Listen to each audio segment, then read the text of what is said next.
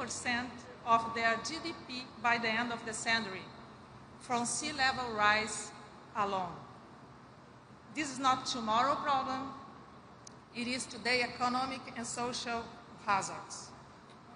And yet, less than 1% of climate finance supports ocean solutions. This must change, because ocean action is an investment in human security, prosperity, and stability. Ocean action is climate action, and climate action is ocean action. But there is a great hope. Ocean-based climate solutions could deliver up to 35% of the emissions reductions needed to keep 1.5 degrees alive. So what science says we must do? It is essential that we progressively end burning fossil fuels and ensure a just energy transition for all. Reform fisheries and scale sustainable aquaculture. Strengthen coastal resilience through natural-based solutions and conservation of critical ecosystems such as mangroves, dunes, seagrass, salt marshes, and coral reefs. Plan and manage coastal and ocean areas in a sustainable way, including areas beyond national jurisdiction. Align public and private finance with ocean regeneration. Support local leadership of indigenous people and local communities. Ultimately, we need to continue building a global blue mutirão for the ocean. All of the solutions exist today. We have the knowledge and we have the science. We have the technology and we have the tools. What is needed now is political will, investment, and implementation. Countries must integrate ocean measures, policies, and targets into national climate plans for mitigation and adaptation, and deliver them. Your leadership will decide how this science becomes action, from Belém to COP31 and beyond. COP30 can be a turning point. The ocean is being recognized where it belongs, at the center of a global climate policy for a resilient, net zero, nature-positive future. Let us use this moment to chart a path toward a world where ocean science and local knowledge guide decisions, where finance feeds natural-based climate solutions and livelihoods are protected. The ocean is people. The ocean is nature, is our past, our present, and our future. It is no longer silent. It calls us to act. So let's act together now in a truly blue mutirão, because the ocean cannot wait and the planet will not wait. Thank you. Muito obrigada.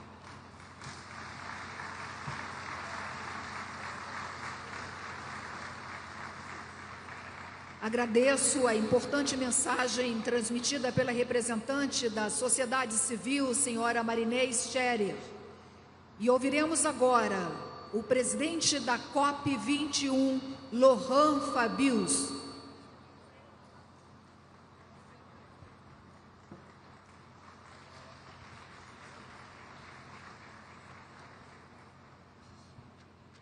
Monsieur le Président de la République fédérative du Brésil, Monsieur le Secrétaire général des Nations Unies, Excellences, Mesdames et Messieurs, je suis venu à Belém avec un ami.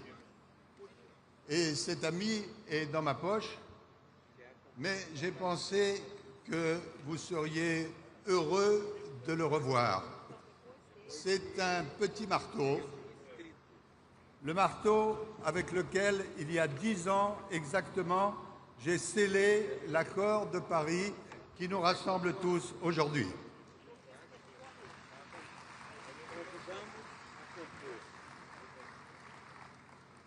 Ce marteau, il est à la fois le symbole de la lutte nécessaire pour le climat et du multilatéralisme.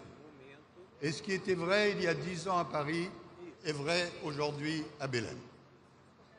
Alors il y a des discussions parfois sur l'effet de l'accord de Paris.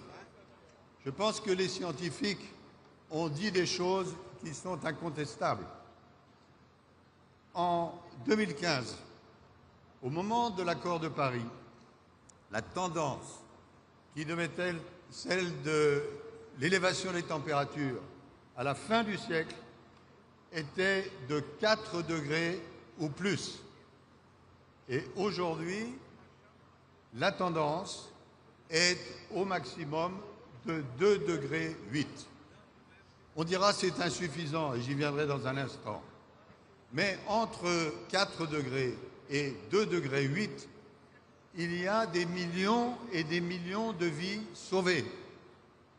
Très concrètement, entre 4 degrés et 2,8 degrés, ça veut dire en moyenne 57 jours de canicule en plus ou en moins, avec des conséquences énormes sur les populations à travers le monde. Alors bien sûr, il y a beaucoup de travail devant nous, à la fois dans le climat, sur les énergies fossiles, sur les énergies nouvelles, sur les financements, c'est évident. Mais je voudrais qu'on garde en tête cette idée simple. Paris-Belém, c'est une continuité. Nous nous sommes réunis avec mes collègues présidents de COP. Nous venons de différents continents, nous avons différentes expériences. Chaque COP a apporté quelque chose de supplémentaire. Mais nous sommes tombés d'accord sur le fait que cette COP de Belém devait mettre l'accent sur 3 points et sur 3 I. Et dans les 3 minutes qui me restent, je voudrais évoquer ces 3 I. Le premier I, c'est l'implémentation, la mise en œuvre. Nous n'attendons pas de cette COP de Belém des déclarations mirifiques sur de nouvelles initiatives qui pourraient être proposées et qui ne verraient jamais le jour. Nous attendons d'abord que les initiatives déjà prises soient concrétisées et précisées. Nous savons que ce sera le cas en particulier, et nous nous en réjouissons, en ce qui concerne la lutte contre la déforestation et la facilité pour les forêts primaires. Et c'est une excellente chose.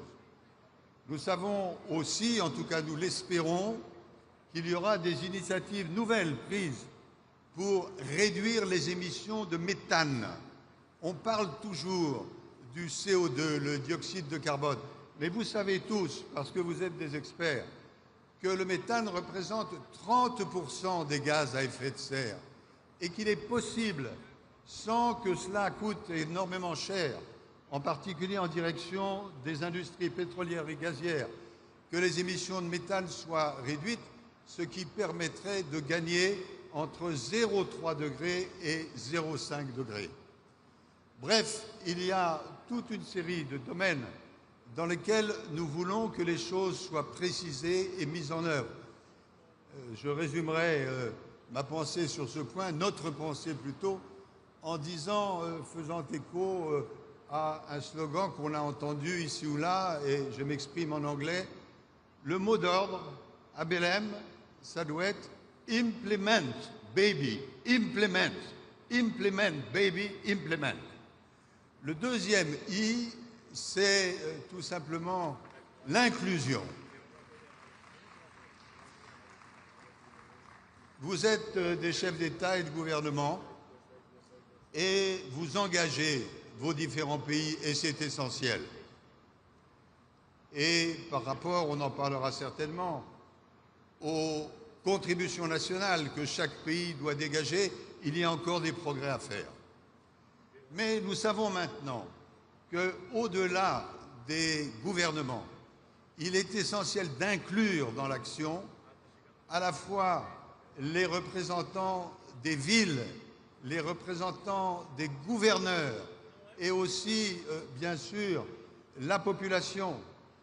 Bref, qu'il y ait une inclusion qui s'étend bien sûr aux entreprises parce que sans les entreprises, nous ne pouvons pas être efficaces et les entreprises savent que la vraie compétitivité, c'est de prendre en compte la lutte contre le réchauffement climatique. Inclusion, inclusion des populations autochtones. Et c'est ce qui est fait ici à Belém par rapport aux populations de l'Amazonie. Inclusion par rapport à d'autres sujets qu'au moment de Paris, nous ne pensions pas aussi mêlés avec le climat. Je veux dire, la question de la protection des espèces, la question des océans, la question de la lutte contre les plastiques. Bref, le deuxième I, c'est l'inclusion. Et le troisième, c'est l'innovation.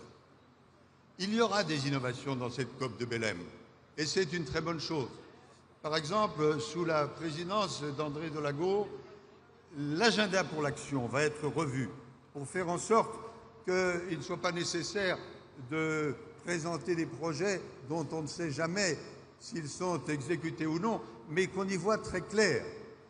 Et puis, l'innovation qui consiste, par exemple, à prendre en compte l'intelligence artificielle. Il y a 10 ans à Paris, personne, absolument personne, ne parlait de l'intelligence artificielle. Or, nous savons que les data centers nécessités par l'intelligence artificielle représenteront dans quelques années une consommation d'électricité aussi importante que toute l'Union européenne. Innovation, et je m'en félicite, parce que c'est la première fois dans une COP que les questions de justice, j'entends les juges, les questions de justice seront prises en compte au moment même où, il y a quelques mois, la Cour internationale de justice prenait une décision très importante sur l'accord de Paris. Respecter l'accord de Paris, ça n'est plus seulement une obligation morale, c'est désormais une obligation légale. Et puis, la lutte contre la désinformation, parce que, comme on l'a bien dit avant moi, il y a évidence à défendre la science. Bref, l'implémentation, l'inclusion, l'innovation doivent être au cœur de la conférence de Belém. Nous allons entendre dans quelques instants le président du Brésil, Lula. J'ai lu une déclaration de sa part disant « La COP30, ce sera la COP de la vérité ». Nous, les présidents de COP, nous sommes d'accord avec cette déclaration. Qu'est-ce que ça veut dire? Ça veut dire que la vérité aujourd'hui, s'agissant du climat, c'est un mélange de lucidité, parce que les temps sont difficiles, et en même temps d'espérance. Je souhaite, j'imagine avec vous tous, que la COP30 de Belém soit une COP de lucidité et d'espérance. Merci.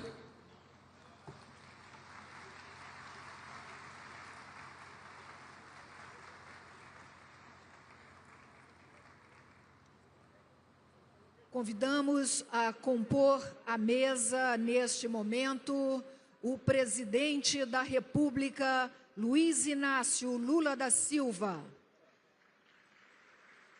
acompanhado pelo secretário-geral das Nações Unidas, Antônio Guterres, pelo presidente do Senado Federal, senador Davi Alcumbre, presidente da Câmara dos Deputados, Hugo Mota, o presidente do Supremo Tribunal Federal, ministro Edson Fachin, ministro das Relações Exteriores, Mauro Vieira, a ministra do Meio Ambiente e Mudança do Clima, Marina Silva, o governador do estado do Pará, Hélder Barbalho, o presidente da COP29, Mukhtar Babayev, e o presidente da COP30, embaixador André Correia do Lago.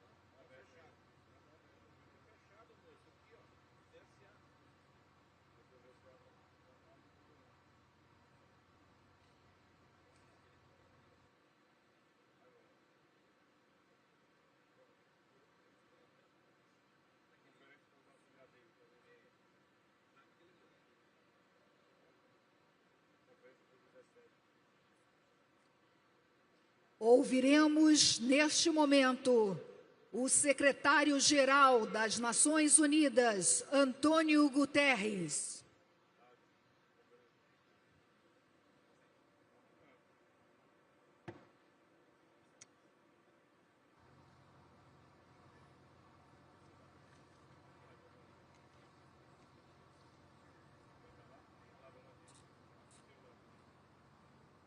Excelências, Excellencies, agradeço ao Presidente Lula da Silva, ao Presidente da COP e ao Governo e ao povo do Brasil pela calorosa hospitalidade em Belém. Muito obrigado pela vossa liderança e firme compromisso com o multilateralismo no momento em que o nosso mundo está em jogo. Presidente Lula, you have called this the COP of truth. I could not agree more. And the hard truth is that we have failed to ensure we remain below 1.5 degrees.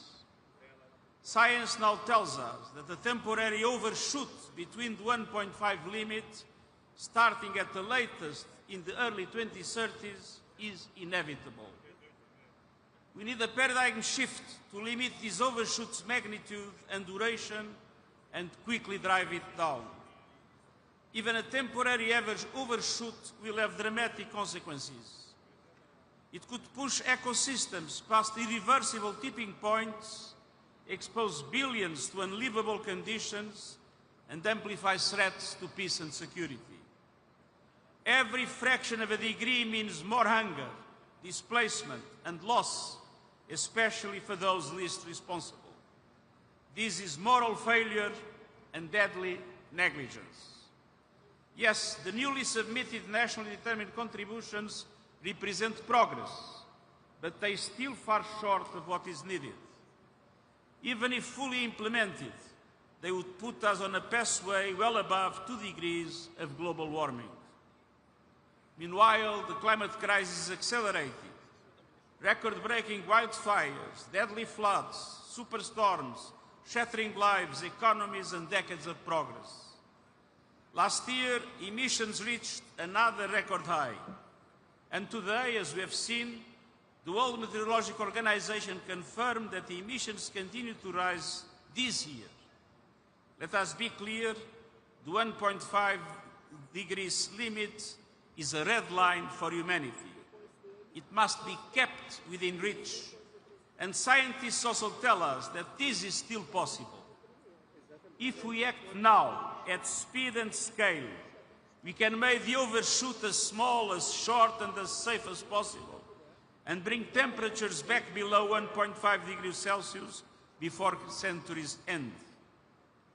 Small, by peaking global emissions immediately, cutting them deeply this decade, accelerating the phase-out of fossil fuels, slashing methane, and safeguarding forests and oceans, nature's carbon sinks. Short, by reaching global net zero by 2050 and moving swiftly to sustain net negative emissions afterwards.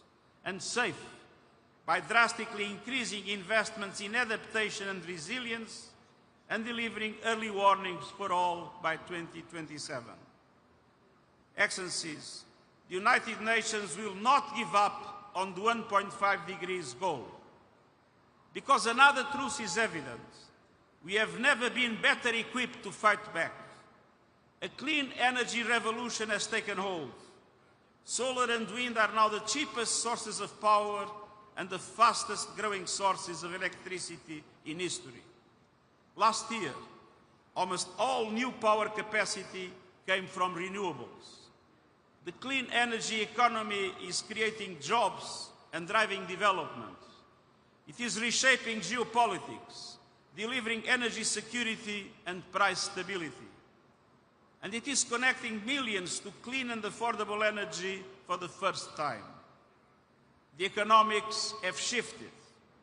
In 2024, investors poured $2 trillion into clean energy, 800 billion more than fossil fuels.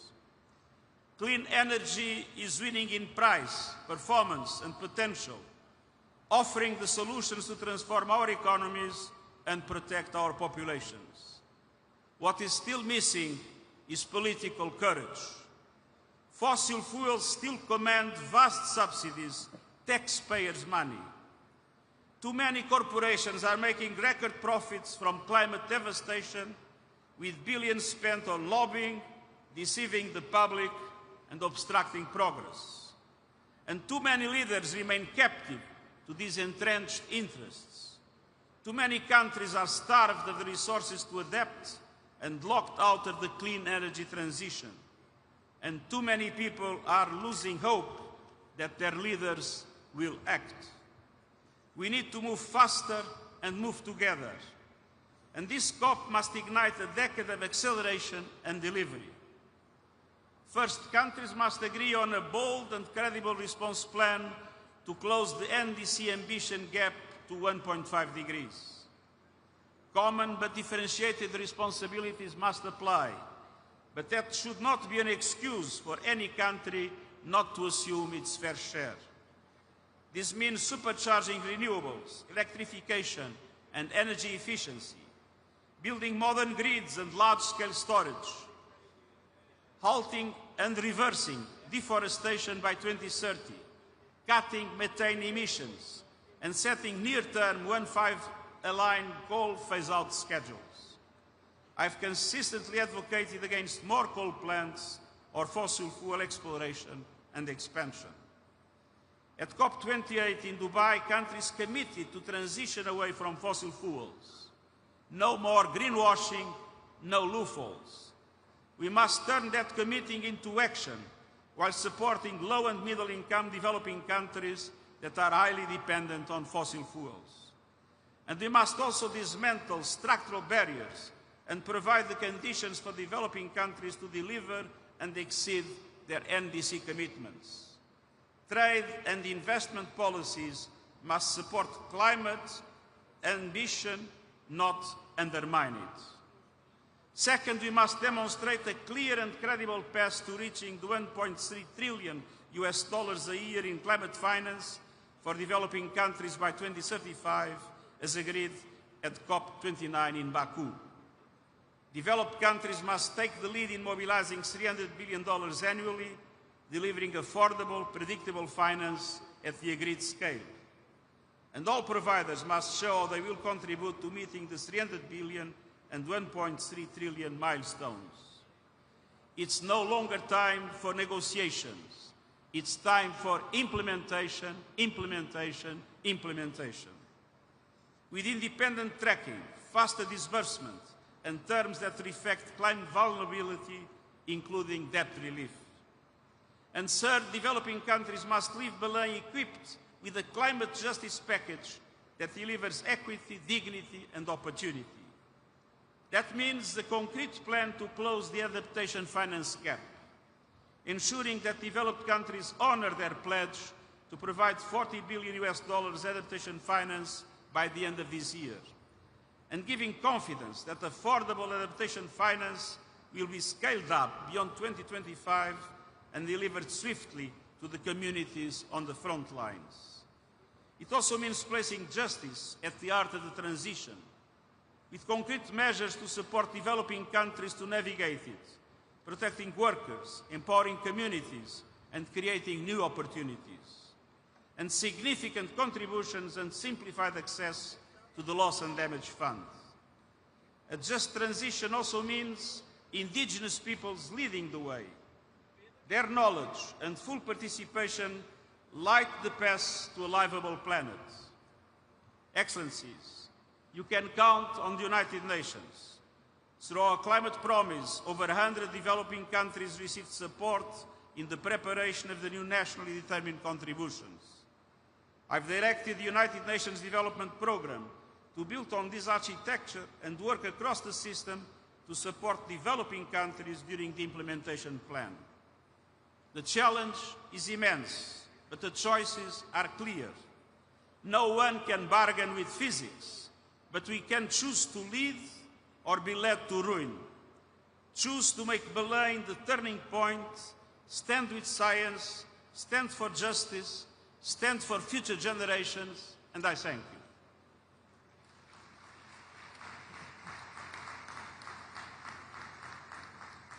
Agradecemos a mensagem do secretário-geral das Nações Unidas, Antônio Guterres, e neste momento ouviremos o presidente da República Federativa do Brasil, Luiz Inácio Lula da Silva.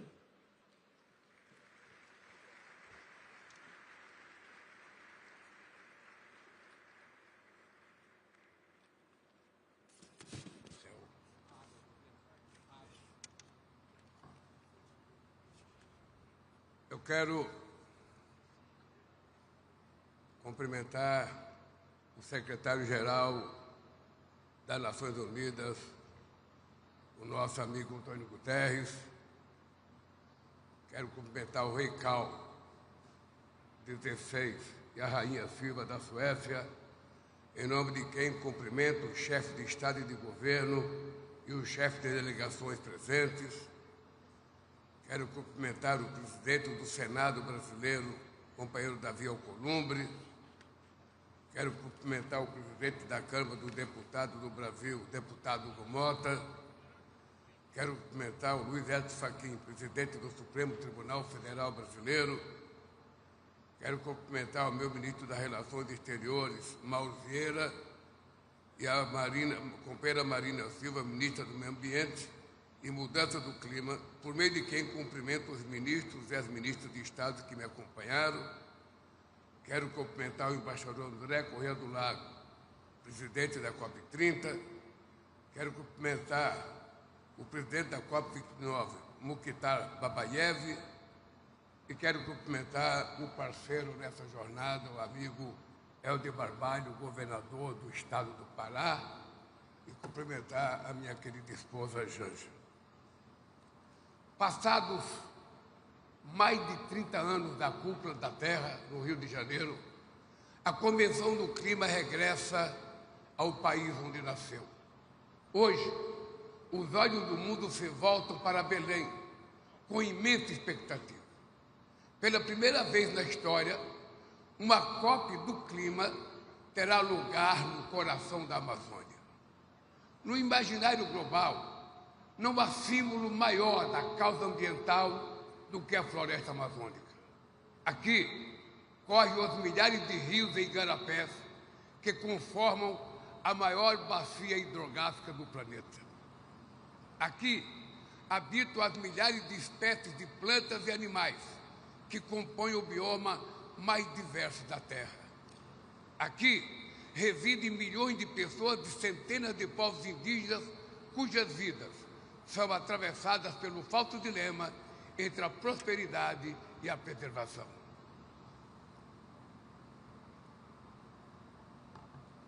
São elas que diariamente conjugam em seus modos de vida a busca legítima por uma existência digna, com a missão vital de proteger um dos maiores patrimônios naturais da humanidade. Por isso, é justo que seja a vez dos amazônidas de indagar o que está sendo feito pelo resto do mundo para evitar o colapso de sua casa. O multilateralismo, Acordo de Paris, o ano de 2025 é um marco para o multilateralismo. Celebramos os 80 anos da fundação da Organização das Nações Unidas e os 10 anos da adoção do Acordo de Paris. A força do Acordo de Paris reside no respeito ao protagonismo de cada país em definição de suas próprias metas, à luz de suas capacidades nacionais. Passada uma década, ele se tornou o espelho das maiores qualidades e limitações da ação multilateral. Graças ao acordo, nos afastamos dos prognósticos que anteviam o aumento de até 5 graus na temperatura média global até o final do século. Provamos que a mobilização coletiva gera resultados, mas o regime climático não está imune à lógica da soma zero que tem prevalecido na ordem internacional. Em um cenário de insegurança e desconfiança mútua, interesses egoístas imediatos preponderam sobre o bem comum de longo prazo. O ano de 2024 foi o primeiro ano em que a temperatura média da Terra ultrapassou 1,5 graus acima dos níveis pré-industriais. A ciência já indica que essa elevação vai se estender por algum tempo ou até décadas, mas não podemos abandonar o objetivo do Acordo de Paris. O relatório de emissões do Programa das Nações Unidas para o Meio Ambiente estima que o planeta caminha para ser 2,5 graus mais quente até 2100. Segundo o mapa do caminho Baku-Belém, as perdas humanas e materiais serão drásticas. Mais de 250 mil pessoas poderão morrer a cada ano. O PIB global pode encolher até 30%. Por isso, a COP30 será a COP da verdade. É o momento de levar a sério os alertas da ciência. É hora de encarar a realidade e decidir se teremos ou não a coragem e a determinação necessária para transformá-la. Os objetivos do Brasil. Para o Brasil, a COP30 será o ponto culminante de um caminho pavimentado ao longo de nossas presidências no G20 e dos BRICS. No G20, colocamos na mesma mesa os ministérios do meio ambiente e de finanças, das 20 economias que respondem por cerca de 80% das emissões globais. Nos BRICS, reafirmamos a centralidade do financiamento climático, da capacitação e da transferência de tecnologia. Esta cúpula de líderes é uma inovação que trazemos ao universo das COPs.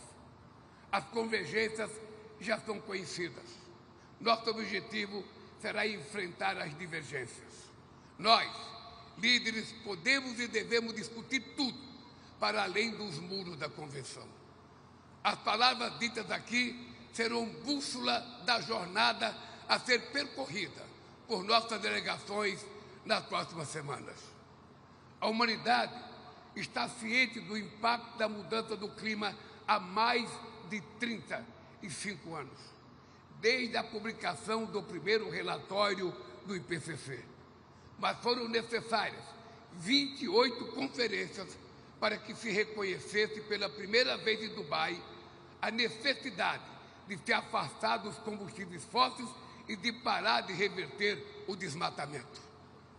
Foi preciso um ano adicional para que se admitisse em Baku a perspectiva de ampliar o financiamento climático para $1,3 trilhão. Belém honrará os legados da COP28 e 29. Acelerar a transição energética e proteger a natureza são duas maneiras mais efetivas de conter o aquecimento global. Estou convencido de que, apesar das nossas dificuldades e contradições, precisamos de mapa do caminho para planejar, de forma planejada e justa, reverter o desmatamento, superar a dependência dos combustíveis fósseis e mobilizar os recursos necessários para esses objetivos. Para avançar,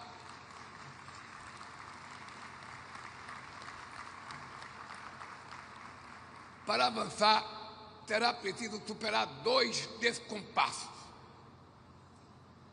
O primeiro é a desconexão entre os salões diplomáticos e o mundo real. As pessoas podem não entender o que são emissões ou toneladas métricas de carbono, mas sentem a poluição. Podem não compreender o que são sumidouros de carbono ou reguladores climáticos, mas reconhecem o valor das florestas e dos oceanos.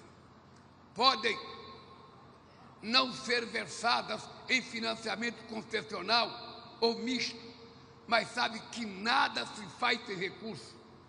Podem não assimilar o significado de um aumento de 1,5 graus na temperatura global, mas sofrem com secas, enchentes e furacões.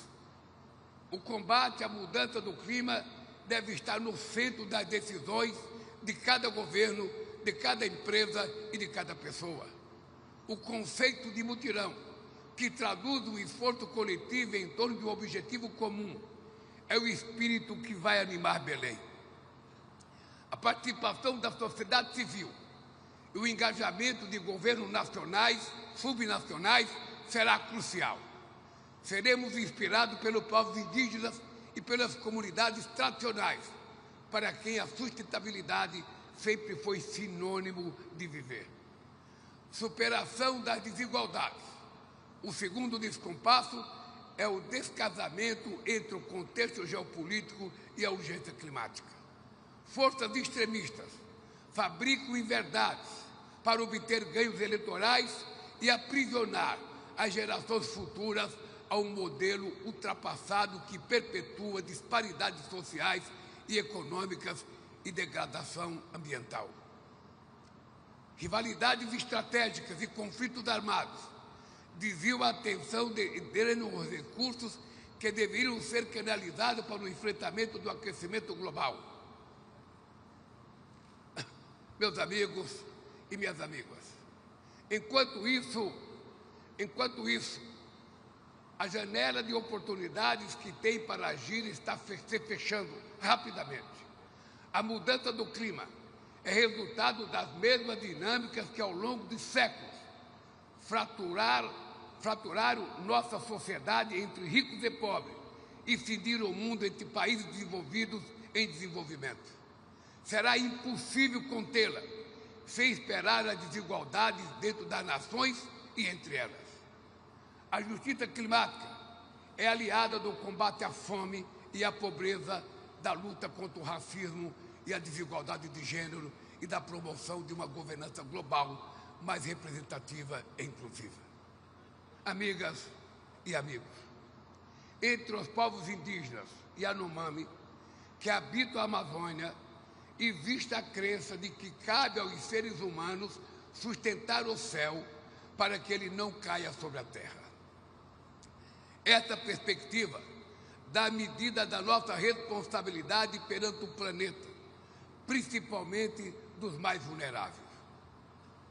Mas também reconhece que o poder de expandir horizontes está em nossas mãos. Temos que abraçar um novo modelo de desenvolvimento mais justo, resiliente e de baixo carbono. Espero que esta cúpula contribua para empurrar o céu para cima e ampliar nossa visão para além do que enxergamos hoje. Eu queria, meus amigos e minhas amigas, antes de terminar a minha fala, pedir a vocês que a gente tem que agradecer a disposição de fazer essa COP da Amazônia na Amazônia. Muita gente não acreditava que fôssemos possíveis trazer para o estado do Amazonas uma COP, porque as pessoas estão mais habituadas a desfilar por grandes cidades, e nós resolvemos que a Amazônia para o mundo é como se fosse uma Bíblia. Todo mundo sabe que existe e interpreta cada um da sua forma. E nós queríamos que a pessoa viesse aqui para ver o que é a Amazônia, para ver o que é o povo da Amazônia, para ver o que é a natureza da Amazônia, para ver o que é a culinária da Amazônia. E eu quero terminar pedindo uma salva de palmas para todos os trabalhadores que ajudaram a construir em pouco tempo esse espaço que nós estamos ocupando e aqueles que vão nos receber e nos atender durante a COP. Um abraço e boa COP a todos vocês.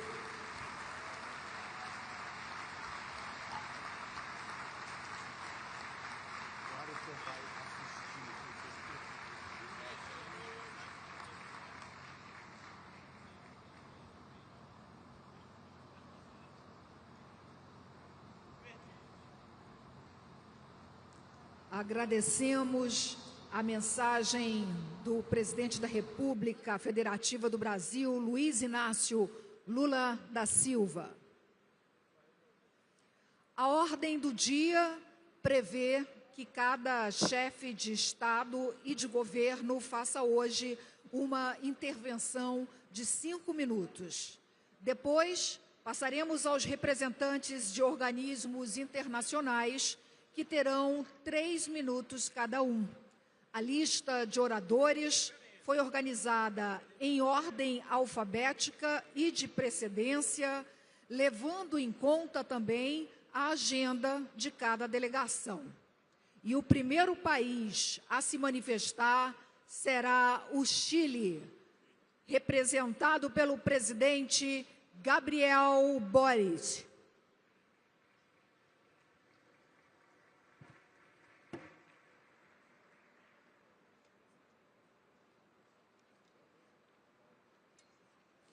Buenos días.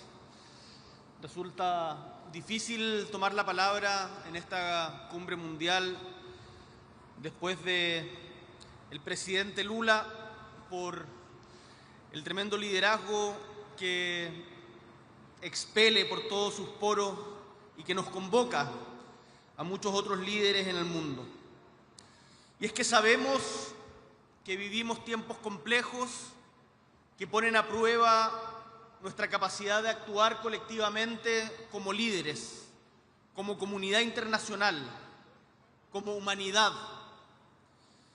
Lo que está en juego es quizás el desafío más importante para nuestra generación, que es sostener la vida en el planeta. Hace poco tuve la suerte, la alegría de ser padre. Mi hija tiene 4 meses de vida. Y cuando la veo en esos 4 inocentes meses, en esa mirada que está aprendiendo a sonreír, y me pregunto qué mundo le vamos a dejar a esta nueva generación, no puedo evitar sentir a la vez una preocupación y un tremendo sentido de responsabilidad. Porque tal como ha dicho Lula, tal como dijo Antonio Guterres, el momento es ahora. Y es que a una década de la adopción del Acuerdo de París, tenemos que reconocer que como humanidad no hemos estado a la altura del desafío histórico que supone la crisis climática. Pero una de las gracias de aquella noche de 2015, que bien nos traían a la memoria con ese martillo con el que se zanjaron sus conclusiones, es que aún hay esperanza, es que somos capaces de ponernos de acuerdo. Por eso, lejos de la resignación, lejos del pesimismo, estamos aquí hoy más que para redoblar nuestros compromisos o para comprometer nuevas metas, para ser claros en cómo vamos a cumplir las metas que hasta hoy nos hemos dado. Porque las consecuencias de no hacerlo son realmente catastróficas. Y permítanme ejemplificar con un punto que ha hecho patente la actual presidenta de la Asamblea de las Naciones Unidas. Si la temperatura sube en 2 grados, significa que más de 400 millones de personas van a tener inseguridad alimentaria. Si esto aumenta a 4 grados, 1.800 millones de personas van a padecer inseguridad alimentaria, o sea, hambre. Las consecuencias de no actuar, de no cumplir con nuestros propios compromisos, son la muerte de muchos, son el hambre de muchos, de personas de carne y hueso que deben conmovernos, que deben llamarnos a la acción. ¿Cuáles son las reflexiones que tenemos desde Chile? En primer lugar, es que para esto se requiere mucho liderazgo y un liderazgo que es complejo, porque quienes estamos en posiciones de poder se nos juzga generalmente por lo que hacemos y las cosas que transformamos, pero muy pocas veces se puede evaluar lo que logramos que no suceda. Y en este caso, estamos dando una pelea existencial para evitar que suceda algo, que es el aumento de la temperatura en el planeta. Y eso no da réditos electorales, seguramente no consiga aplauso, pero es el liderazgo que más se requiere en estos momentos, es el liderazgo generoso, comprometido, que es capaz de cumplir con sus compromisos. Desde ese punto de vista, en primer lugar, decimos que la ciencia y la evidencia científica deben seguir estando en el centro de nuestras decisiones. Fue la ciencia la que recomendó una instancia multilateral como esta COP, y es la ciencia la que nos va guiando respecto a los caminos que tenemos que andar. Y eso es importante decirlo hoy día, aunque parezca obvio, porque son tiempos en que surgen voces que deciden ignorar o negar la evidencia científica sobre la crisis climática. Sin ir más lejos, el presidente de los Estados Unidos en la última Asamblea General de la ONU dijo que la crisis climática no existe, y eso es mentira. Y debemos ser capaces de reivindicar el valor de la ciencia y de los hechos, porque podremos tener discusiones legítimas sobre cómo enfrentar los hechos, pero no podemos negarlos, y en eso se requiere el liderazgo de la comunidad internacional. En segundo lugar, acogemos con entusiasmo y responsabilidad el llamado de Brasil a avanzar hacia una etapa de implementación, no más diagnóstico, implementación. Y les cuento humildemente que desde Chile lo estamos haciendo. Primero, somos uno de los 68 países que ha entregado dentro de los plazos comprometidos sus NDC. Además, hemos ido implementando diferentes políticas públicas que desde nuestra patria van cambiando también la calidad de vida de nuestros ciudadanos. Hace 10 años no teníamos ningún bus eléctrico, y este año prácticamente el 60% de los buses que recorren nuestra capital son eléctricos. Santiago de Chile es la ciudad fuera de China con más buses eléctricos en el mundo, y estamos expandiendo esto también a regiones. Asimismo, en 10 años el porcentaje de generación eléctrica vía energías renovables subió de un 5 a un 35%, y la proporción de carbón bajó del 40 al 11%. Chile es un país que no es de los grandes emisores a nivel global, pero sabemos que también tenemos que cumplir nuestra parte, y estamos avanzando en esa dirección. Por eso los invitamos a sumarse a iniciativas que hoy promueve el gobierno de Brasil, con el liderazgo del compañero Lula da Silva, como la Declaración de Belén sobre hambre, pobreza y acción climática centrada en las personas, y el llamado a la acción para una gestión integrada de incendios a nivel global, un fenómeno que ha afectado de forma muy dura a nuestro territorio. Ahora, esta nueva etapa requiere también de más financiamiento, y esta COP debe enviar señales políticas claras para que los países donantes, los grandes inversionistas y todos los actores de la arquitectura financiera internacional comprendan, y esto es importante, que no hay rentabilidad posible en un mundo que se sigue calentando. Las inversiones son a largo plazo, y ese largo plazo va a dejar de existir si es que no tomamos acciones e implementación ahora. Más financiamiento climático hoy, que no aumente la deuda de los países en desarrollo. En tercer lugar, no podemos olvidar las consecuencias que el cambio climático tiene en las poblaciones más vulnerables, principalmente en las mujeres, en los pueblos indígenas y en las comunidades locales que han debido enfrentar cargas ambientales desproporcionadas en nombre del progreso. Por ello, desde Chile promovemos que en esta COP se apruebe el nuevo Plan de Acción de Género, adoptado bajo la COP25, que insta a que nuestras políticas climáticas reconozcan que esta crisis afecta de forma diferente a mujeres y a niñas. Para terminar, los países en desarrollo que vivimos día a día esta desigualdad, señalamos que no basta con que esta transición sea acelerada, sino que también debe ser justa. Y los países que durante muchos años se beneficiaron de un desarrollo acelerado, contaminando de manera impune el planeta, hoy día tienen que ser más responsables que los otros.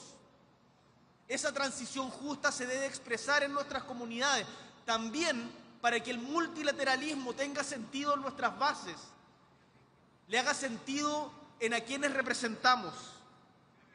El desafío de la descarbonización, como el nuestro del sur global, está unida a la búsqueda de un desarrollo económico que conduzca a una mejor calidad de vida, a las mujeres, mejores calidades de empleo, mayor equidad territorial y un entorno sano y seguro en el que vivir.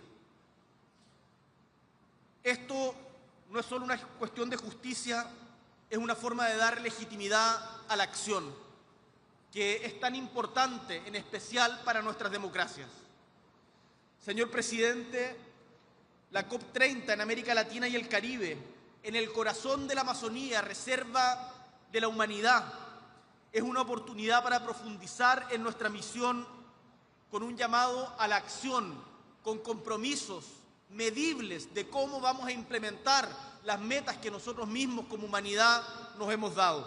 Muchísimas gracias.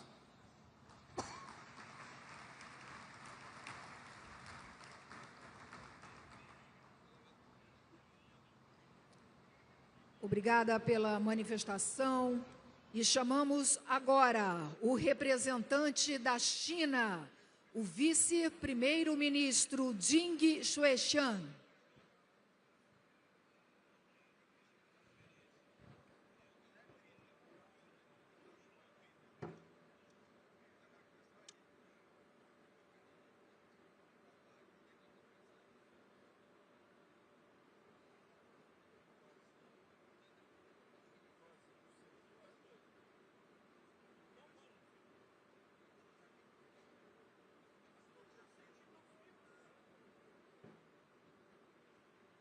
国家主席习近平的特别代表出席贝伦气候峰会。首先，我谨荣幸地转达习近平主席对巴西举办峰会的良好祝愿。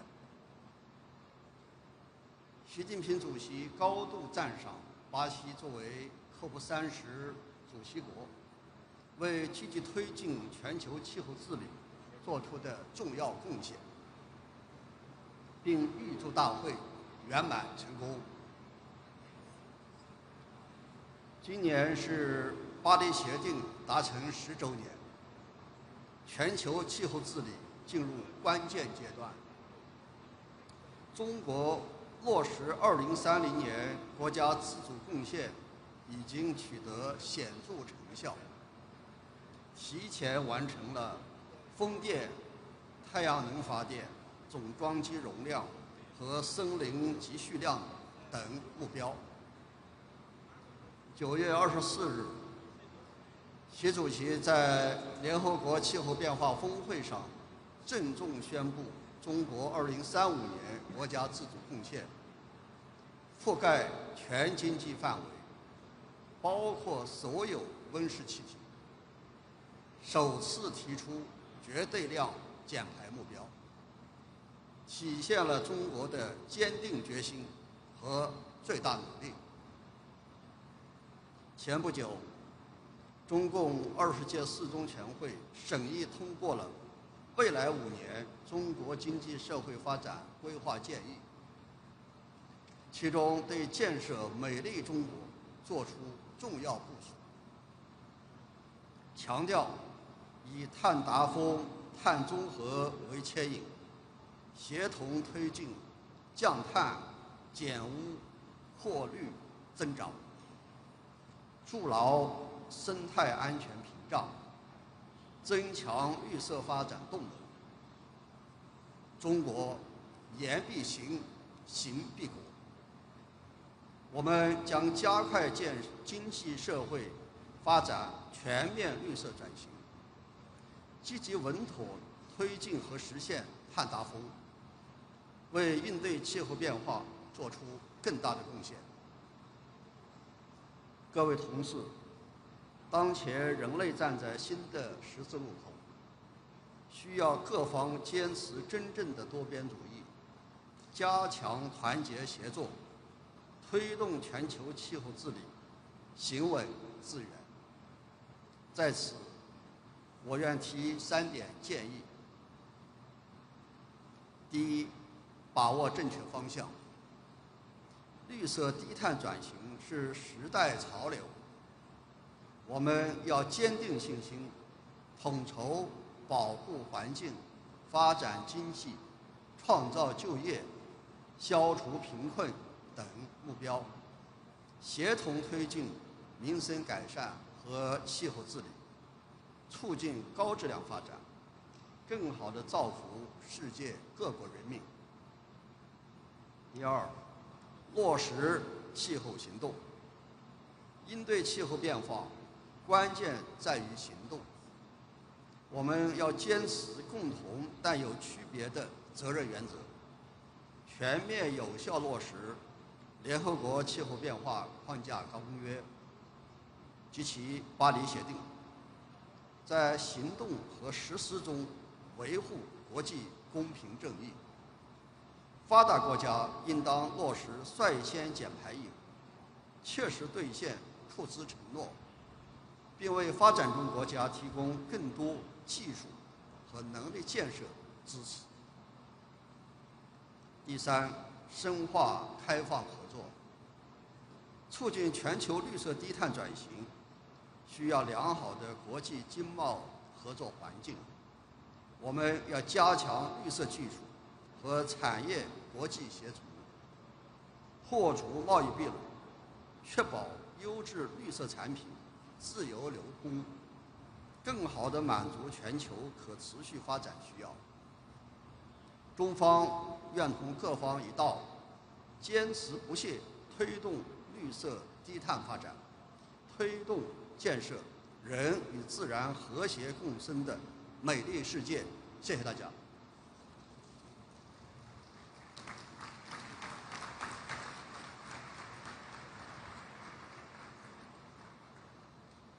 Chamamos para a manifestação, nesse momento, o representante da Colômbia, o presidente Gustavo Petro.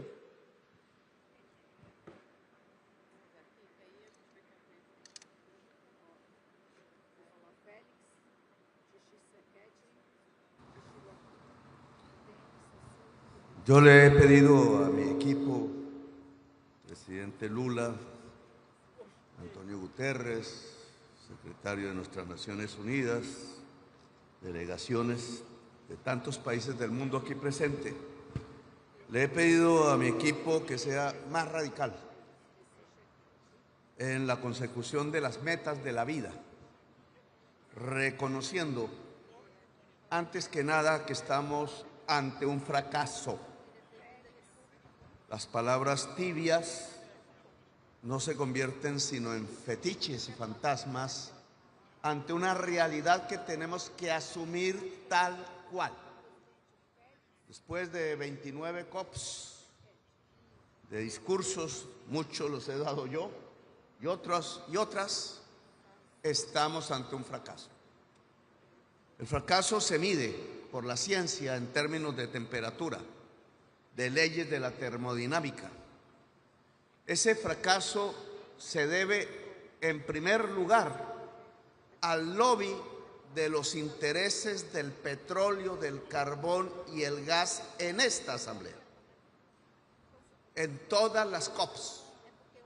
Su deseo de ganancia de corto plazo, su codicia ha ido contra la vida, y eso es inmoral, inhumano. Y en cada nación, una vez se realizan las COPs, el mismo lobby en unas naciones más que en otras cobra sus resultados. Y sus resultados son medibles. El número 1,5 grados centígrados que no queríamos alcanzar, se alcanzó. Nos acercamos a algo que ya no se llama crisis climática.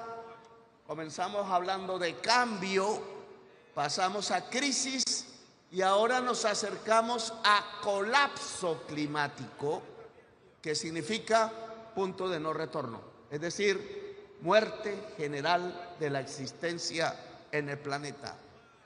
No es apocalipsis literario, es apocalipsis real. ¿Cuáles son los fetiches que nos están separando del objetivo simple de la vida? Que ni de derecha ni de izquierda es simplemente el objetivo común de la humanidad. Uno, la ausencia de los Estados Unidos aquí. El que el señor Donald Trump no venga. El que tenga una conducta, personal, de negación de la ciencia y lleve a su sociedad con los ojos cerrados al abismo y con ella a la humanidad. El señor Trump está equivocado. La ciencia alumbra el colapso si Estados Unidos no se mueve hacia la descarbonización de su propia economía. No es taladrar, taladrar y taladrar. Está 100% equivocado el presidente de los Estados Unidos, Donald Trump. Dos, el que se lleve a Europa a invertir en más armas de acuerdo a su Producto Interno Bruto. Ese es un error de Europa, si hace caso. No es un problema de defensa y seguridad. No es Rusia el enemigo, es la crisis climática el enemigo. Son sus nietos, señoras y señores presidentes y primeros ministros de Europa, los que están en riesgo, al igual que todos los hijos y las hijas del enorme, gran y civilizatorio pueblo europeo y de la humanidad entera. Es más enemigo la muerte sobre el hijo y el nieto que los peligros fetiches que desde las épocas napoleónicas y anteriores tienen sobre una Rusia que no es sino parte de Europa. Tres, amenazas de invasión por doquier. Perdemos tiempos. Invasión a Gaza y genocidio. Amenaza de invasión a Venezuela. Amenaza de invasión a Cuba. Amenaza de invasión a Colombia. El que les habla aquí ha sido considerado por Trump como un líder del narcotráfico, cuando en mi vida personal y a riesgo de perderla he sido el primer paladín de la lucha contra el narcotráfico en Colombia, aumentando como ningún gobierno en la historia mundial las incautaciones de cocaína, solo para silenciarme ante estos eventos y que me calle ante la realidad. Amenazas de invasión a Brasil, amenazas de invasión a México y, óiganlo bien, invasión real al Caribe colombiano. Los mismos misiles que caen sobre los niños y las niñas de Gaza hoy caen sobre pobres jóvenes que no son narcos, sino empleados de los narcos o a veces pescadores en las lanchas rápidas en el Caribe. Más casi 70 asesinatos que rompen el derecho internacional humanitario a través del principio de la proporcionalidad de la fuerza, es decir, son ejecuciones extrajudiciales en el Caribe, cerca de esta región. Y sigue, políticas antiinmigratorias hechas al estilo de los nazis contra nuestros pueblos en Estados Unidos, contra los pueblos árabes y subsaharianos en Europa. Y sigue ya los mismos misiles que caen en el Caribe. Y estas políticas todas que producen a lo largo de estos 2 años desde Dubái, que perdemos el tiempo, que son fetiches, fantasmas, para ganar votos rápidos en los países del poder, los que emiten más CO2 y no hacer nada contra la crisis climática. Son excusas inventadas para abrazarse con el lobby petrolero, ganar un poco más de dinero y llevarnos más cerca al colapso climático. ¿Qué hacemos entonces? Indudablemente el objetivo no puede ser otro que en lo más rápido del tiempo, y es un cronómetro, es una carrera contra el reloj, construir una economía descarbonizada. Cero carbón, cero petróleo, cero gas. Economía descarbonizada es igual a construir una economía de la vida, la podemos llamar así, como Hinkelarmer en Costa Rica, de origen alemán, él la denominó. Hoy, literalmente, el señor Trump está contra la humanidad. Al no venir aquí, lo demuestra. Trump está contra la humanidad. ¿Qué hacemos entonces? Dejarlo solo, olvidarlo. El olvido es el castigo mayor. Cuando quiera hablar, hablamos, pero sobre la vida, no sobre nada más. ¿Qué hacemos? El progresismo del que hago parte tiene que saber que la bandera es su vida. No hay un progresismo fósil, porque sería un progresismo falso. El progresismo mundial tiene que definir con claridad que su bandera es llevar la humanidad hacia la vida, y ese es el objetivo real de corto plazo que tenemos. Y tenemos aquí en América, de donde vengo, en cada parte se podría hacer un esfuerzo similar, una propuesta concreta con $500,000 en América Latina y el Caribe. Vengan del mundo árabe, vengan de China, vengan de Europa, los recibimos, vengan de estados de los Estados Unidos con $500,000, bon marché. Se puede lograr que lo que hoy es potencial se haga realidad. 1.400 gigas anuales de generación de energía limpia. Tenemos ese potencial que se puede volver realidad. Está en nuestro sol, en nuestros vientos, en nuestra agua. Está en los volcanes y en la geotermia. 1.400 gigas anuales, algo igual puede hacer África, mientras la matriz de generación de energía eléctrica de los Estados Unidos consume o genera 1.200 gigas al año, 70% energía fósil. Matemáticamente fácil. Si se invierten $500,000 millones aquí, limpiamos 100% la matriz energética de los Estados Unidos. Es decir, un paso fundamental en evitar que de la crisis pasemos al colapso climático y salvemos entonces la existencia en el planeta Tierra.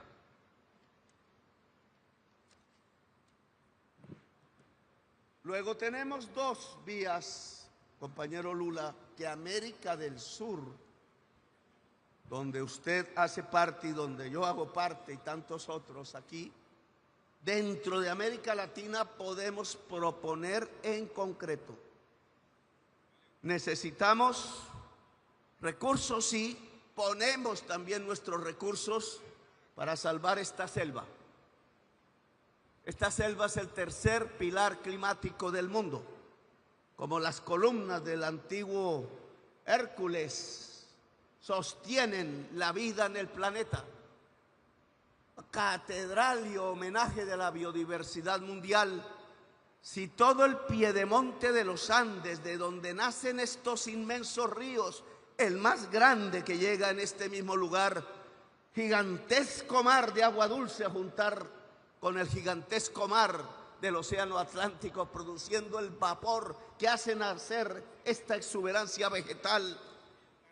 Si salvamos la selva amazónica, y significa llegar hasta el borde natural que tenía y recuperarla, revitalizándola, entonces estamos aportándole a la vida de la humanidad y a toda en el planeta. Uno, eso significa sembrar selva donde no la hay. Colombia lo está haciendo y qué paradoja, en donde antes existían 80.000 hectáreas de cultivos de hoja de coca que hoy están abandonados y que pueden ser fácilmente de nuevo selva. Todo el paramento entre la cordillera y la selva, el piedemonte, es donde nace este agua, y si se queda sin selva en Ecuador, en Venezuela, en Colombia, en Perú y en Bolivia, no quedará un solo árbol de la foto que ustedes ven aquí, y aquí Belén de Pará solo será un desierto, y la existencia habrá sabido que hemos llegado al punto del colapso climático. Luego está la primera carta que América del Sur coloca para que nos ayuden y nos ayudemos a salvar la vida. No necesitamos el norte para ello, necesitamos la humanidad.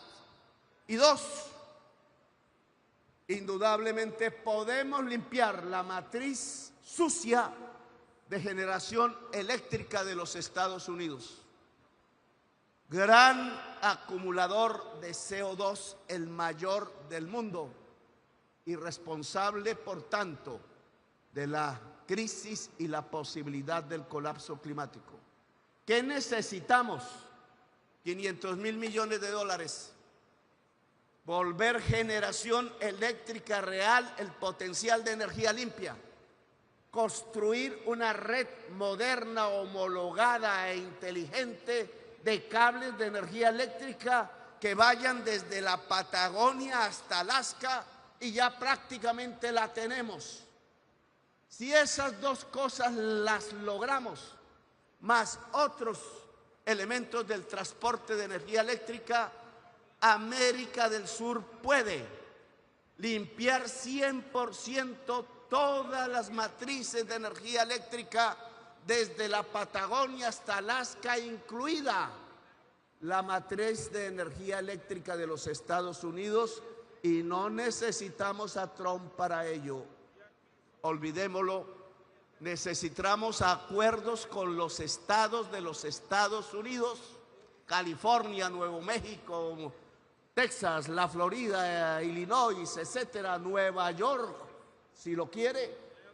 Y necesitamos un gran acuerdo latinoamericano y del Caribe para hacer que nuestros países construyan y conecten la ley de energía eléctrica, y necesitamos un gran acuerdo mundial con China, que acaba de hablar, con el mundo árabe, que necesita que lo que invirtió en petróleo se vuelva energía limpia en el mundo, e inversiones y prosperidad en su pueblo, con África, porque puede hacer lo mismo que América del Sur respecto a Europa, con Europa, que ahora se encuentra este 9 de noviembre, pasado mañana creo, en la ciudad hermosa del Caribe de Santa Marta, corazón del mundo, de acuerdo a los indígenas, centro energético del planeta, de acuerdo a la leyenda urbana actual, corazón del mundo para salvar la vida. Presidente Lula, presidente Boric, presidentes de América Latina, debemos estrechar la mano europea. Ahí en Santa Marta llegaron en carabelas y con espadas, conquistaron y construyeron la primera ciudad americana, al mismo tiempo que durante un siglo los indígenas resistieron con sus armas. Fue una guerra de un siglo, presidente Lula, en ese mismo lugar, tratando de que la civilización ancestral que había en América resistiera a la civilización europea que llegaba en ánimos de conquista. 5 siglos después, este 9 de noviembre, queremos encontrarnos de nuevo sin armas, abrazarnos con franqueza, encontrar las civilizaciones, no desencontrarlas. La guerra entre civilizaciones es la barbarie y el fin de la humanidad antes del colapso climático. El encuentro de las civilizaciones, su diálogo, es la sabiduría humana. En Santa Marta podemos encontrar a América Latina, al Caribe hoy vejado y humillado, y a Europa Occidental para darnos la mano alrededor de varios temas, pero uno fundamental: ser faro democrático para llevar al mundo a una economía descarbonizada e invertir en donde hay la potencia de la energía limpia para que se vuelva energía para el mundo, que se vuelva vida, que podamos construir una economía de la vida. Los espero a todas y todos en Santa Marta, centro vital y corazón del mundo, tierra hermosa y caribeña, para darnos esta mano, una mano por la vida de la humanidad y del planeta Tierra. Gracias, muy amables.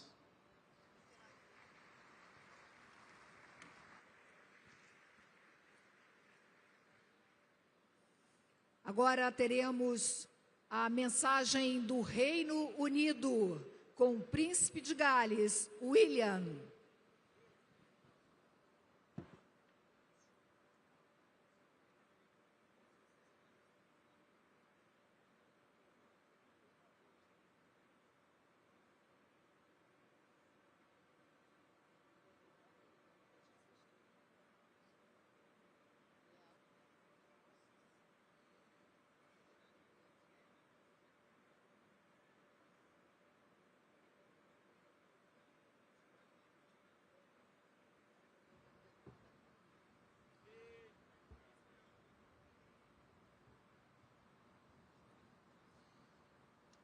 Bom dia, muito obrigado, Presidente Lula e Governador Barbalho, pelas calorosas boas-vindas a Belém do Pará. We come together today, here in the heart of the Amazon, at a pivotal moment in human history. A moment that demands courage, cooperation, and unwavering commitment to our planet's future. A future that belongs not to us, but to our children and grandchildren. I want to first express my profound gratitude to Brazil for welcoming us all to Belém. Over the last week, I've seen firsthand that your global commitment to environmental progress is not new. It's built on decades of bold action, visionary thinking, and shared purpose. From the Rio Earth Summit in 1992 to Brazil rapidly becoming a leader in renewable energy and sustainable agriculture, you have shown the world what climate ambition looks like. Just earlier this week, the vibrant city of Rio de Janeiro hosted the Earthshot Prize, a global initiative I founded to accelerate and spotlight the most innovative solutions to our planet's greatest environmental challenges. Many of these solutions are born in the global south. I want to add my thanks to the gracious hospitality of Mayor Eduardo Pez. The event was not only a celebration of ingenuity and hope, but a powerful reminder of what's possible when we lead with vision and courage.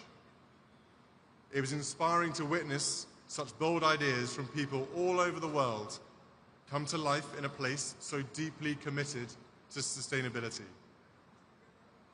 And so as we gather here in Belém, 10 years on from the Paris Agreement, we are reminded of the extraordinary power of nations, communities, and individuals coming together to drive change. Where we unite behind shared purpose, we can scale and accelerate solutions that transcend borders. Solutions that give us hope and fill us with optimism for the future. I have long believed in the power of urgent optimism, the conviction that even in the face of daunting challenges, we have the ingenuity and determination to make a difference, and to do so now. I grew up with my father, the King, talking about the power of nature and the importance of harmony in the natural world, a subject he has championed for over 5 decades. It's a privilege to also represent him here today, as well as everyone else who has championed this cause for so many years. All of us here today understand that we are edging dangerously close to the Earth's critical tipping points, thresholds beyond which the natural systems we depend on may begin to unravel. The melting of polar ice, the loss of the Amazon, the disruption of ocean currents. These are not distant threats. They are fast approaching and will affect every one of us, no matter where we live. Communities around the world are already facing rising seas, extreme heat, wildfires, floods, droughts, and increasing frequency of extreme weather. We saw the disastrous impact of simultaneous floods, fires, and droughts in Brazil in 2023. Just this year, I visited the Welsh town of Pontypridd with my wife Catherine, where the community is still recovering from devastating floods. I met families who had lost their homes, their possessions, and their sense of security. One resident told me how the river that once brought life to the town had become a source of fear. Their resilience was deeply moving. It was also a powerful reminder that climate change is not a distant threat. It is affecting lives across the UK and across the world, from small towns to major cities, from coastal communities to inland regions. No corner of the globe will be unaffected. These impacts pose risks to growth, security, and well-being in all countries. But we know that these risks often fall hardest on those who contributed least to the crisis. This demands urgent, coordinated action. We must ask ourselves, what legacy do we wish to leave? Because the impact of all our choices will be felt by us all around the world, in the safety of their homes, the stability of their livelihoods, and the health of the natural world that sustains us all. The road ahead will be tough. We must transform the way we power our lives, produce our goods, move from place to place, and care for our land. But this is not just a challenge. It is a profound opportunity. An opportunity to build cleaner economies, restore nature, and improve the health and well-being of communities everywhere. It is an opportunity to grow our economies, develop new technologies, and create secure and affordable energy systems that are central to our future prosperity and security. Action on climate not only protects future generations, but is a powerful engine to create better jobs and lives today.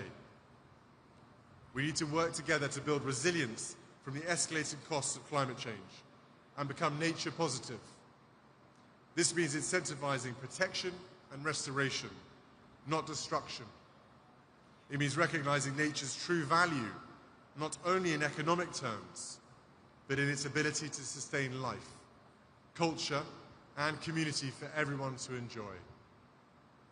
As we stand together in the heart of the Amazon, a region not only vital to global climate stability, but also home to indigenous communities who have safeguarded these forests for generations, we are reminded that true climate leadership means listening to those who have lived in harmony with nature and empowering them as stewards of the planet's most precious ecosystems.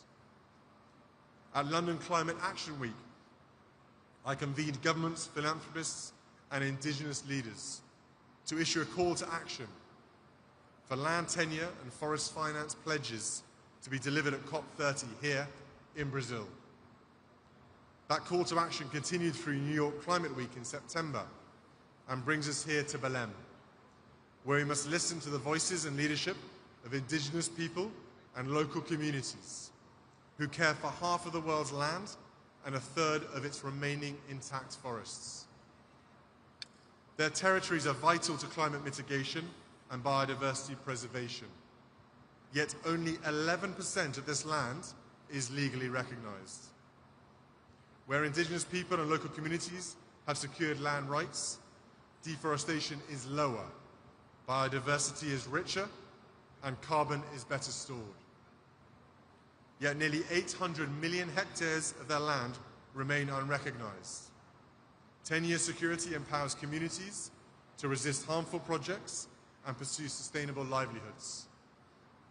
This is not just a moral imperative.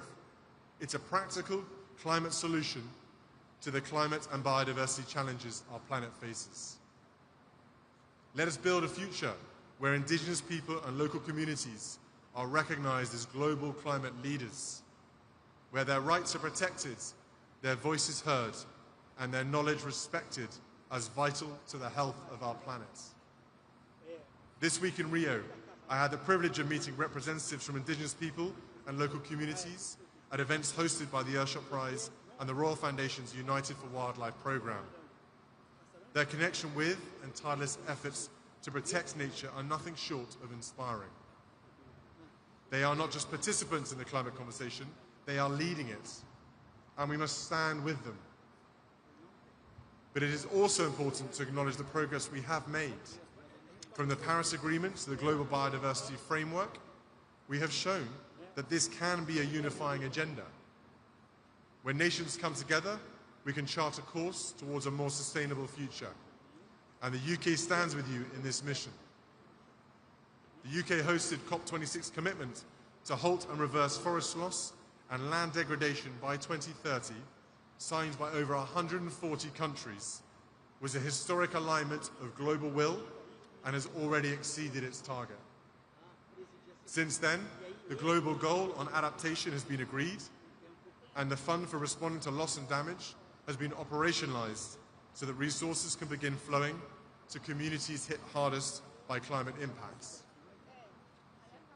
The COP26 Indigenous Peoples and Local Communities Forest 10-Year Pledge has already exceeded its target of $1.7 billion, with over $1.86 billion supporting strengthening forest communities. Climate finance is growing. Action is being taken on emissions. Renewable clean energy is expanding at record pace, creating thousands of new jobs and boosting economies around the world. Countries are embedding nature into climate strategies, launching national adaptation plans, and investing in nature-based solutions. These are not just policies, they are lifelines. Brazil's proposal for the Tropical Forests Forever Fund is a visionary step toward valuing nature's role in climate stability. That is why it was an Earthshot Prize finalist this year. The initiative recognizes that climate and nature must be addressed together, not in silos, but in synergy. The science is clear. We must go further if we are to secure a livable future for all, and we must go together. The time for partnership, protection, and progress is now. We know what is at stake. We know what must be done. And we know that no country, no community, no individual can do it alone. Our children and grandchildren will stand on the shoulders of our collective action. Let us use these inspiring surroundings here in the heart of the Amazon to rise to meet this moment, not with hesitation, but with courage, not with division, but with collaboration, not with delay, but with decisive commitment. Let us honor the leadership of those who have long protected the planet, indigenous peoples and local communities, and walk forward together. Let us build a future where nature is valued and where every child inherits a world of prosperity, not peril. Let us rise to this moment with the clarity that history demands of us. Let us be the generation that turns the tide, not for applause, but for the quiet gratitude of those yet to be born. This here at COP30 is our moment. Let us not waste it. Our children and grandchildren are watching and hoping. Obrigado.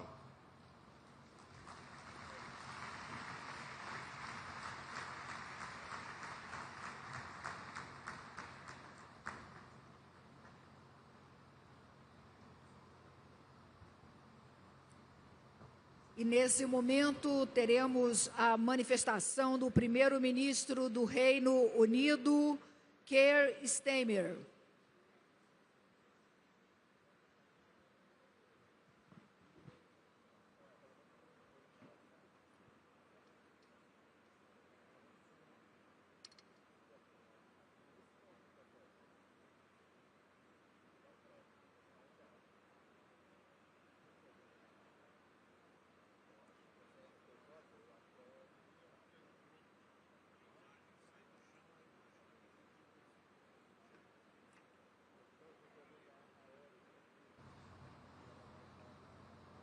colleagues and friends, 10 years ago, the world came together in Paris, united in our determination to tackle the climate crisis, a consensus that was based on science that is unequivocal.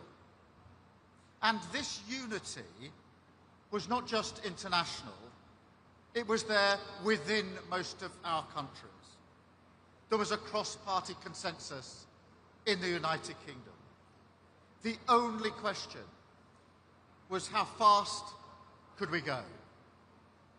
Today, sadly, that consensus is gone, with some arguing that this isn't the time to act, and saying that tackling climate change can wait.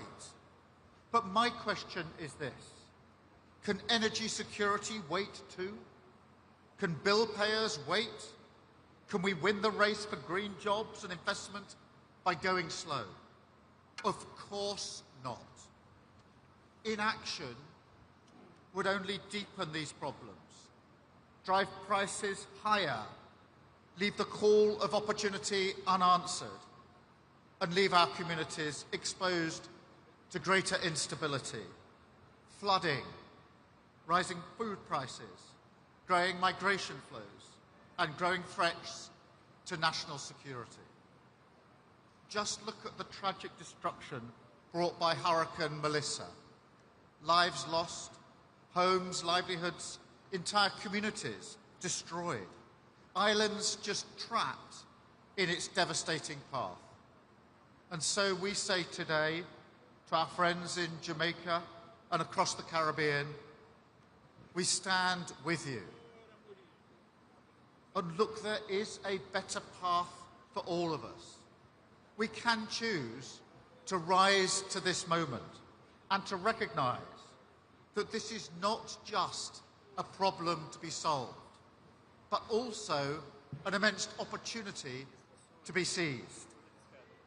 So the UK is doubling down on the fight against climate change as an investment in future generations, yes, of course, but also crucially as an investment in improving the lives of working people here and now.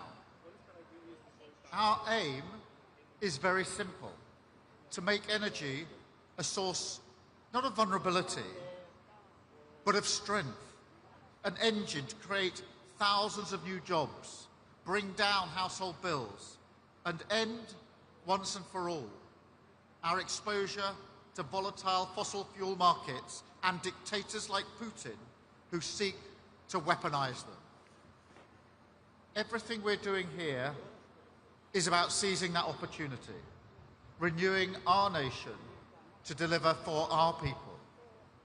We will bring these opportunities home, not by lowering our ambition here, but by raising it. That's why at COP last year, I announced our world-leading, nationally determined contribution, aligned with delivering the Paris Agreement in full. I urge other leaders to do the same, as the best chance we have of limiting temperature rise to 1.5 degrees. And we're following through on our commitments today. I'm proud to say we're delivering the largest investment of clean energy in British history and the biggest nuclear building programme in a generation to take back control of our energy system and make Britain a clean energy superpower.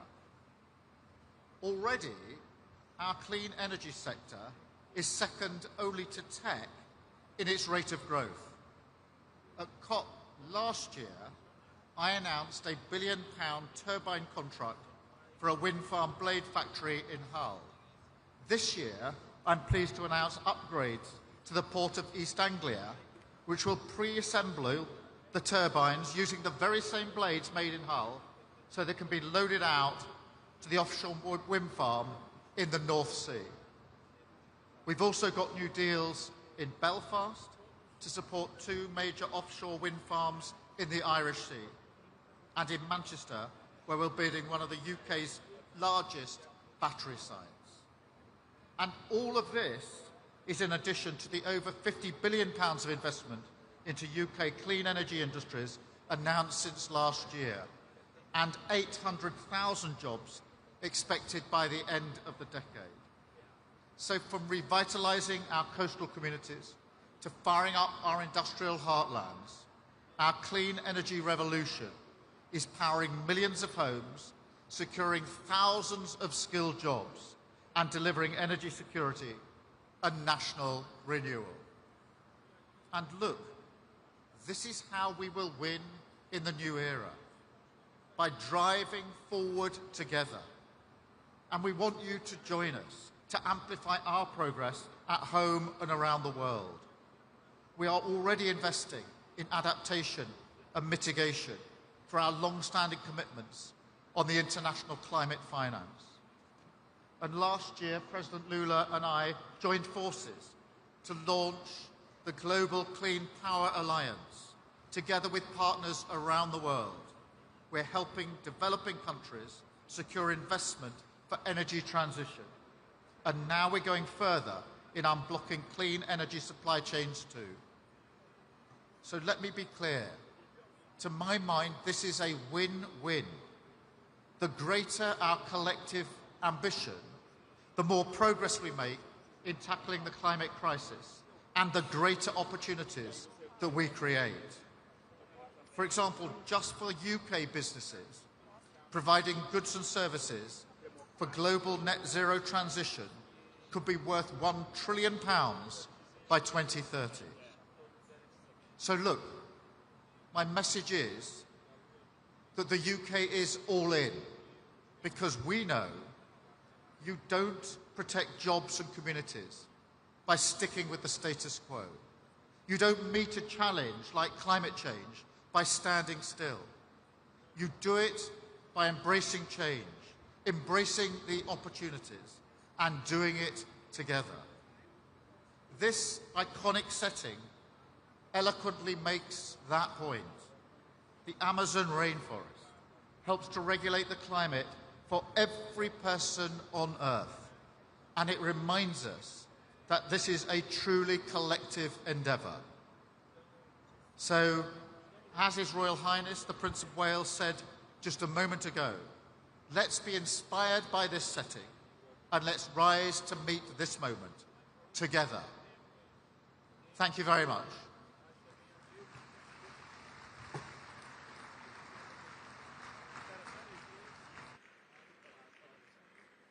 Teremos agora a manifestação do presidente da República Democrática do Congo, Félix Tshisekedi.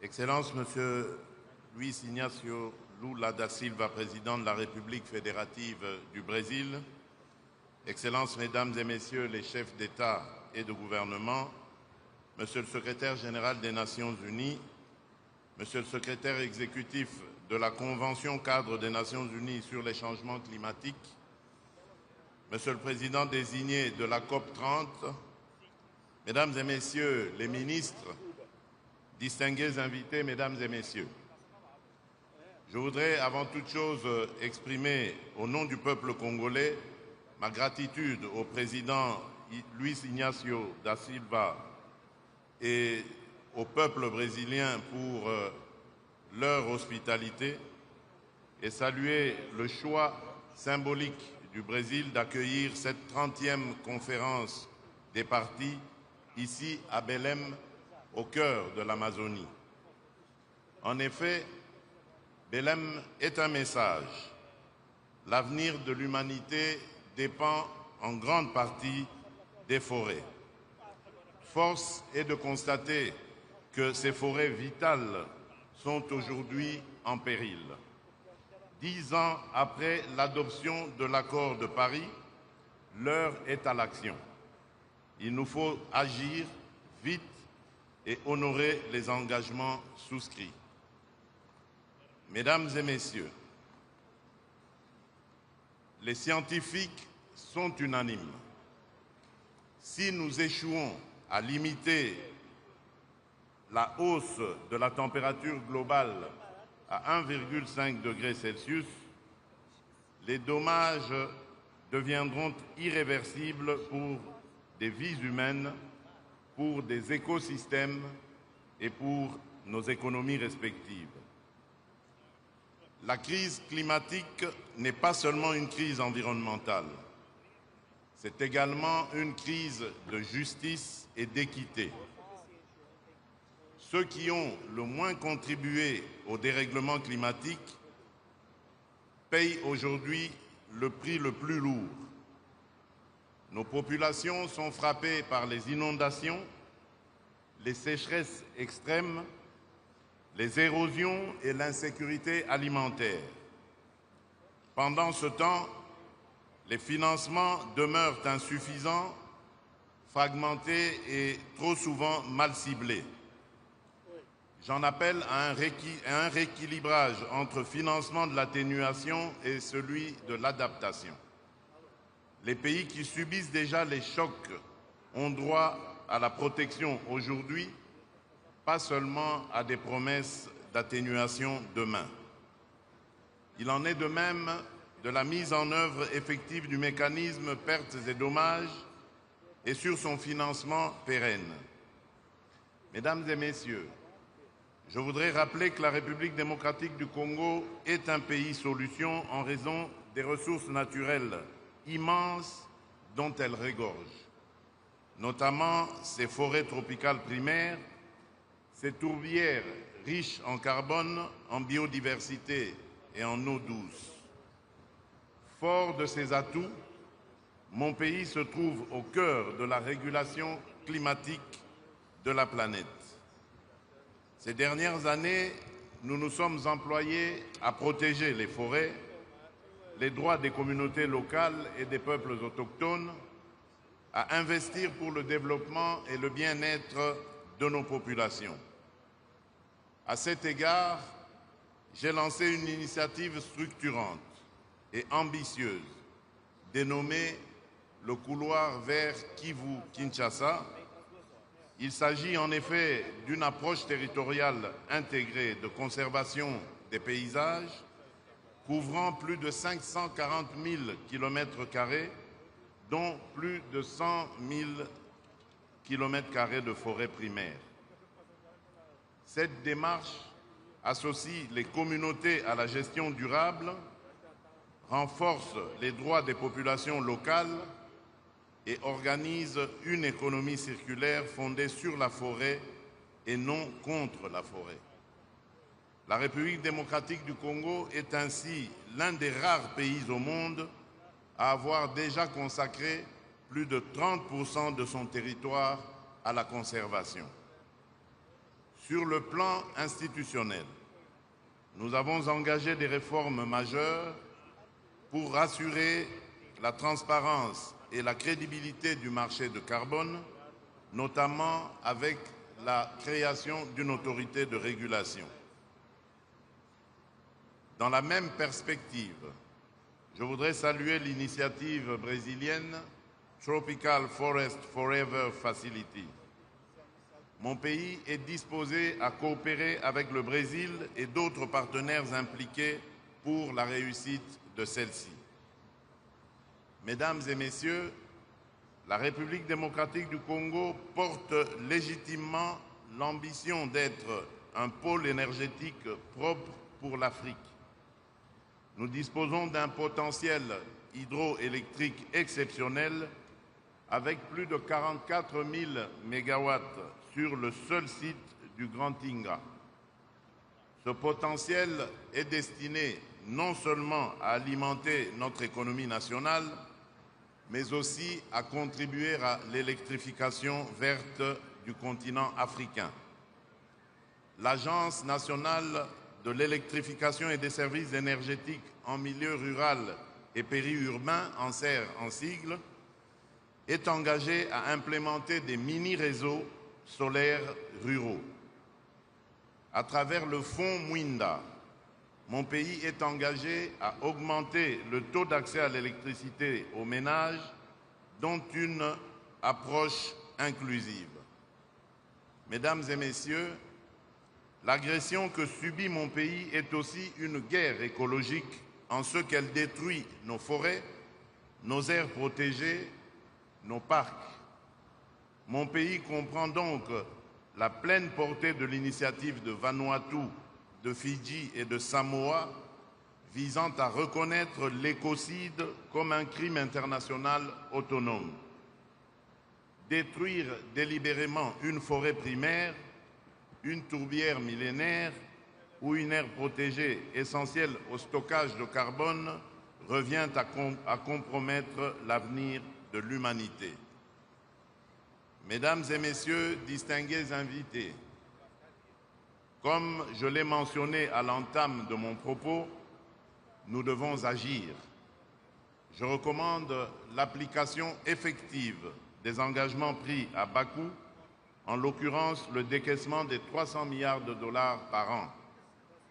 Je formule vivement le vœu que la COP30, ici à Belém, marque un départ dans notre volonté commune de léguer aux générations futures une planète où il fera beau vivre. Pour ce faire, il nous faut agir maintenant dans un cadre multilatéral fondé sur le respect des engagements, la justice climatique et l'équité. Je vous remercie.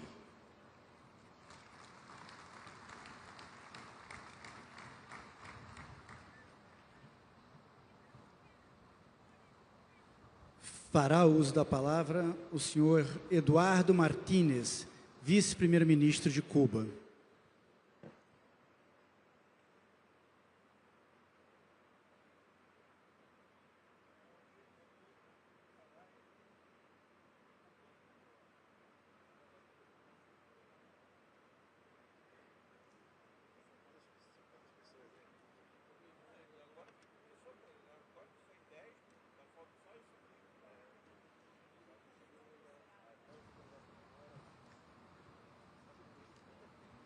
Querido presidente Lula, distinguidos líderes, señoras y señores, asisto a este foro tras participar en labores de recuperación que lleva a cabo nuestro país luego del paso del monstruoso huracán Melissa por las provincias orientales de Cuba. Expresamos nuestra solidaridad a los pueblos hermanos de Jamaica, Haití, República Dominicana y Bahamas, que también fueron azotados por esta potente tormenta, evidencia directa de que el cambio climático es real.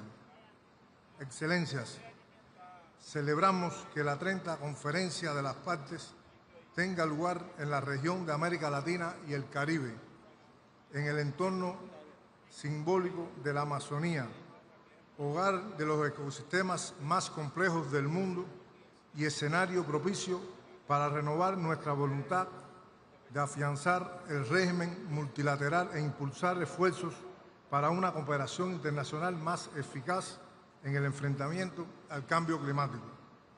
Debemos reconocer que la respuesta global al cambio climático ocurre en un contexto desfavorable. Las causas que originaron la crisis actual no han desaparecido. Por el contrario, continúan reproduciéndose en patrones de consumos y estilos de vida insostenibles que consolidan la desigualdad y los privilegios de las élites hegemónicas herederas de un pasado colonial que aún hoy perpetúa las desigualdades entre nuestras naciones.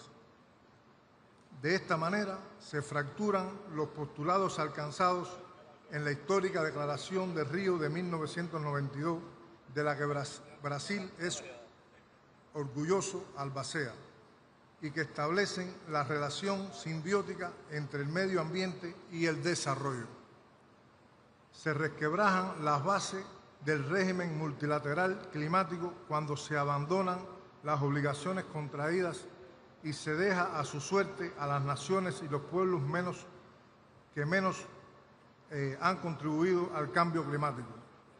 También se socava la credibilidad del sistema multilateral cuando no se condena la salida unilateral del Acuerdo de París en su 10º aniversario del gobierno de los Estados Unidos, máximo emisor histórico.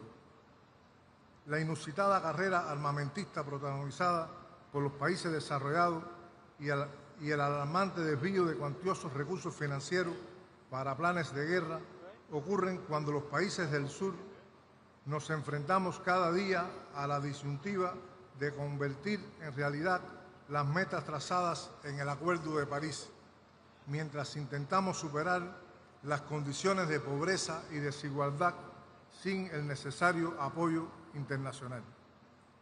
El actual orden económico internacional requiere cambios profundos y acelerados.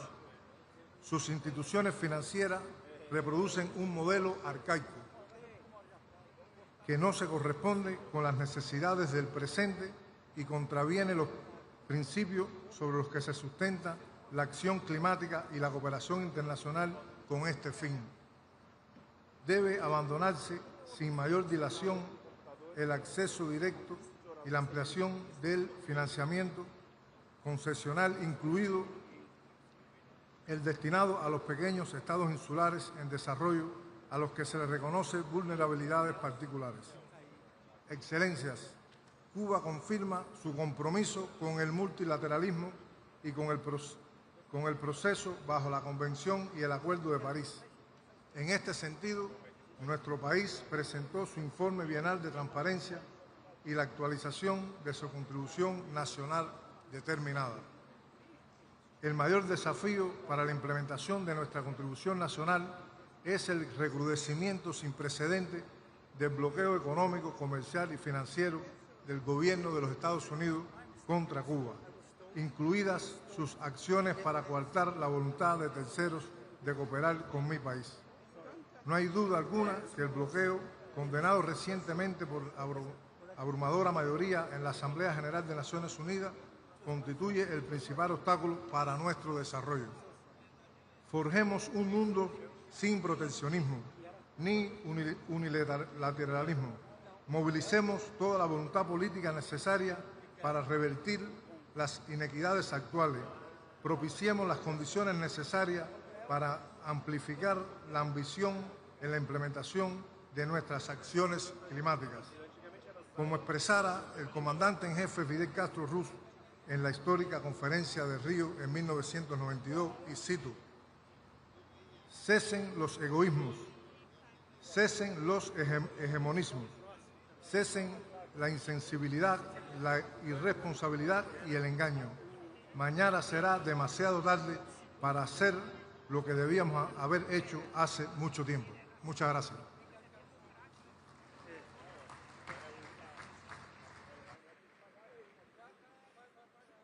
Para uso da palavra, o presidente da República do Congo, senhor Denis Sassou Nguesso.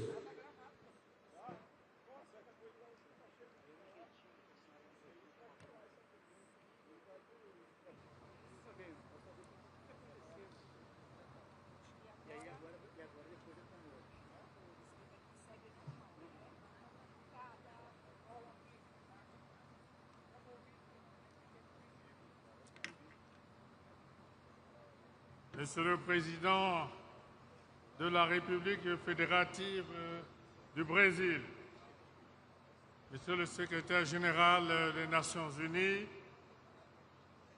Monsieur le Président de la COP30, distingués participants, Mesdames, Messieurs, je voudrais adresser mes sincères remerciements à Son Excellence, Monsieur Luis Ignacio Lula da Silva, président de la République fédérative du Brésil, ainsi qu'au peuple et au gouvernement brésilien pour l'accueil chaleureux qui nous a été réservé à ma délégation et à moi-même. 33 ans après Rio, 13 ans après Rio plus 20 et 10 ans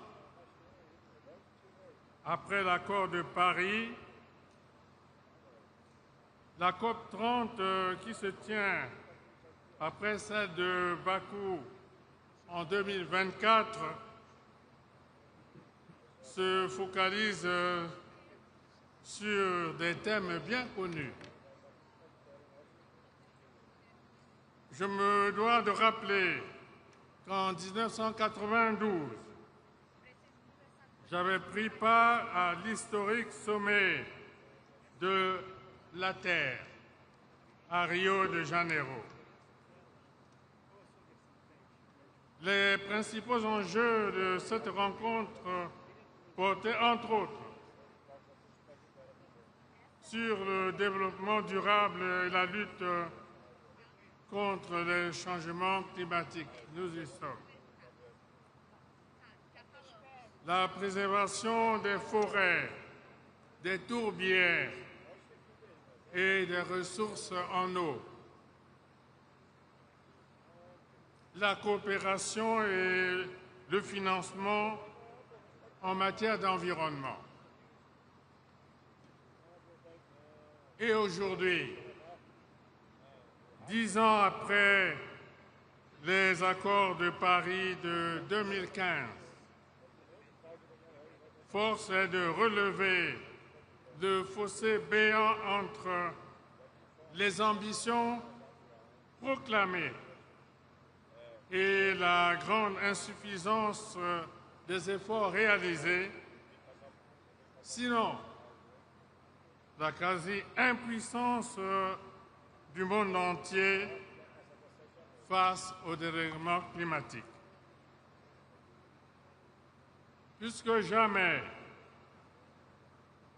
de Bakou en 2024 à Belém ici, aujourd'hui, en 2025,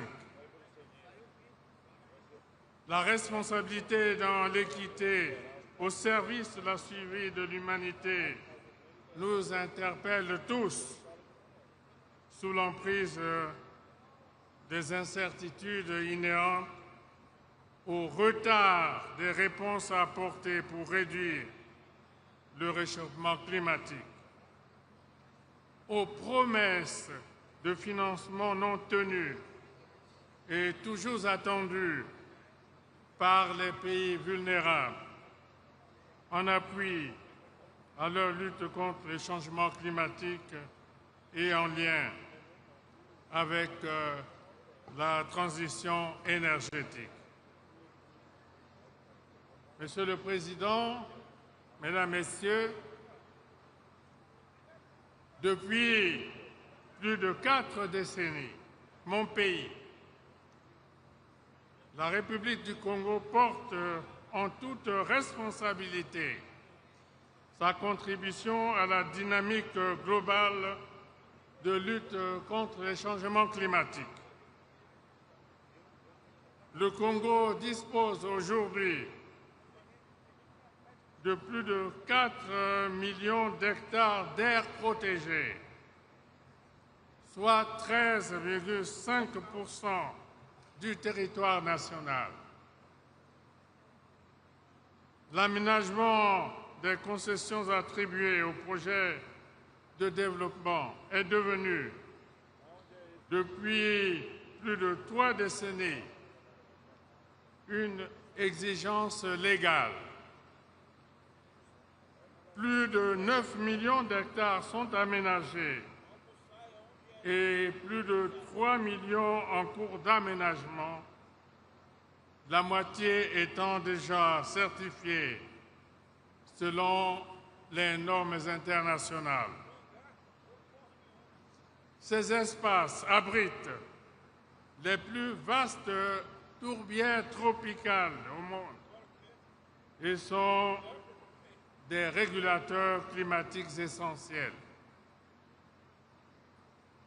À travers la Journée nationale de l'arbre, le programme national d'afforestation et de reboisement, le Fonds bleu pour le bassin du Congo, l'aménagement forestier durable et la certification des forêts en zone tropicale humide, le Congo continue de démontrer sa ferme volonté de contribuer à la lutte contre les changements climatiques. Sous l'impulsion de mon pays, l'Assemblée générale des Nations unies a proclamé la décennie 2027-2036 des Nations unies pour le boisement et le reboisement dans le cadre d'une gestion durable des forêts. C'est pourquoi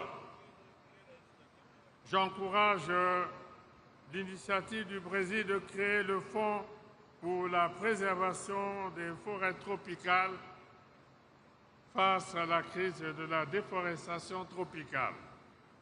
Cette initiative, qui rejoint celle de la Commission climat du bassin du Congo, avec son instrument financier, le Fonds bleu pour le bassin du Congo, est d'autant plus louable qu'elle se met également au service des peuples autochtones et des communautés locales qui sont les premiers gardiens des écosystèmes les plus riches en biodiversité du monde.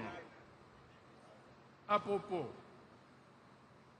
mon pays, qui dispose d'une loi qui assure la promotion et la protection des peuples autochtones, a abrité il y a peu le premier congrès mondial des peuples autochtones des 3 bassins forestiers tropicaux, l'Amazonie, le Congo et le Bornéo-Mékong. Je demande à la COP30 de prendre en compte les conclusions de ce congrès contenues dans un document appelé « Déclaration de Brazzaville ». Une mise en œuvre en synergie de toutes ces initiatives ne pourra avoir que d'heureux effets pour le bien de l'humanité. Enfin,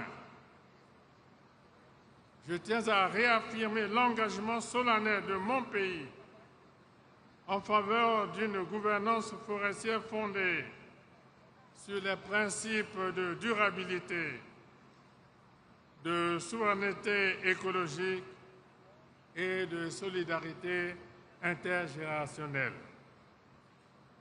J'exhorte les nations nanties à accompagner financièrement les pays en développement dans leurs actions d'atténuation, d'adaptation et de prévention, tout en accordant une attention soutenue à la compensation des pertes et dommages liés au dérèglement climatique. Et je vous remercie.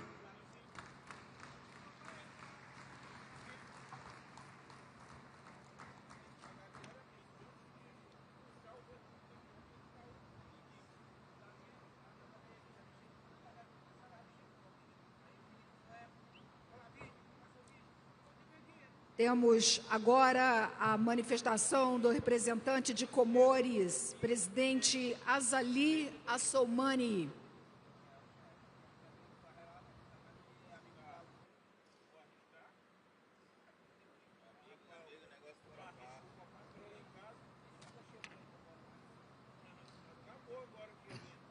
Excellences, Monsieur Lula da Silva, Président de la République fédérative du Brésil et très cher ami. Excellences, Monsieur Antonio Guterres, Secrétaire général des Nations Unies, Excellences, Mesdames et Messieurs, chefs d'État et de gouvernement, Mesdames et Messieurs, honorable assistance, Assalamu alaikum wa rahmatullahi wa barakatuh. C'est un grand honneur pour moi de m'exprimer devant cette Assemblée réunie à Belém pour un sommet des leaders aussi décisif. À cette occasion, je tiens tout d'abord à exprimer notre gratitude à son Excellence le Président Lula et au peuple brésilien pour leur accueil chaleureux et pour avoir choisi d'organiser cette COP30 au cœur de l'Amazonie, symbole puissant de la biodiversité mondiale et régulateur climatique essentiel.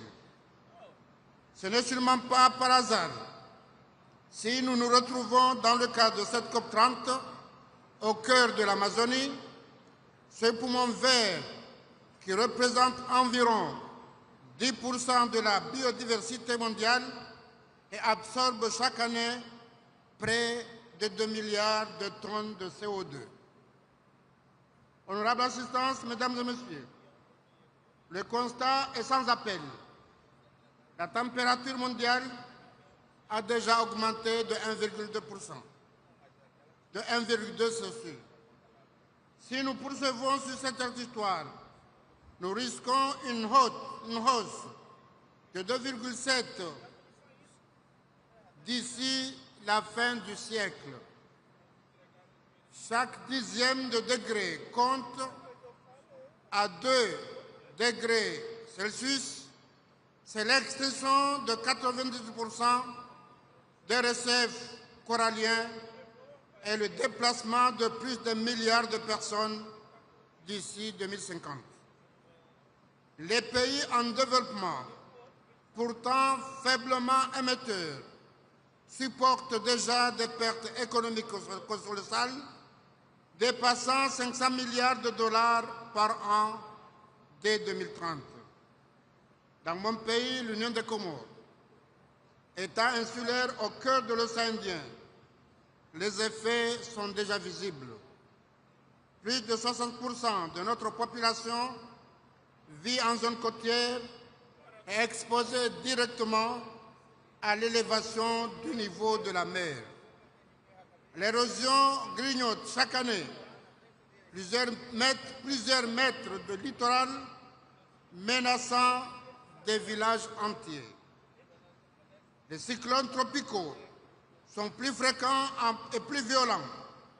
En avril 2019, le cyclone Kenneth a touché 345 000 personnes, soit près de 40% de notre population, avec des pertes estimées à plus de 180 millions de dollars, soit environ 16% de notre PIB.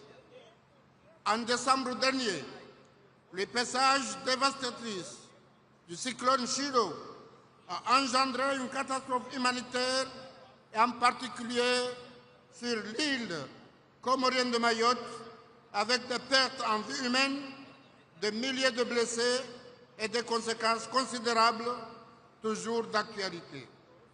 Ainsi, pour nous, le changement climatique n'est pas une théorie, c'est une urgence humaine, économique et culturelle.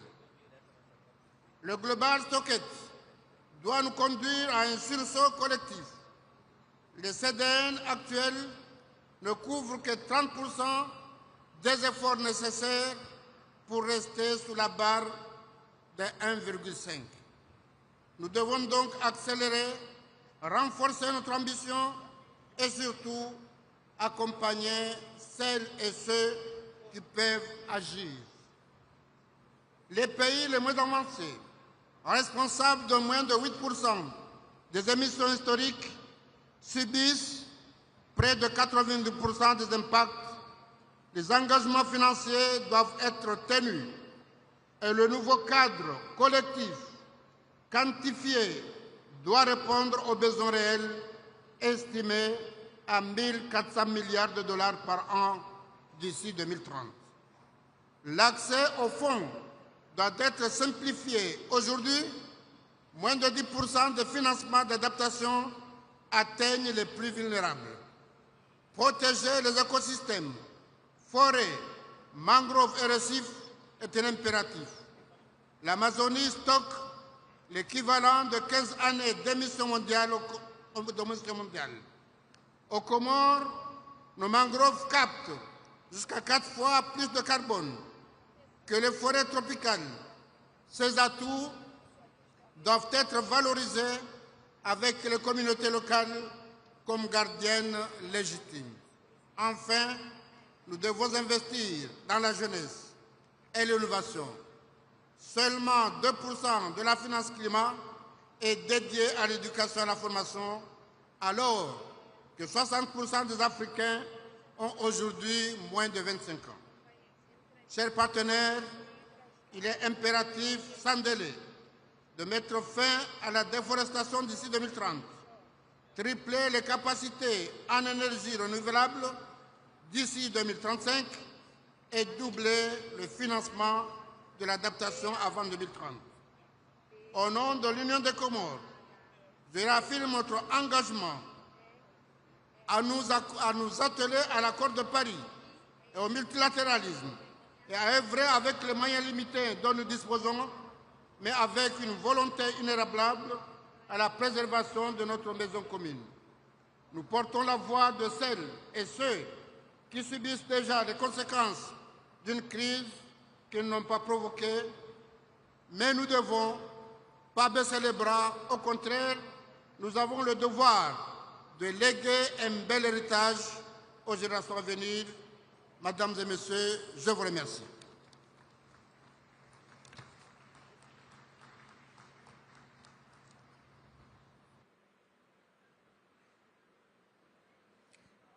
Teremos agora a manifestação da vice-presidente do Equador, Maria José Pinto.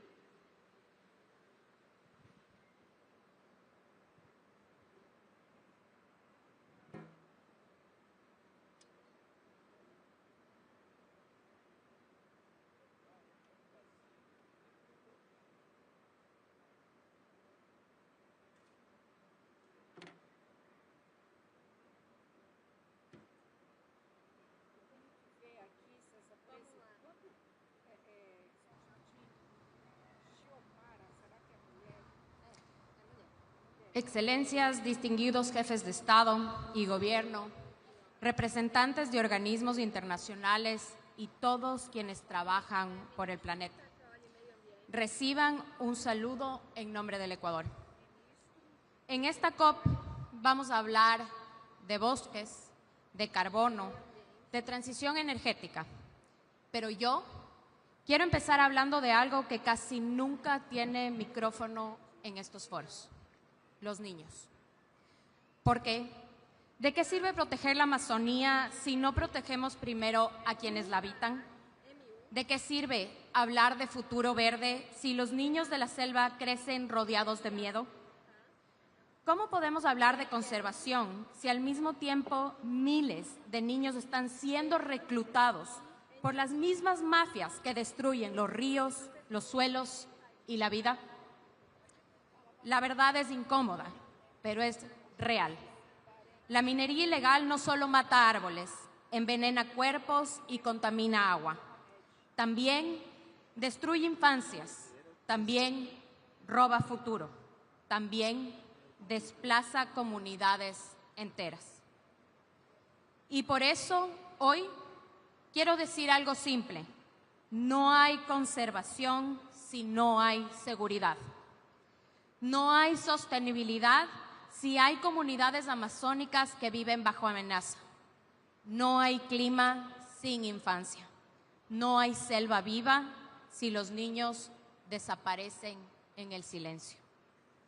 En Ecuador, bajo el liderazgo del presidente Daniel Noboa, lo sabemos bien. Cada vez que combatimos la minería ilegal, no solo defendemos el territorio, defendemos a los niños que estaban a un paso de ser reclutados. Cada vez que protegemos un río, también estamos protegiendo la salud de una familia. Cada vez que un adolescente puede estudiar sin miedo, la Amazonía respira un poco más. Porque el clima no es solo temperatura, es dignidad, es vida cotidiana, es el derecho de crecer sin violencia. Y quiero decirlo con claridad, los niños no pueden seguir siendo una estadística en los informes internacionales. No pueden ser la nota al pie de un documento ambiental. Ellos son la razón, ellos son la medida, ellos son el futuro del planeta, literalmente. La Amazonía no se defiende solo con declaraciones, sino con decisiones reales. Cooperación contra el crimen organizado, protección de territorios, trabajo con comunidades, educación que siembra esperanza. Por eso hoy, desde Ecuador, quiero invitarles a algo profundo, a que la causa climática deje de ser solo técnica y vuelva a ser humana, que dejemos de hablar solo de árboles y toneladas de carbono y volvamos a hablar de personas, de familias, de niños, de futuro. Porque si la transición ecológica no incluye a la gente, no es transición, es maquillaje. Si la justicia climática no incluye a la infancia, no es justicia, es discurso. Si el planeta se salva, pero los niños no, entonces habremos fracasado. Hoy les propongo que demos un paso más, que la defensa de la infancia sea reconocida como una parte esencial de la agenda climática global, porque proteger a los niños es proteger la continuidad de la vida. O lo hacemos juntos o no habrá victoria individual. La Amazonía no tiene fronteras, el futuro tampoco. Y termino con esto. Un niño que hoy crece sin miedo, mañana será un adulto que sabrá cuidar la tierra. Pero un niño que crece rodeado de violencia, crecerá sin posibilidad de amar lo que el mundo quiere que salve. La lucha ambiental no es solo por la tierra, es por quienes caminarán sobre ella. Muchas gracias.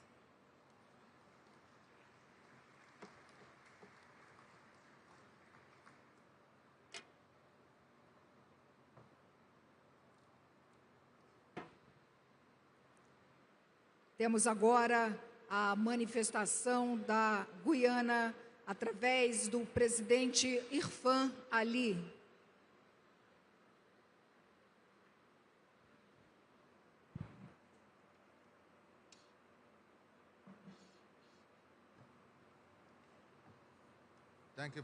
Thank you very much.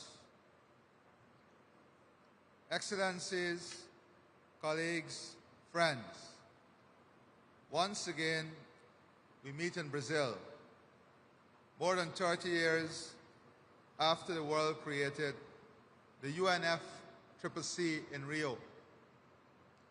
Now, after 30 COPs and conquest-related meetings, many of our people ask, what have these COPs achieved? Climate change is still happening, bringing pain and loss. Just last week, Hurricane Melissa devastated Jamaica, Cuba, Haiti, and the Bahamas. They need our solidarity now. But my answer to those who question what COPs and a wider process are achieving is to ask, what is the alternative?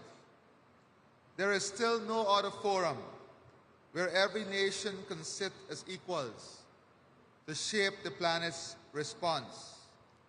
So we must make this process work. But to do so, we must recognize that a COP process and a wider climate agenda is not moving forward with the speed or success our people deserve. In part, this is because the agenda has been captured by the extremes. Some of that comes from climate deniers and those who put profit before planet. We must keep challenging them. But they're not the only obstacles. Too many who claim to care about climate are also standing in the way. Countless activists dedicate themselves daily to climate justice. Yet, a vocal minority, often far from the front lines, capture the headlines with simplistic narratives and social media theatrics.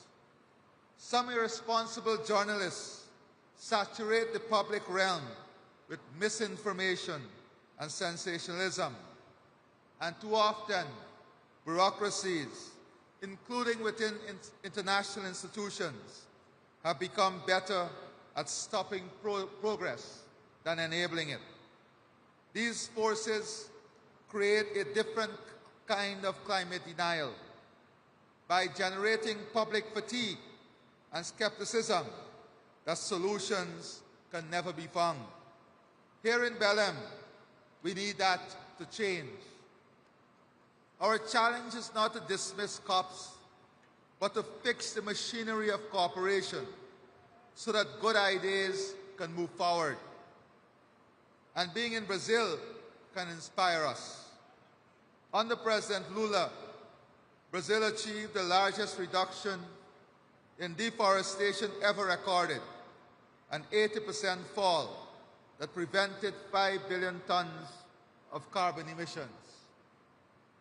It is encouraging to see the spirit carried forward by the COP30 presidency. That is the right focus, and we support it wholeheartedly. In Guyana, we have seen how fair and effective solutions can work. When we launched our low-carbon development strategy in 2009, many said it could not be done, that a small country could not provide a model for the world or pursue growth while protecting its forests. But we proved otherwise. We implemented one of the biggest bilateral climate partnerships ever with the government of Norway. More recently, Guyana became the first country to issue R3's jurisdictional carbon credits, the first to engage with CORSIA compliance market, and the first to complete large-scale sales agreement. Guyana remains in net carbon sink, with our forests storing 19.5 gigatons of carbon. Carbon credit revenues flow directly to indigenous peoples and local communities, and to renewable energy, technology, job creation, and the biggest adaptation investment in our history. We have proven a simple principle. When people protecting nature share directly in its value, everyone wins. So if we believe this can be done, based on our experience, how do we recommit the global process to energetically solving problems? I offer 3 priorities. First, we must recognize that the world we face today is not the same as 30 years ago. The digital revolution, artificial intelligence, and automation are reshaping economies. Global energy demand is rising, including demand for AI and data systems that were not even imagined a few years ago. Yet chronic energy insecurity still defines the lives of billions. All of this makes one truth unavoidable. We must accelerate the energy transition at the same time as we expand energy security. That means moving on 2 tracks: massive investment to scale renewables, hydrogen storage, and modern grid systems to decarbonize growth and meeting rising demand, and science-based policy that advances a just transition by powering the remainder of the fossil fuel era with the lowest carbon, most efficient, least cost fuels. That means recommitting to global rules, not relying on global slogans, a carbon price, the removal of fossil fuel subsidies, and competition that is based on carbon science. And competition that is based on carbon science, not legacy advantage. It also means recognizing that responsible producers must be included in the search for solutions. None of this is easy, and it does not fit neatly into the narrative peddled by some. But it is only by grasping these difficult challenges that we will win the battle against climate change. The second priority is we must act on forests. Yes, we must act on forests. Forests must be mainstream in this agenda. They absorb around 1/3 of global emissions and remain the most viable and cost-effective opportunity for mitigation by 2030. Forests cannot be an afterthought. It cannot be a negotiated item on the agenda of COP.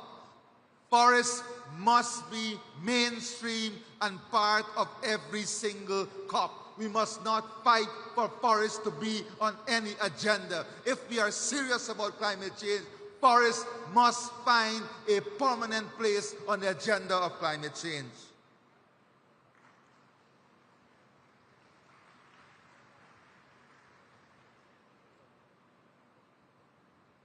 I congratulate Brazil for advancing the Tropical Forest Forever facility, the TFFF. It complements the work we are doing through the Forest and Climate Leaders Partnership, the FCLP, a group of almost 40 countries, co-chaired by Guyana and the United Kingdom. Together in the FCLP, we have worked with Brazil and other partners to develop the Forest Finance Roadmap, a shared plan setting out a menu of 6 complementary options to halt and reverse forest loss by 2030. The world must now act on all the financing options in the roadmap, expanding jurisdictional REDD+, scaling up the TFFF, strengthening concessional finance, and unlocking private capital. Once again, we also express our support for the Bridgetown Initiative. We must also connect to the other Rio Conventions by integrating biodiversity into our work. Healthy biodiversity strengthens ecosystem. Strong ecosystems stabilize the climate, and a stable climate protects economies and sustains societies. This is why Guyana is expanding our protected areas to meet our 30 by 30 target, and why we launched the Global Biodiversity Alliance this year, bringing countries together to value nature in its entirety, not just the carbon it stores. And I want to congratulate and thank all those leaders, academic institutions, who joined us in the launch of the Biodiversity Alliance. Many speak glowingly about biodiversity and nature, but when a small country puts its hands up and say we are going to lead and we are going to launch an alliance, they cannot find the time to join that alliance. They cannot find the time to attend the summit on the alliance, but they will speak glowingly about biodiversity and nature. Let our words and meditation of our heart be followed by action, and not based on the size of countries or the power of country. Climate change affects us all equally. And I use this platform to thank all of those who embrace this initiative as we work towards enhancing and expanding the Global Biodiversity Alliance. The third priority is to advance adaptation finance. Even if all mitigation targets are met, millions already live with the consequences of climate change. For them, adaptation is survival. Investing in resilience protects lives, food systems, and economies. It strengthens stability and peace. So to conclude, we are at a hopeful moment if we choose to grasp the opportunities before us. People everywhere, and in particular, the people of the developing world, are offering practical, experience-based solutions. If we commit ourselves to shun extremism and instead promote collaboration, if we make our bureaucracies accelerate innovation, not trap it, if we unleash the financing options that are affordable and available, then more than 30 years after Rio, Belém will be the turning point when the world moves from promises to progress. I thank you, and God bless all of you.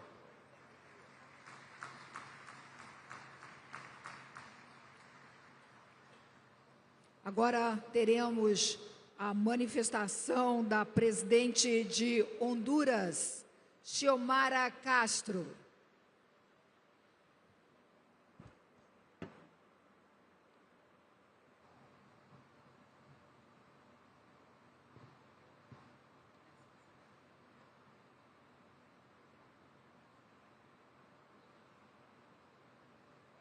Señoras y señores, jefes de Estado y de Gobierno, distinguidos delegados, pueblos indígenas y guardianes de nuestra tierra.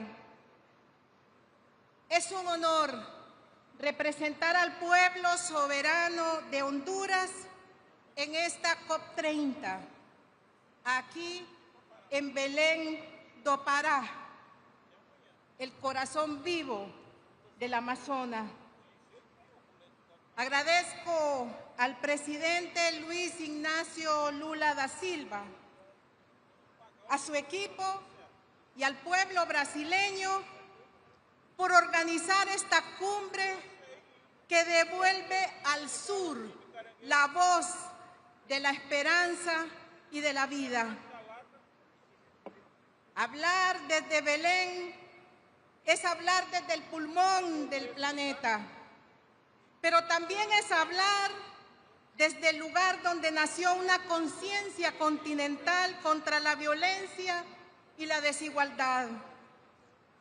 Aquí se firmó la Convención Interamericana de Belém do Pará, que consagró el derecho de las mujeres a vivir libre de violencia y dominación.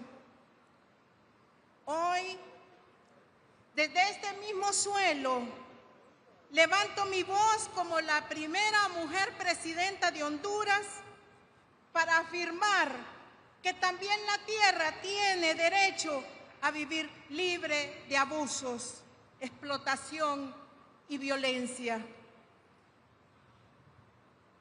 Fui electa después del golpe de Estado del 2009, revirtiendo 12 años y 7 meses de saqueo, impunidad, corrupción público-privada.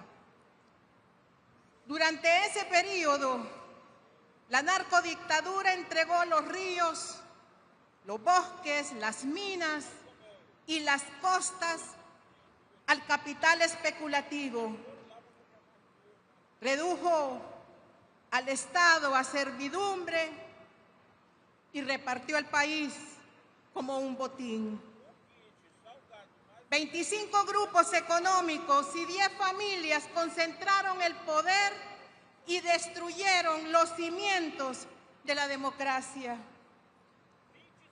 Refundar Honduras ha significado devolver su dignidad, su soberanía y el alma verde. Nuestro país es del trópico, somos la reserva vital del oxígeno que sostiene al mundo. Sin embargo, seguimos siendo los más castigados por la desigualdad climática. En la COP28, como presidenta de la coalición de países con bosques tropicales, denuncié que 100 corporaciones generan el 71% de las emisiones contaminantes, mientras el norte global, con apenas el 10% de la población, produce más de la mitad de los gases que destruyen el clima.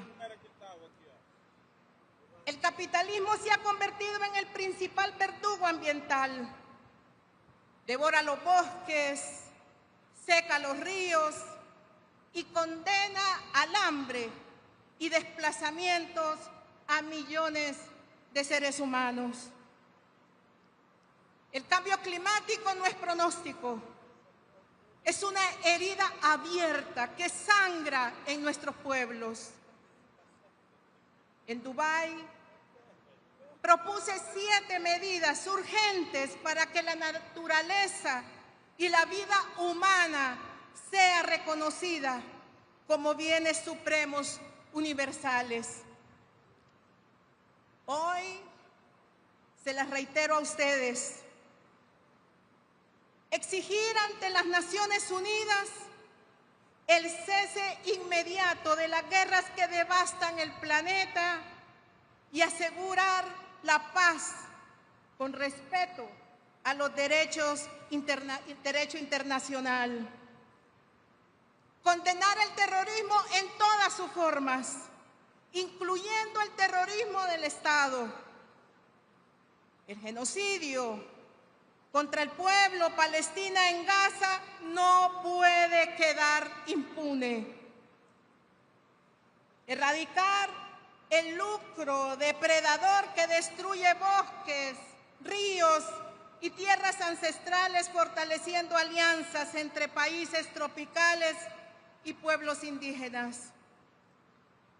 Formular una iniciativa para que los países acreedores y los organismos de crédito internacionales aprueben la conversión de la deuda externa para implementar planes de desarrollo ambiental y mitigar los efectos nefastos del cambio climático. Cumplir los acuerdos de la Convención Mundial de los Océanos, sancionando la sobreexplotación y la contaminación marina. Reducir el consumo irracional de recursos naturales por parte de las potencias industrializadas que amenazan el equilibrio de la vida en el planeta. Incluir los delitos ambientales en la jurisdicción de la Corte Penal Internacional, castigando a empresas y gobiernos que destruyen la naturaleza. Si detenemos las atrocidades del capitalismo en los bosques y en las selvas tropicales, estaremos protegiendo a la humanidad. Honduras, miembro activo y actual presidencia pro tempore de la coalición de países con bosques tropicales, que cubren más del 30% de nuestro territorio nacional, defiende esos bastiones sagrados de vida que el neocolonialismo pretende ignorar. En mi gobierno hemos comenzado la reparación ambiental de una patria herida. Creamos 3 batallones ambientales bajo la estrategia Cero Deforestación 2030 y redujimos más del 90% la deforestación en zonas protegidas. Con el programa Agrobosques hemos producido 30 millones de plantas reforestando 10.000 hectáreas y beneficiando a 6.000 familias rurales. Creamos el Fondo Nacional de Áreas Protegidas, que garantiza recursos permanentes para 104 microcuencas de agua. Y con la Red Nacional de Escuelas Agrícolas, formamos jóvenes en agroecología, soberanía alimentaria y amor a la tierra. Además, Honduras firmará su primer acuerdo internacional para movilizar financiamiento climático soberano, basado en créditos de carbón de alta integridad, que aseguran justicia ambiental y desarrollo sostenible. No hemos otorgado una sola concesión nueva sobre nuestros bienes naturales, porque la refundación ambiental también es un acto de soberanía. Honduras respalda la iniciativa del presidente Luis Ignacio Lula da Silva, bosques tropicales para siempre, porque creemos que la justicia climática exige reconocer el valor económico y moral de los pueblos que la protegen. Pero mientras avanzamos con firmeza en esta refundación ecológica y moral, mi país se enfrenta una nueva amenaza. Los mismos grupos que rompieron el orden constitucional en el 2009 y que generaron fraudes en las elecciones del 2013 y 2017, hoy conspiran contra la democracia. Se han revelado 26 audios que evidencian un intento criminal de vulnerar la voluntad popular desde el Consejo Nacional Electoral. Ante esta cumbre, declaro: ninguna conspiración política, digital o mediática podrá arrebatarle al pueblo su derecho a decidir. El 30 de noviembre celebraremos elecciones libres, limpias y transparentes. Honduras volverá a demostrar que se gobierna a sí misma, libre, soberana e independiente. Pueblos del mundo, refundar una nación es también refundar nuestra relación con la naturaleza. La justicia ambiental es la base de la justicia social y la defensa del bosque es también la defensa de la democracia. Como mujer, como madre y como presidenta, sé que cuidar la tierra es cuidar la vida. Desde este Belén, que marcó la ruta a las mujeres para vivir libres de violencia, llamo a liberar también al planeta del abuso y del egoísmo. Que esta COP30 sea recordada como la cumbre donde el sur dejó de pedir permiso y comenzó a exigir respeto. Que Belén vuelva a parir esperanza. Despertemos humanidad. Ya no hay tiempo, nos dijo Berta Cáceres. Muchas gracias.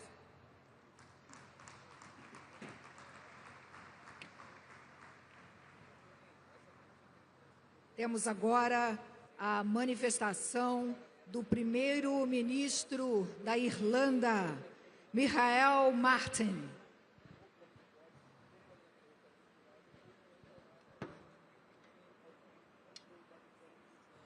Excellencies, could I first of all thank President Lula for hosting this very important COP30 in beautiful Brazil. And as we meet here in Belém, at the edge of the Amazon, we find ourselves in a place that is both a wonder of nature and a reminder of what is at stake. The Amazon is much more than a forest.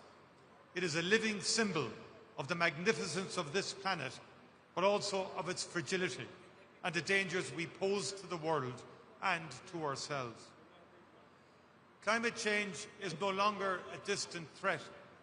It is a daily reality, and we are all feeling its consequences. In the 12 months since COP29 in Azerbaijan, Ireland experienced Storm Eowyn, which brought the strongest wind gusts ever recorded in my country and the highest storm surges on our western seaboard. In Ireland, we too had the warmest spring and summer on record and an unprecedented marine heatwave.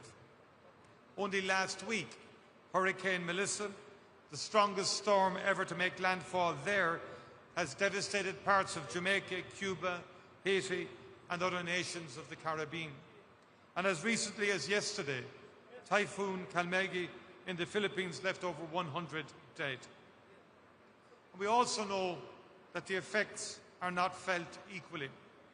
The poorest and most vulnerable nations, and the poorest people within all nations, those who did least to cause the crisis, are often those who suffer first and suffer most. We all must recognise that each of our futures is connected. All nations, large and small, rich and poor, will reap what we collectively sow in these crucial years. I recall when the world gathered in Glasgow for COP26. The mood then was optimistic as we emerged from the pandemic. There was a large global turnout and a palpable sense of joint purpose to tackle the shared challenge of climate change. I am concerned that that spirit of common purpose is weakening. Our attention is being drawn to other threats and crises that can seem more pressing.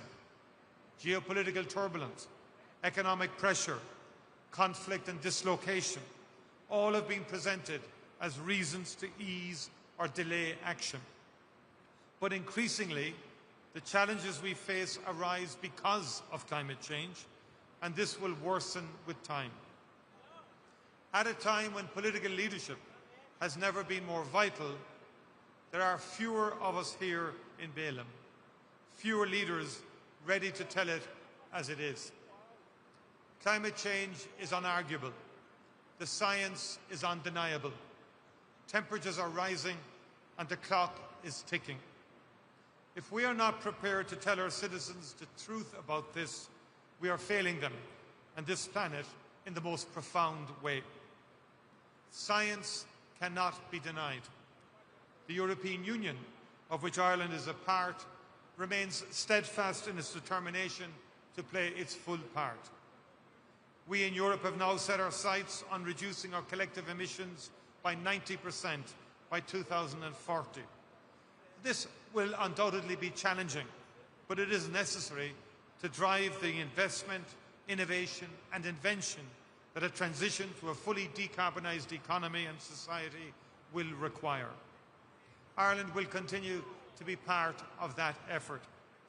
Change is underway across our economy and society to steer Ireland towards a decarbonised future powered by renewable energy.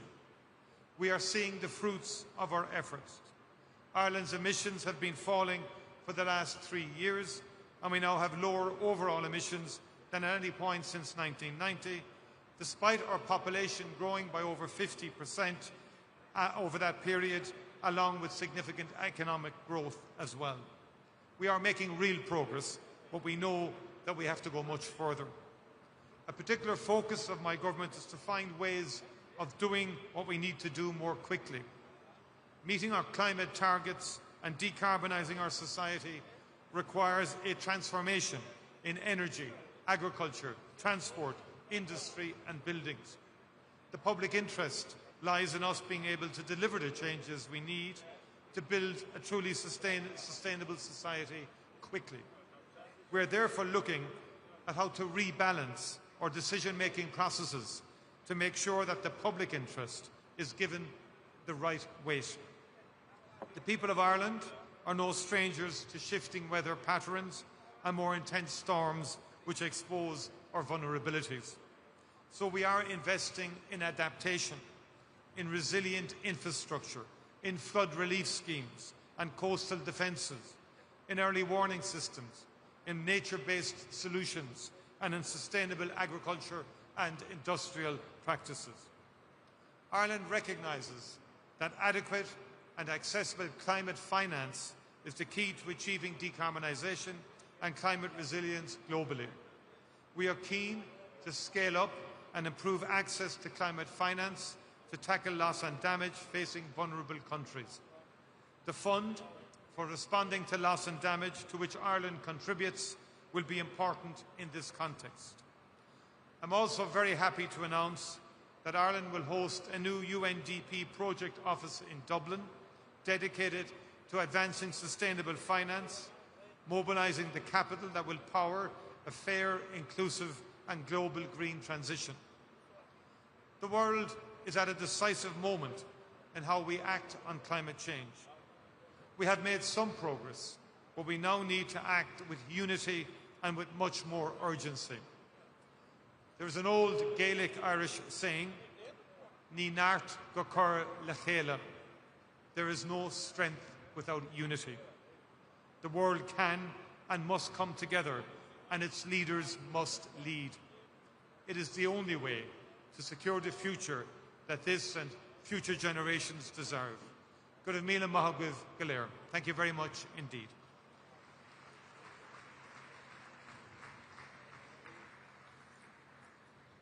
Vamos agora à manifestação do presidente de Moçambique, Daniel Francisco Chapo.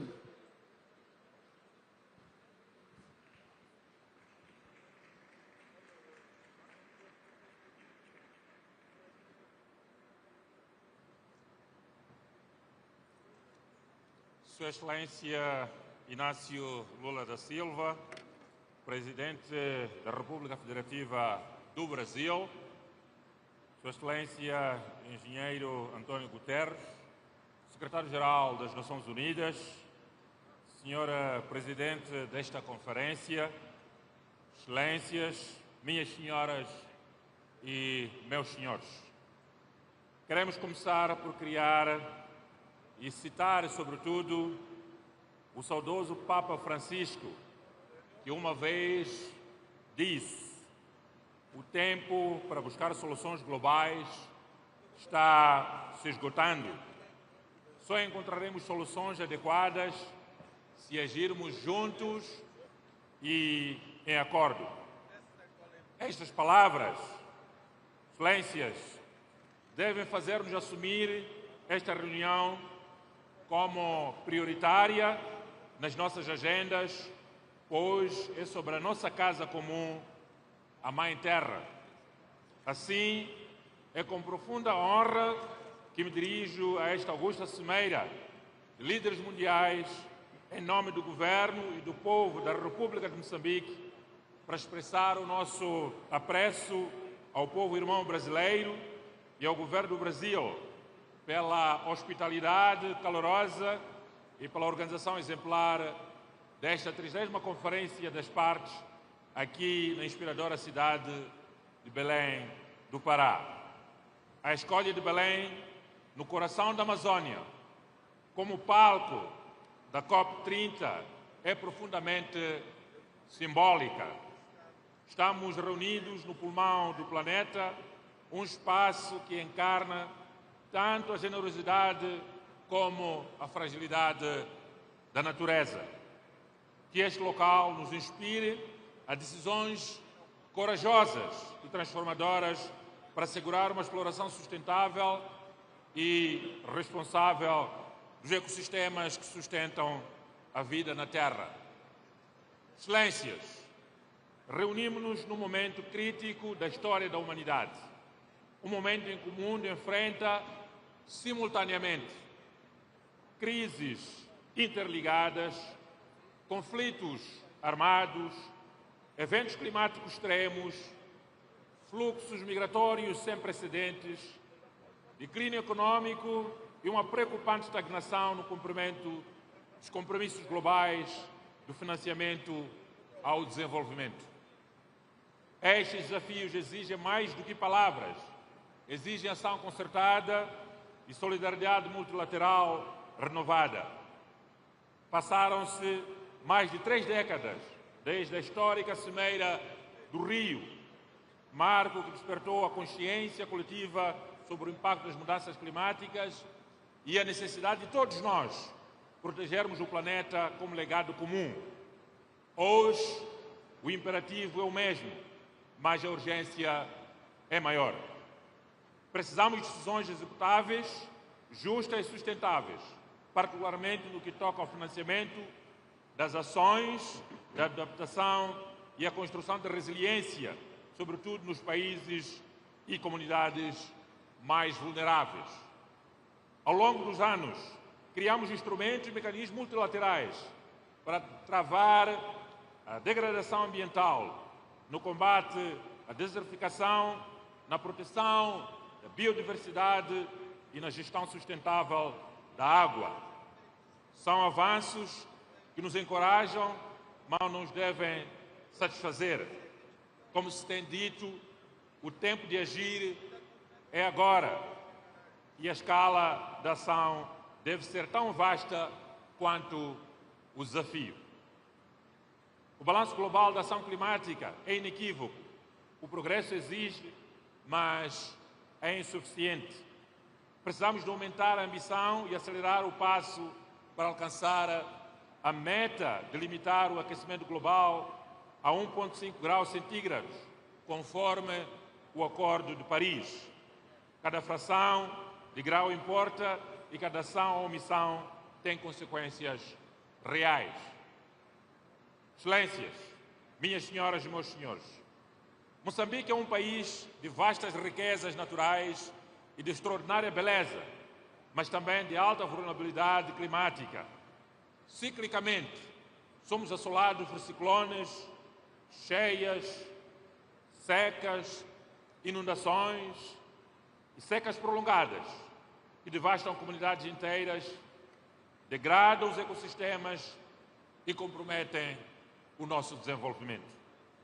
Apenas nos últimos 2 anos, os ciclones Chido, Declede e Jude deixaram um rastro de destruição, afetando milhares de famílias e ceifando 233 vidas em várias províncias do nosso país.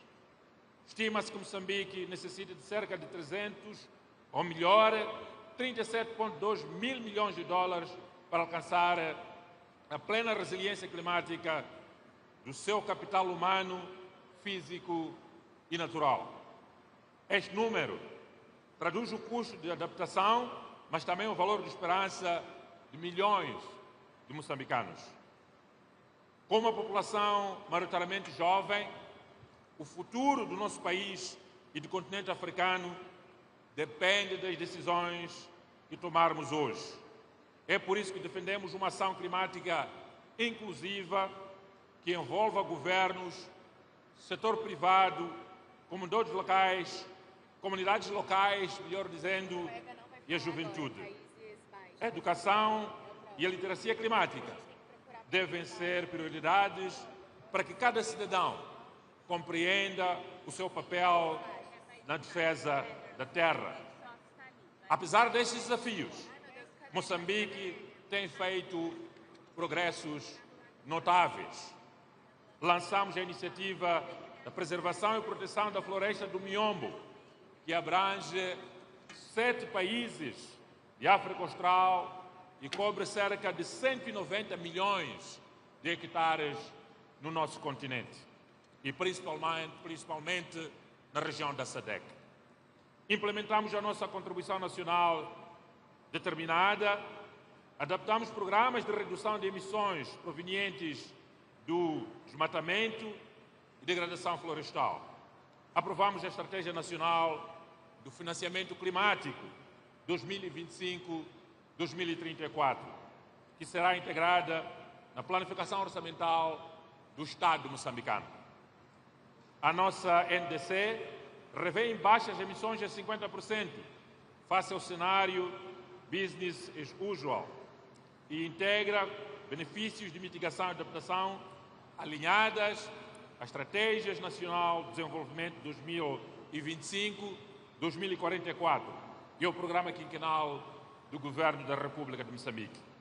Estes instrumentos são convites abertos à cooperação e ao investimento verde.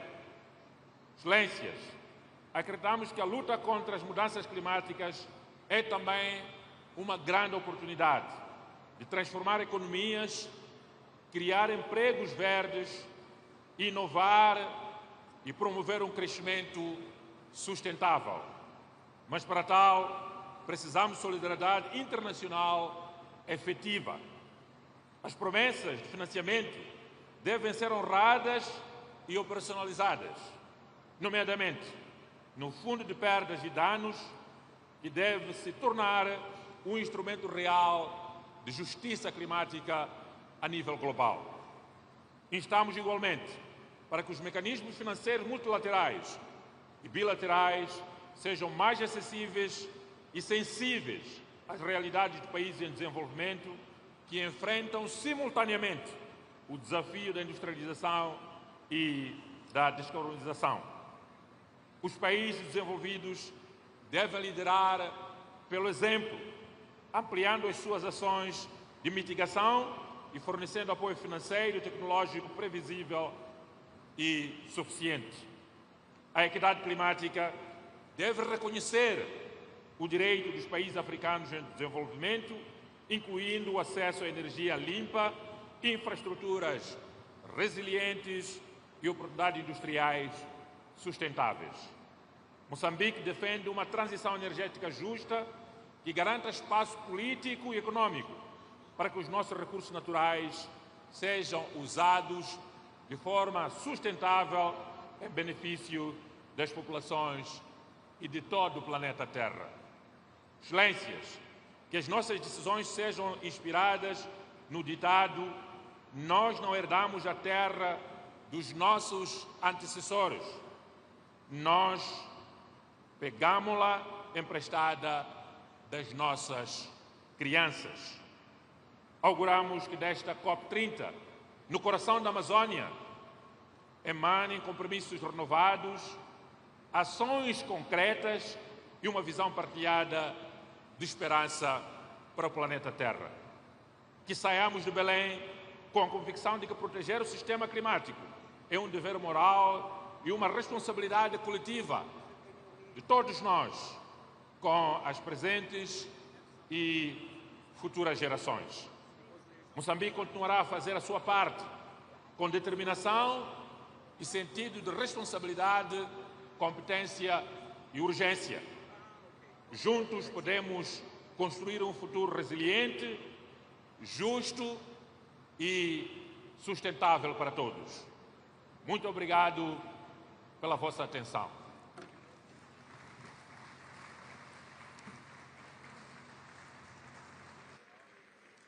Chamamos agora a manifestação dos Países Baixos através do primeiro-ministro Dick Schoof.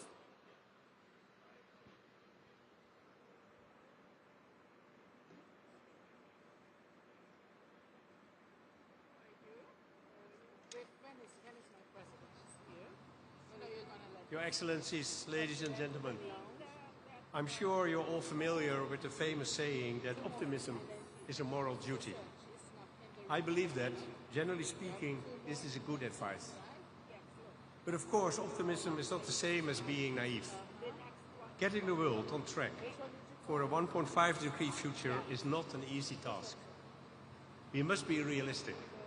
We must face up to all the difficulties and challenges that stand between us and the goals we agreed on in Paris. And there is no question we must pick up our pace. At the same time, we should acknowledge the progress made since 2015. For example, temperature projections are lower today than before Paris. And in the real economy, the energy transition is accelerating, with governments, industries and society working together in a true Muchirao, creating solutions that are feasible and affordable for all. Which brings me to my key message today, that there is hope in implementation, in delivering on promises made. We don't need more grand schemes or lofty words. What we need is concrete action on all the topics covered here in Belém, knowing that many small steps will eventually lead to the giant leap forward the world so desperately needs. The Kingdom of the Netherlands is ready to deliver. Take the pressing issues of climate finance. Last year, the milestone agreement of the new collective quantified goal reaffirmed the vast financial needs for developing countries when it comes to meeting their climate goals. The Netherlands continues to do its part, allocating 2.4 billion euros in climate finance in 2024. We firmly believe that climate adaptation needs to be center stage. That's why over 60% of our international public climate finance is directed at adaptation, with a focus on food security and water management. And it's why we applaud the COP presidency focus on adaptation. On adaptation, water management in particular is part of my country's DNA. This is the result of centuries of working across sectors to keep our feet dry in a country where large areas lie below sea level. We are a maritime nation. We are a kingdom that stretches from the North Sea coast in Europe to the island countries in the Caribbean. So we know how vital it is to adapt to rising sea levels and changing weather conditions. We know how vital it is to innovate, moving from traditional agriculture to climate-smart food systems. And we're eager to share our expertise in these fields with others. In today's world, water management, future-proof agriculture and renewable energy sources like hydrogen are becoming more and more interconnected. And that's a good thing, because it's putting us firmly on the path of green growth. With this in mind, the Netherlands is convinced that strengthening the NDC partnership can serve as a catalyst. After all, NDCs are at the heart of the Paris Agreement, and the EU has just finalized its NDC for 2035. We are determined, and will continue doing our part. We have also agreed to work towards 90% emission reduction by 2040. Our ambition level is clear. And since NDC implementation on water and food is lagging behind, the Netherlands is supporting the NDC partnership with an additional 10 million euros. Because again, we must focus on implementation. And that includes following up on decisions made in previous COPs. In this light, I applaud Brazil for its Tropical Forest Forever facility initiative. The Netherlands is proud to support this initiative and will contribute $5 million to help to get the fund off the ground. What's more, and I think even more important, is that I know that Dutch asset managers and large investors like pension funds are interested in taking part too. Now, is this fund all it will take to achieve the pledge we reaffirmed 2 years ago? To stop and reverse deforestation by 2030? No, of course not. We also need to address the root causes and work towards deforestation-free products. But it is an important step forward. And as I said earlier, every step counts and leads to something bigger. So, ladies and gentlemen, let us send a strong message to the world from here in Belém. If we continue the moral duty of optimism with realism and resolve, working step by step, we can and we will move closer to the Paris goals. The Kingdom of the Netherlands stands ready to work with all of you. Thank you.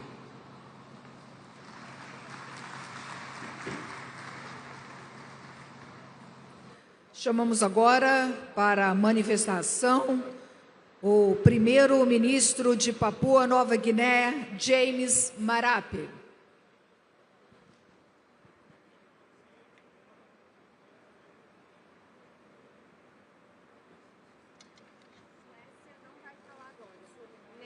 Thank you very much, Mr. President. His Excellency, the Governor General of, I beg your pardon, Secretary General of the United Nations, President Lula, and all distinguished guests, ladies and gentlemen, on behalf of the government and people of Papua New Guinea, firstly and foremost, I want to thank President Lula, government of Brazil, and the people of Brazil for what a wonderful hospitality and a good meeting so far. Thank you very much for your hospitality. Good to be here in the city of Belém. Papua New Guinea has a good relationship with the city of Belém. It was here that our experts were trained through the Terra Amazon program to monitor deforestation and degradation skills that has helped us to build our own forest monitoring system, now the blueprint of our sustainable forest management. Brazil is not new to the conversation on environment and climate change. It was Rio de Janeiro in 1992 that birthed this contemporary conversation on environment and climate change sensitivities. Mr. President, I come here with one message: save our one livable planet by honoring our commitments for Papua New Guinea. Climate adaptation and mitigation is not a choice, it is a matter of survival. We call on all nations to act now, act responsibly, and honor our combined pledges. We all, human beings, have no second planet or no second chance if we destroy this one planet. For Papua New Guinea, we come here to join Brazil and all forest and ocean nations to offer solutions to the fight against climate change and save this planet. Whilst most of us forest and ocean nations have minimum carbon footprints, we are bigger climate victims. We are here also to offer solutions. Papua New Guinea joins the family of nations to offer solutions in the climate change fight. Solutions to fight climate change lies in forest and nature. That is why Papua New Guinea over 10 years ago championed Articles 5 and 6 of the Paris Agreement. Forests and oceans offer nature-based solutions and technologies to replenish Mother Earth, Mr. President. As a forest nation, just like Brazil is, Papua New Guinea safeguards 35 million hectares of pristine rainforest. These are lungs of the earth, and with many of our forest nations globally, in the Amazon basins, in the Congo basins, and us in Southeast Asia, we offer our forest for the sustainability of planet Earth. Our forest has been our livelihood, but this is also our contribution, our legacy to the world as we face this climate change diversity. We are implementing locally our nature, forest, and climate country package to help manage our forests better, introduce nature-based solutions, and mobilize innovative financings for all our communities that hold these forests.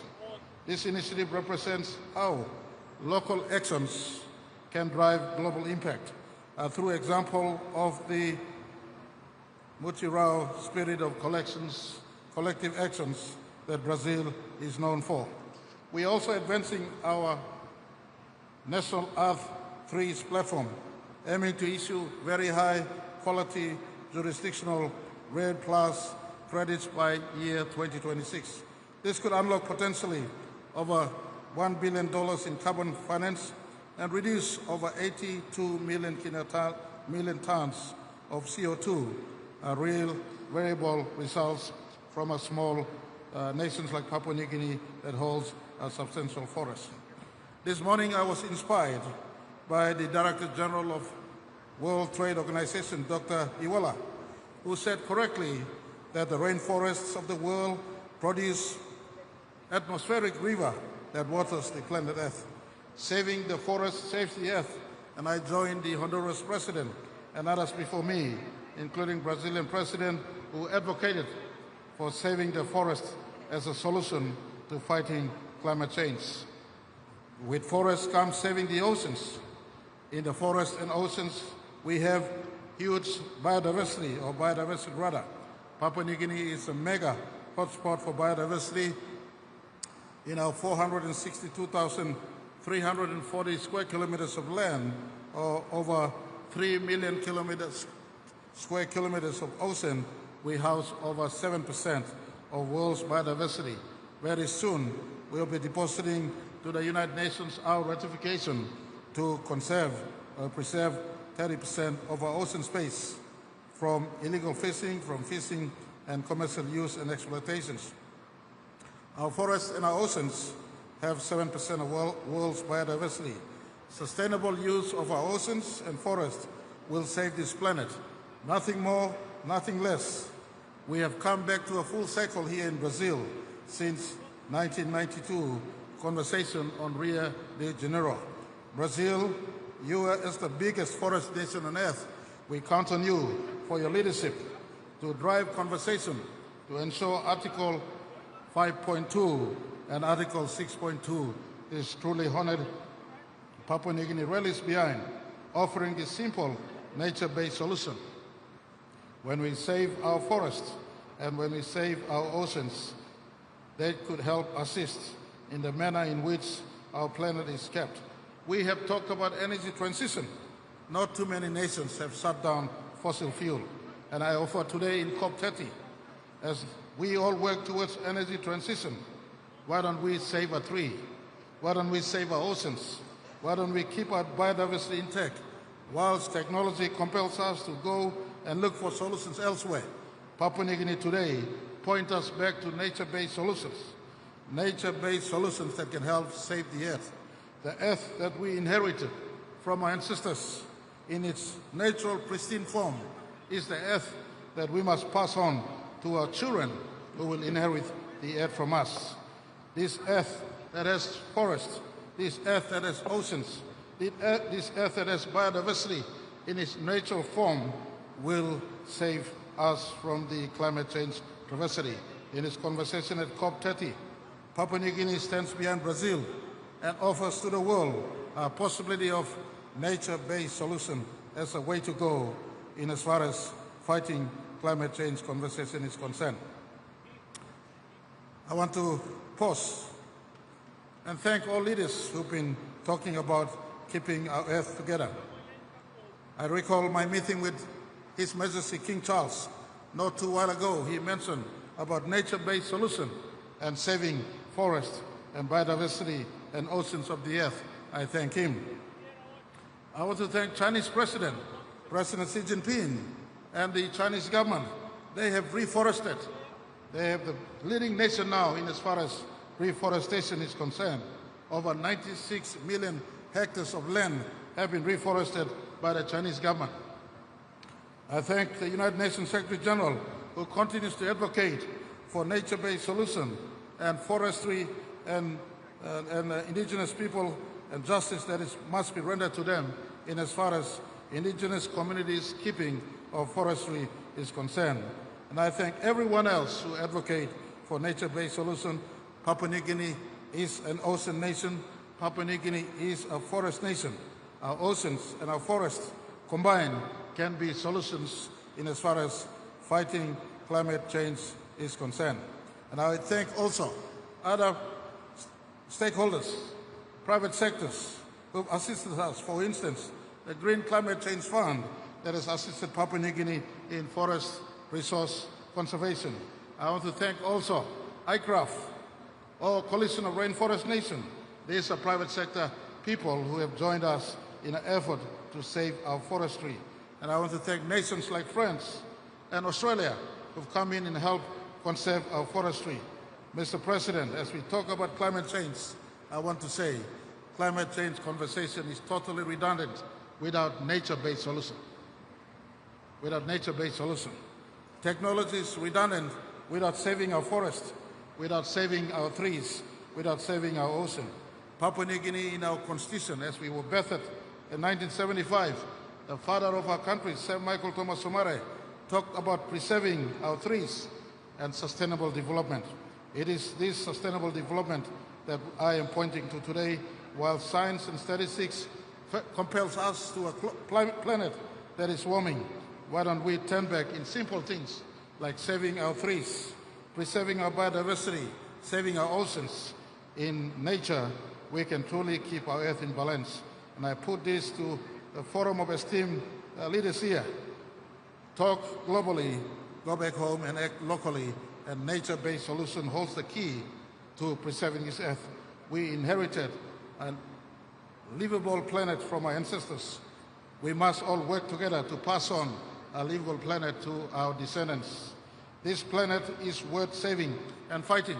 You can look 96 billion light years into the extremity of the observable universe. You can never find one planet that is like our Earth. And so it is worth fighting for, it is worth defending, it is worth living a sustainable lifestyle. That is why Papua New Guinea will offer our support to Australia, and the biggest ocean nation, to host COP31, so that we bridge the conversation between forestry and ocean. And when we conserve our forestry and ocean resource together, we keep our Earth in balance and save, and truly we can save the Earth for our future generation. Thank you very much for listening. God bless those who work to save planet Earth.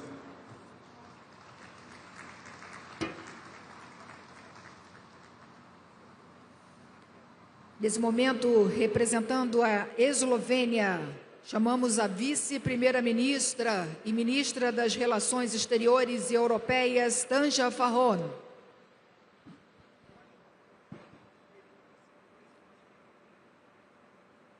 Honorable President Lula da Silva, Honorable Secretary General of the United Nations, Antonio Guterres, Your Excellencies, ladies and gentlemen, we find ourselves at the crossroads today.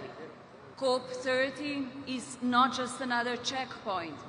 It is a credibility test for the Paris Agreement. The next generation, nationally determined contribution will decide the pace of decarbonization through 2030s and the future of our planet. Our task here is straightforward: turn the global stocktake into implementation and keep 1.5 degrees Celsius within reach. The European Union has submitted its updated NDC, fully aligned with this goal and reflecting our collective commitment to accelerate emission reductions, strengthen resilience, and lead by example on the path to climate neutrality.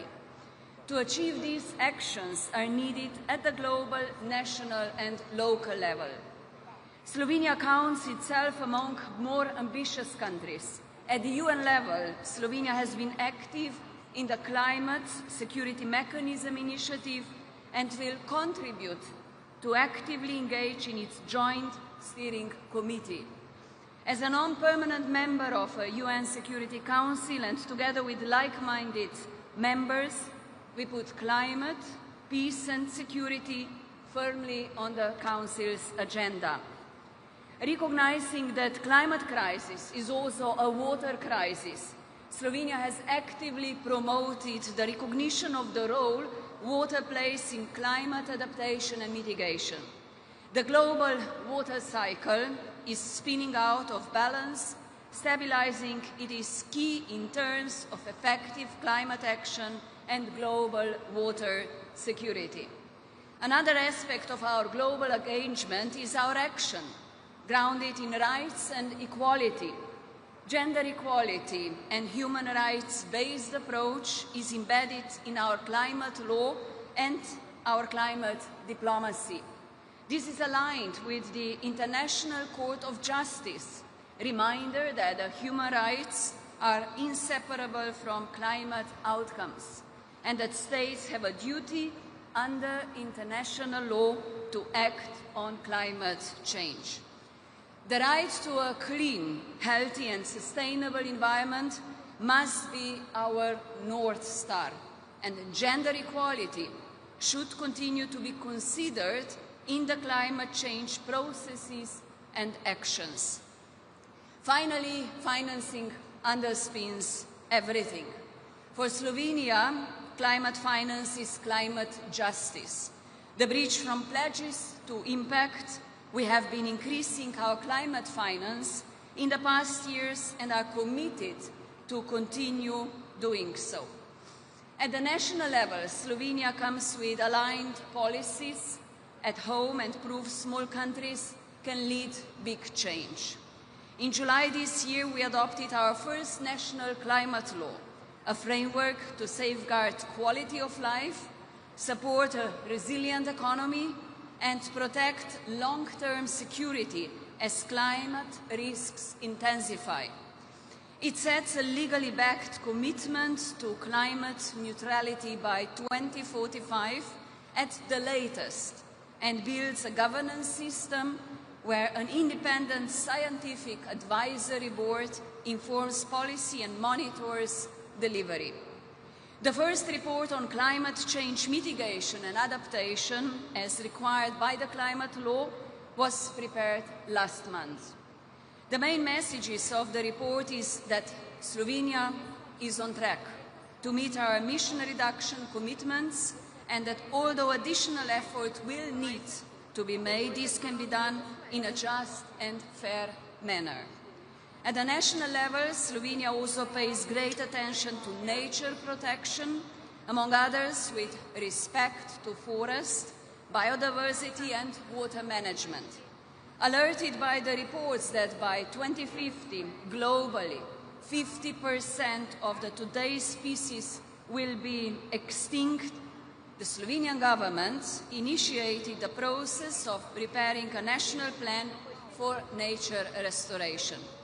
And by striving for ambitious climate agenda globally, supported by coordinated national policies, is not enough to make substantive progress in adaptation and mitigation of climate change. Implementation and awareness raising are the key to progress. And in that regard, activities at the local level play an important role. A climate office that connects stakeholders at the municipality level was established in Slovenia in November 2024. And it supports local communities and regions in adapting to climate change and helps the state understand local needs and conditions. At the same time, it strengthens understanding, awareness and support for municipalities and regions through targeted knowledge transfer. In conclusion, ladies and gentlemen, we are still hearing voices of climate change skepticism.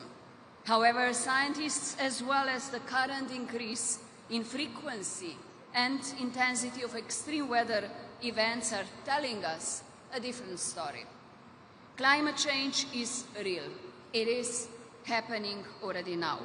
It is aggravating existing vulnerabilities and increasing inequalities. To make progress, acting alone will not bring success. We will reach our climate goals only if each of us acts and contributes. Let this COP be remembered for delivery of ambitious and scaled finance and faster adaptation. Slovenia stands ready to partner with all who share this purpose, and despite uncertain times, multilateralism can still prove its worth, and we must choose to use it now. Thank you.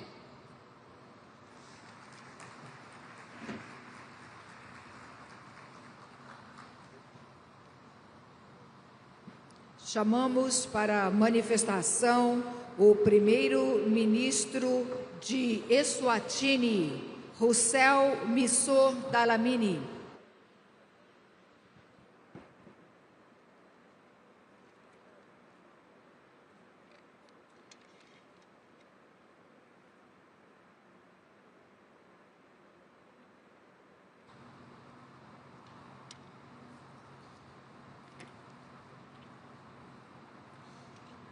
Your Excellency, the President of the Republic of Brazil, Mr. Lula, distinguished heads of state and government, honorable delegates, ladies and gentlemen, I'm profoundly honored to deliver this statement on behalf of His Majesty King Mswati III and on behalf of the people of Eswatini.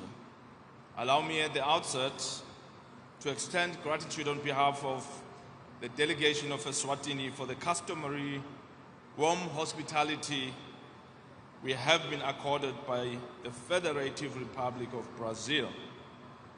Your Excellencies, we gather at a moment of profound urgency.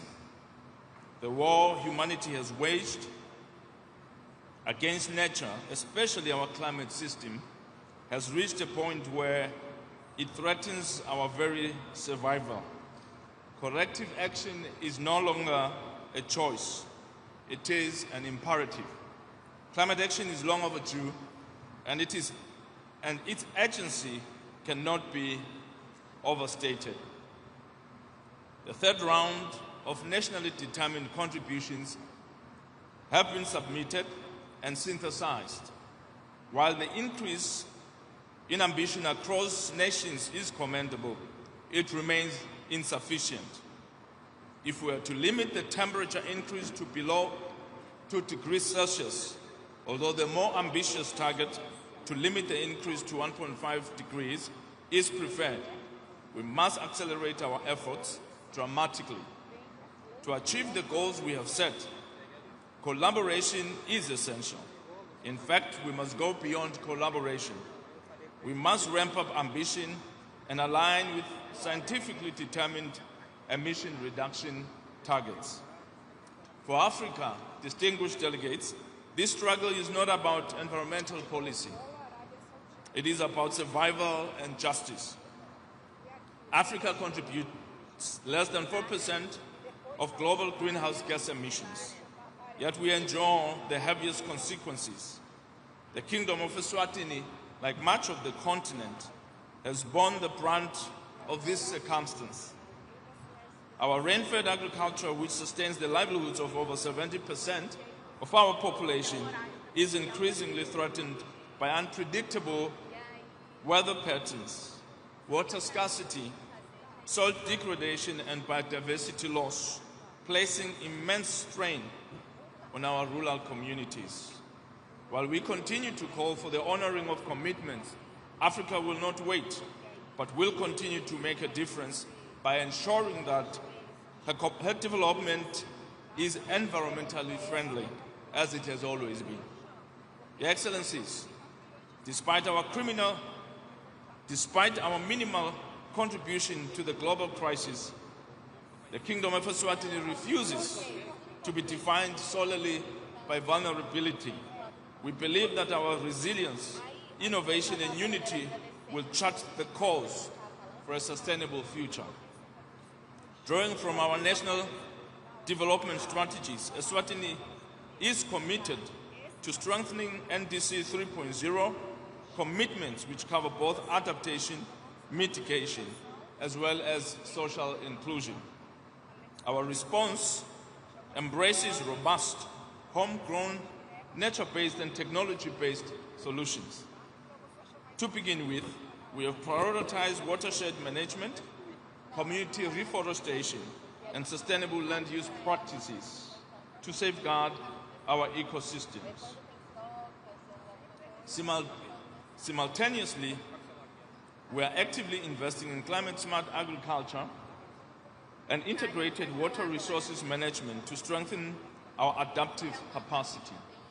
We are also advancing our initial adaptation communication to the UNFCCC, which outlines comprehensive actions such as flood control measures and efforts to achieve land degradation neutrality by 2030. Excellencies, Eswatini is determined and ready to play its part, but the principle of common but differentiated responsibilities must remain intact. Those who have contributed most to this crisis must lead the way in resolving it. Our commitment does not abdicate their responsibilities to lead the response.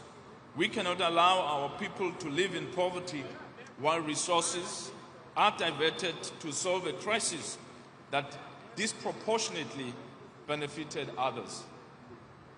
None of our global goals are possible without adequate and accessible financing. Accessing climate funds is currently overly complex for developing nations. Eswatini's NDC alone requires an estimated $2.4 billion US.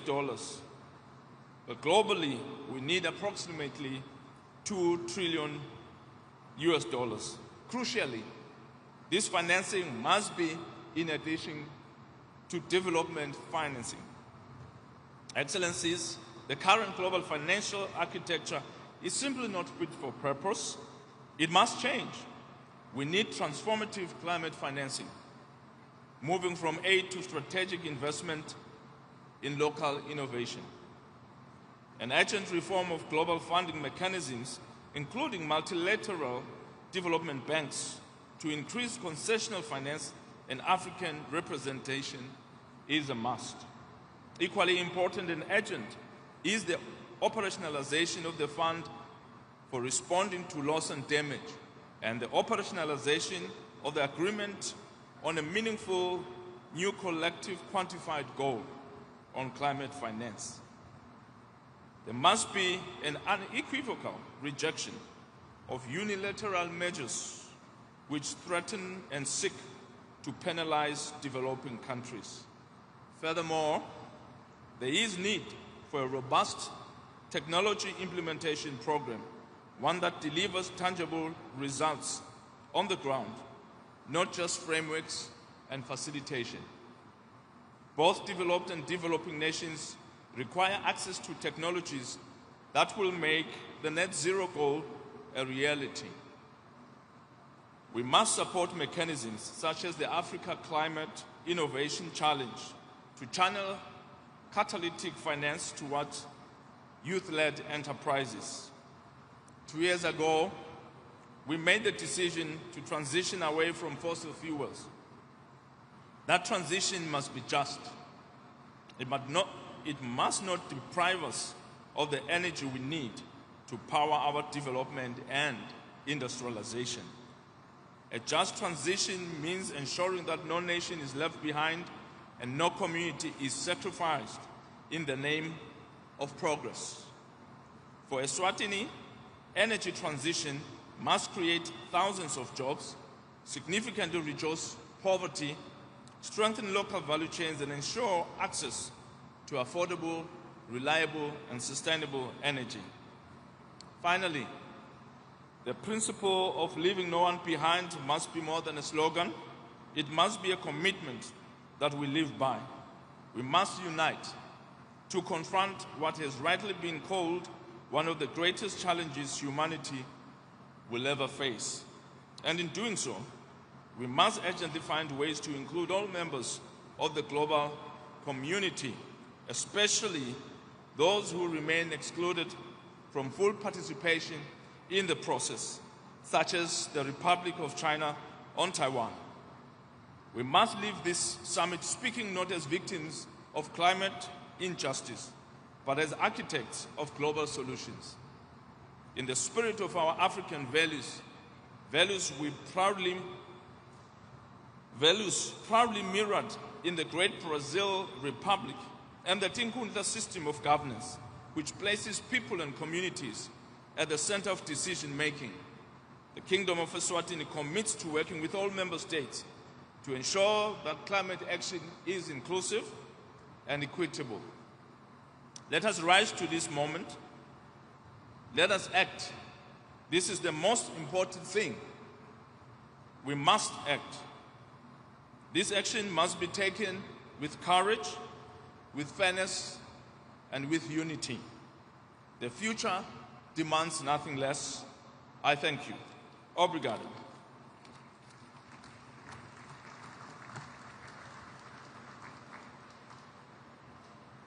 Nesse momento, chamamos para a manifestação o rei da Suécia, Carlos XVI Gustaf.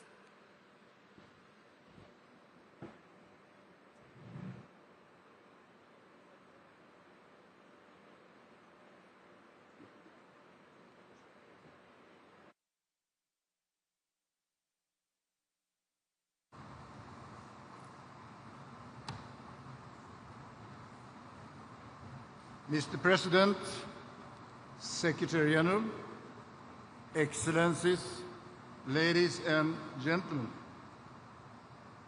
I've had the privilege of visiting Belém before, a vibrant gateway to the Amazon. The river and the rainforest give life to the city, shaping its people, economy, culture, and culinary traditions. President Lula's commitment to protecting the Amazonas is appreciated and urgently needed at a time when the impact of climate change is increasingly being felt across the globe. In 1972, I participated in the first ever United Nations Conference on Environment held in Stockholm, Sweden. I was a young crown prince back then, attending the ceremony with my grandfather, King Gustav Adolf. It was historic, as it placed global environmental issue on the political agenda and was a starting point for international environmental cooperation. For me, that conference marked the beginning of a lifelong dedication to protecting the nature and belief in science will foster innovation and show the way forward. It also convinced me that cooperation across borders, disciplines and sectors will be essential to meet the challenges ahead. This spirit of collaboration is at the heart of Sweden's climate transition. And more than 500 companies, municipalities, regions, and organizations are engaged in effort aiming to make Sweden one of the world's first fossil-free welfare nation. To turn ambitions into concrete actions, the Swedish Climate Policy Council has supported the development of Panorama. It is a platform that provides an overview of how Sweden can reach net zero gas emission by 2045. And hopefully, just before President Lula and I turn 100 years. The model can be adopted globally, helping other countries research climate goals. These efforts go hand in hand with our international engagement.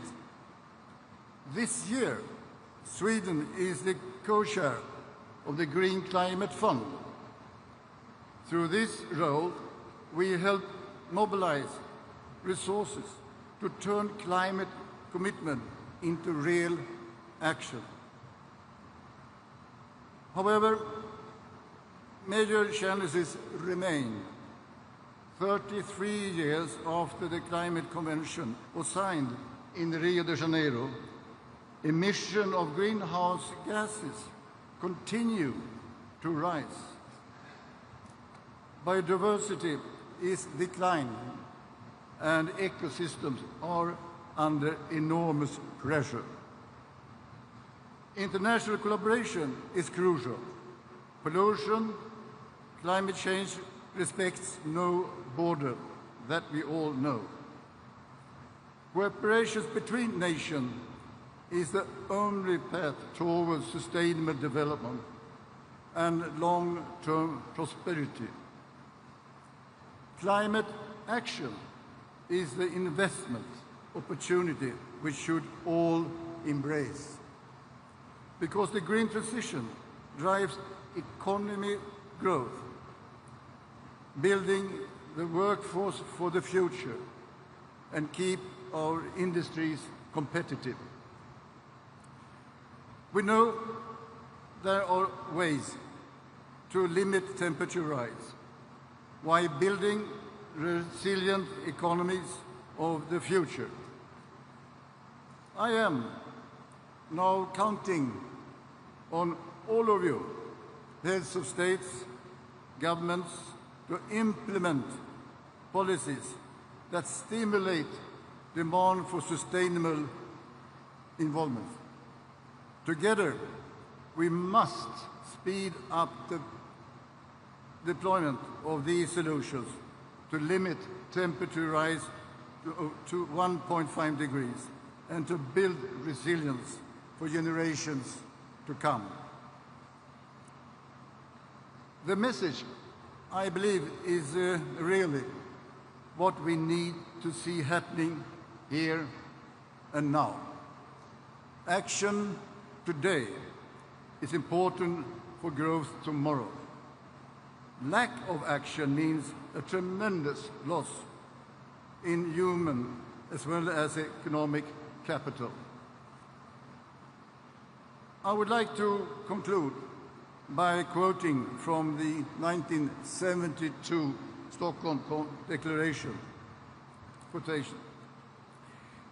In our time, man's capability to transform his surroundings is used wisely, if used wisely, can bring to all people the benefit of development and the opportunity to enhance the quality of life.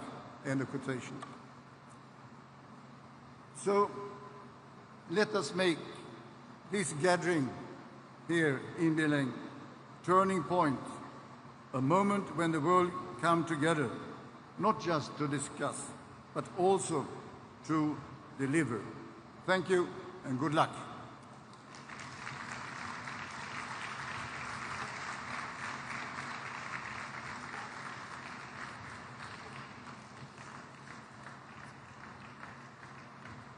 Convidamos agora para a manifestação o presidente da Finlândia, senhor Alexander Stubb.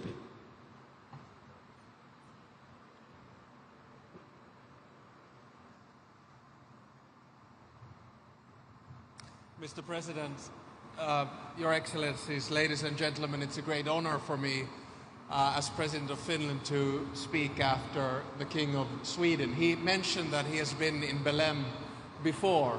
I haven't, this is my first time, but I have a memory from 1992 and the Rio conference. At the time, I was a young trainee at the Finnish embassy in Washington, D.C., and my job was to cover the Rio conference. Now, I know there are a lot of cynics who are following our discussion and our speeches here today, and to them I'd like to perhaps give a little bit of optimism, because I actually think that the UN Framework Convention for Climate Change and the COP meetings in general, as well as the Paris Agreement, have been a success story of multilateralism. Multilateralism which currently is being challenged. Now, I have some good news and some bad news. The good news is that, as recently reported by the UN, we are at long last bending the global emissions curve downwards. So basically we are emitting less CO2 than before. That is, if we stick to our commitments. The bad news, of course, is that the direction might be right, but the pace is, as the King of Sweden just noted, way too slow. Now, COP30 is a crucial step on this path. Whether we will permanently lose the 1.5 degree goal depends on the decisions here and now. In my short speech, I would like to underline three critical elements which I believe will ensure the success of COP30. First, we must all lead by example. At COP, each party has an equal say, regardless of their size. And of course, in international relations, this is not always the case. So we are collectively accountable. Yes, the largest emitters must lead the way in reducing emissions, and they must do it now, but the rest of us need to act in an equally responsible manner. And here, please stop blaming your neighbor. I'm not blaming Sweden, but the key is that we must look in the mirror and see what we ourselves can do in this COP30. The blame game doesn't work. Nostalgia is no better driver than cynicism. So therefore we must turbocharge the transition away from fossil fuels. All of us are in a position to do so, must urgently provide the necessary financial and other support to help the most vulnerable countries adapt. Leading by example means giving a voice to those most affected by climate change.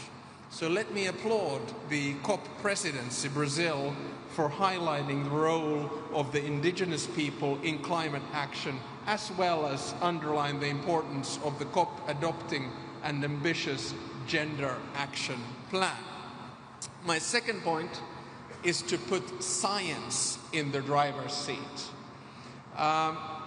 While the states gathered here have different interests, we all share a common goal of ensuring a livable planet for future generations. And the only way we can do it is to rely on science. Not a single person in this room wants to pass on devastation to their children and grandchildren. We have the best scientists at our disposal, and they are unanimous that delaying climate action would have consequences that are devastating for all and irreversible for some. There are no excuses. At the same time, we need to recognize the growing amount of disinformation around climate science as an attempt to rattle the multilateral system and slow down a clean transition. When we face difficult political choices, debate is necessary, and it has to be frank and honest. Remembering our common goal, we must not yield to efforts stoking polarization. My third and final point is to say that be bold, be bold. We need at least three things to solve the climate crisis. One is regulation and targets. Two is financing, in other words, money. And three is innovation. You can't pick and choose one of them. They go hand in hand. So please don't pit climate action and growth as some kind of enemies. They're friends. They go hand in hand. Numerous encouraging examples show that decoupling carbon emissions from economic growth is possible. To do this, we need to invest in clean technologies and make sure that those who most need them have the access. Investment for climate change is the growth and prosperity plan for this century. So let me finish by noting that COP30 must send a clear message that the green transition is here to stay and that fossil fuels have no future. 10 years after Paris, let's make sure Belém will be remembered as a success too. And let me finish with a Finnish saying which I disagree with. In Finnish, we have a saying that a pessimist will never be disappointed. The problem, of course, is that a pessimist is often quite cynical. And let me assure you that pessimists will never solve the climate crisis. Optimists and realists will. Thank you very much.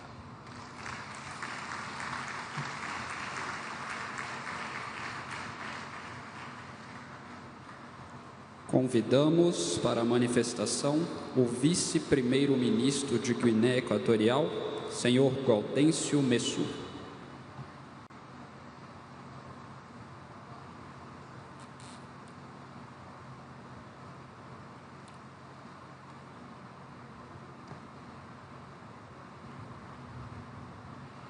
Excelentísimo señor Luis Ignacio Lula da Silva, presidente de la República Federativa de Brasil. Excelentísimo señor Antonio Gutiérrez, secretario general de las Naciones Unidas. Excelencias, señoras y señores, jefes de Estado y de Gobierno y representantes de los países miembros de las Naciones Unidas aquí presentes, distinguidos delegados e invitados todos, señoras y señores, permítanme tomar la palabra en este evento tan significativo en nombre de Su Excelencia Obiang Mambasogo, presidente de la República de Guinea Ecuatorial, quien por razones de su apretada agenda no ha podido asistir a esta cumbre personalmente como había sido su deseo. Ante todo, expreso mi gratitud al excelentísimo presidente de la República de Brasil por la acogida a esta 30ª sesión de la Conferencia de las Partes sobre el Cambio Climático COP30. Felicitamos de igual forma la acogida y la hospitalidad de la que hemos sido objeto desde nuestra llegada a esta bella ciudad de Belén. Excelencias, quiero recordar que desde la cumbre del Río de Janeiro del año 1992, Brasil siempre ha sido epicentro de lucha contra el cambio climático. Por eso, esa COP30 que se celebra por vez primera dentro de la cuenca amazónica, que es la selva tropical más grande del mundo y considerado también como el primer pulmón del planeta debido a su rica biodiversidad y su papel en la regulación del clima. Se concibe como una plataforma para mostrar que los países tropicales disponen de los principales sumidores de carbono y deben ser los líderes de innovación climática y de sostenibilidad, pasando de la dependencia a la corresponsabilidad. Distinguidos invitados, señoras y señores, la lucha contra los efectos adversos del cambio climático constituye un problema amplio y multifacético que amenaza la misma existencia de la vida humana. Por tanto, requiere un trabajo conjunto con la participación de todas las naciones del mundo. La cuenca del Congo, ubicado en África, es el segundo bosque tropical más grande del mundo y el primer pulmón como sumidero de carbón forestal tropical del mundo. Es donde se encuentra ubicada la República de Guinea Ecuatorial, concretamente en África Central, por lo que nuestro país contribuye a la regulación de la temperatura del planeta.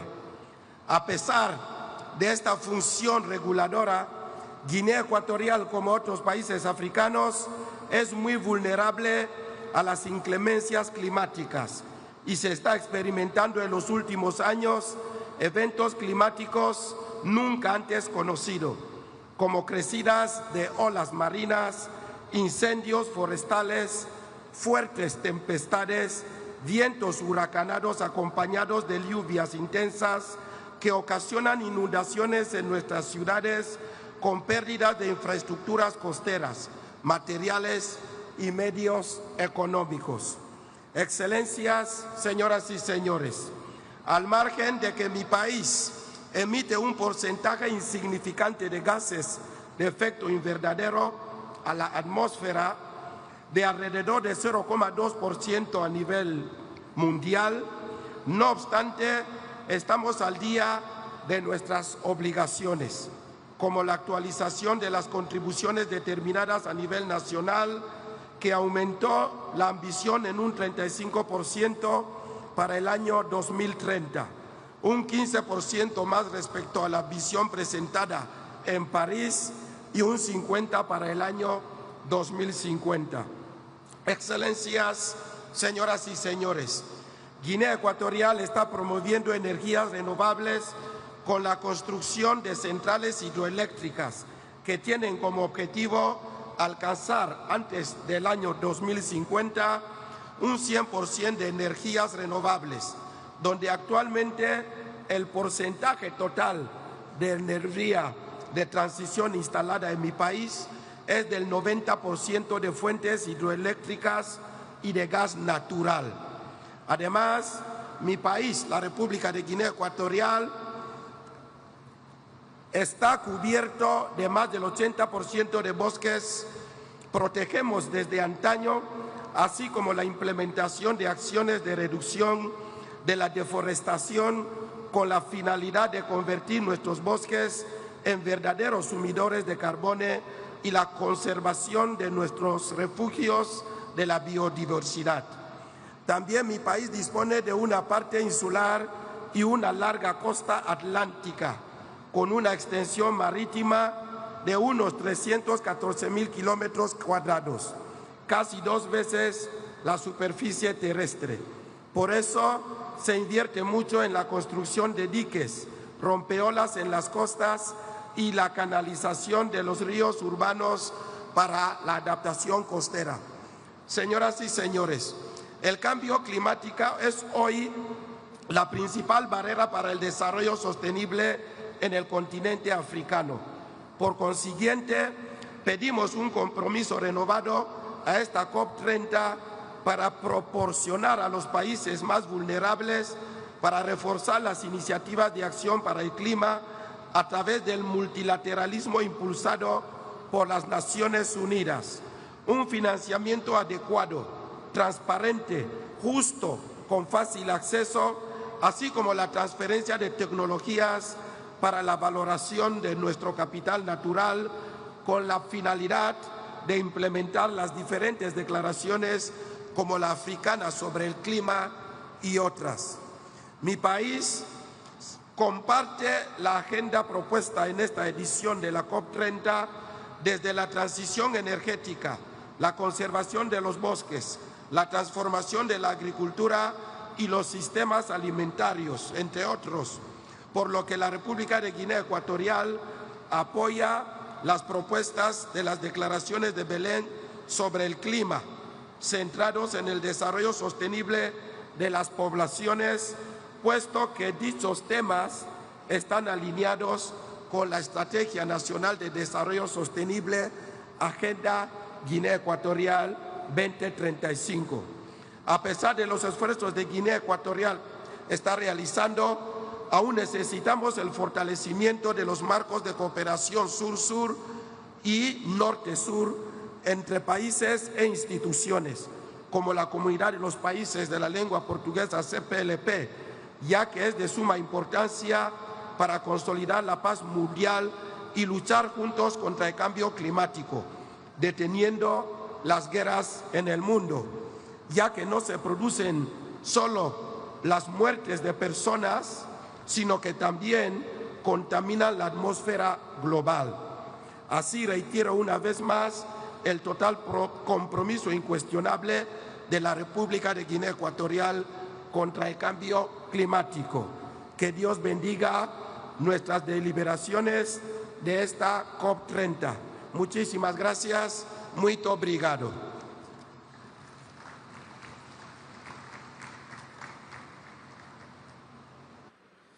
Convidamos para a manifestação o vice-presidente do Iêmen, general de brigada Tariq Saleh.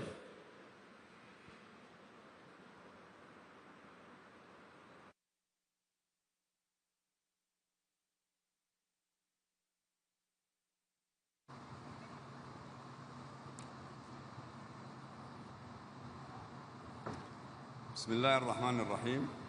فخامة الرئيس لولا دي سيلفا رئيس جمهورية البرازيل الاتحادية، معالي الأمين العام للأمم المتحدة، أصحاب الجلالة والفخامة والسمو، السيدات والسادة رؤساء الوفود، السلام عليكم ورحمة الله وبركاته. يشرفني باسم الجمهورية اليمنية أن أتقدم بخالص الشكر والتقدير إلى حكومة وشعب جمهورية البرازيل الاتحادية على استضافة هذا المؤتمر الهام الذي ينعقد في قلب الأمازون، رمز الحياة والتوازن البيئي على كوكبنا. السيدات والسادة، تأتي مشاركة اليمن في هذه القمة ونحن نعيش واحدة من أعقد الأزمات الإنسانية والبيئية في العالم، بلد أنهكته الحرب التي تقودها الميليشيات الحوثية ضد الدولة والمجتمع، وتواجه في الوقت ذاته تداعيات متطرفة لتغير المناخ تضرب كل جوانب الحياة، ظهرت في حالات الجفاف والفيضانات المتكررة وانهيار الغطاء النباتي وجرف الأراضي الزراعية وتدمير الممتلكات، بحيث أصبحت هذه الظواهر واقعاً يهدد الأمن المالي والغذائي لملايين اليمنيين، ويعمق هشاشة المجتمعات الريفية، ويدفع بالآلاف إلى النزوح الداخلي والهجرة الخارجية، ويعطل قدرة الإنسان على الاستقرار والإنتاج. نحن في اليمن رغم أننا لا نتحمل المسؤولية عن الانبعاثات العالمية، إلا أننا من بين أكثر الدول تضرراً من آثارها القاسية، ولذلك فإن مشاركتنا هنا ليست مجرد واجب دبلوماسي، بل دعوة إنسانية نوجهها للعالم من أجل العدالة المناخية وإنصاف الدول الأضعف التي تدفع ثمن أزمة لم تصنعها. الحضور الكريم، إن أولويات الجمهورية اليمنية في هذه القمة تتمحور حول 3 قضايا أساسية. أولاً، العدالة المناخية والتمويل.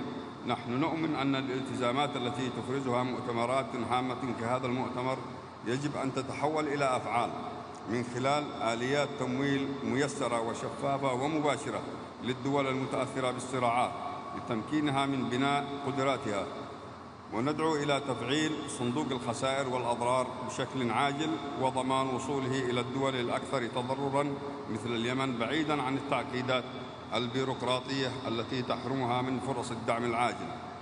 ثانياً، التكيف والصمود. إن مستقبل الشعوب يعتمد على قدرتها على حماية مواردها الطبيعية، ونحن بحاجة إلى استثمارات حقيقية في قطاع المياه والزراعة والبيئة والبنية التحتية المقاومة للمناخ لحماية مواردنا الطبيعية. وللتعامل مع هذه القضية فقد أطلقت الحكومة اليمنية عبر وزارة المياه والبيئة الخطة الوطنية للتكيف، وشرعت في إنشاء مركز المعلومات والذكاء الاصطناعي لتعزيز إدارة البيانات البيئية والمناخية ومبادرات الاقتصاد الدائري والطاقة المتجددة في المدن والمناطق الريفية. ثانياً، الأمن والسلام المناخي. لا يمكن تحقيق استدامة بيئية في غياب السلام، وفي اليمن تعتبر شحة المياه وتدهور الموارد الطبيعية سبباً في تأجيج الصراعات المحلية، ولذلك فإن أي رؤية عالمية فعالة يجب أن تربط بين العمل المناخي وبناء السلام، وأن تدمج مفهوم الأمن المناخي ضمن استراتيجيتها التنموية والاستقرار. السيدات والسادة، نود أيضاً أن نلفت انتباه المجتمع الدولي إلى الأخطار البيئية المحدقة بالبحر الأحمر، أحد أهم الممرات البحرية والأنظمة البيئية في العالم، والذي يواجه اليوم مخاطر التلوث والتسريبات النفطية والتدهور البحري نتيجة السلوك الإجرامي للميليشيات الحوثية الإرهابية. ونطالب بدعم جهود اليمن في بناء قدراته على الاستجابة للطوارئ البحرية ومراقبة التلوث والحفاظ على التنوع البيولوجي البحري. فخامة الرئيس، إن الجمهورية اليمنية رغم كل التحديات تؤمن بضرورة المضي في مسار التنمية المستدامة وتحقيق أهداف اتفاق باريس، كما أننا ندرك أن مسؤولية حماية الكوكب مسؤولية جماعية، وننظر إلى قمة بليم لا كمحطة تفاوض فقط، بل فرصة لإعادة بناء الثقة بين الدول المتقدمة والدول النامية، وتحويل الموعود إلى أفعال والأهداف النظرية إلى التزامات واقعية قابلة للتنفيذ. ونؤكد للجميع أن التعاون في بناء القدرات والتمويل العادل ونقل التكنولوجيا ليست طرفاً بل شرطاً أساسياً لتمكين الدول النامية من المساهمة الفاعلة في الجهد العالمي. ختاماً، نجدد شكرنا لجمهورية البرازيل الاتحادية على استضافة هذا المؤتمر التاريخي، وندعو العالم أجمع لأن يجعل من كوب 30 قمة للتنفيذ والعدالة، وتثبت أن الإنسانية قادرة على توحيد جهودها من أجل كوكب أكثر أماناً واستدامة. شكراً لحسن استماعكم.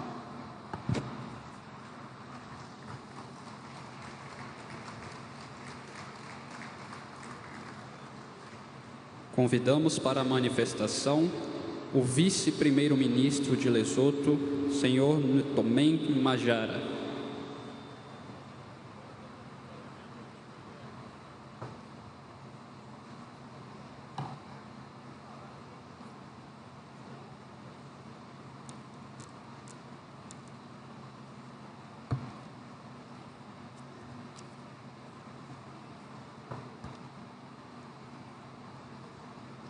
Your Excellency, President Lula da Silva, Excellencies, distinguished heads of state and government, His Excellency, the United Nations Secretary General, distinguished delegates, with all protocol observed, I bring you warm greetings from the Mountain Kingdom, Lesotho, the kingdom in the sky. A land perched high above most of the rest of the world, where the beauty of our mountains meets the harsh realities of a changing climate. Our unique, lofty altitude makes us proud, yet it also renders us deeply vulnerable. In Lesotho, climate change is not an abstract concept. It is a lived experience, etched into every mountain ridge, every foothill, every valley, every field, and every household. From the highlands to the lowlands, our people face severe droughts, floods, snow, frost, and storms which negatively affect and reshape lives and livelihoods. Each passing season reminds us that climate change is no longer a distant threat. It is here and it is accelerating. Excellencies, when the Paris Agreement was adopted in 2015, the world pledged to limit the temperature rise to well below 2 degrees, with efforts to keep it at 1.5 degrees. Yet, the evidence before us is sobering. We are drifting and veering dangerously off course. For Lesotho, 1.5 degrees is not a target. It is a threshold of survival. The rising heat threatens our food systems, our water security, and our very way of life.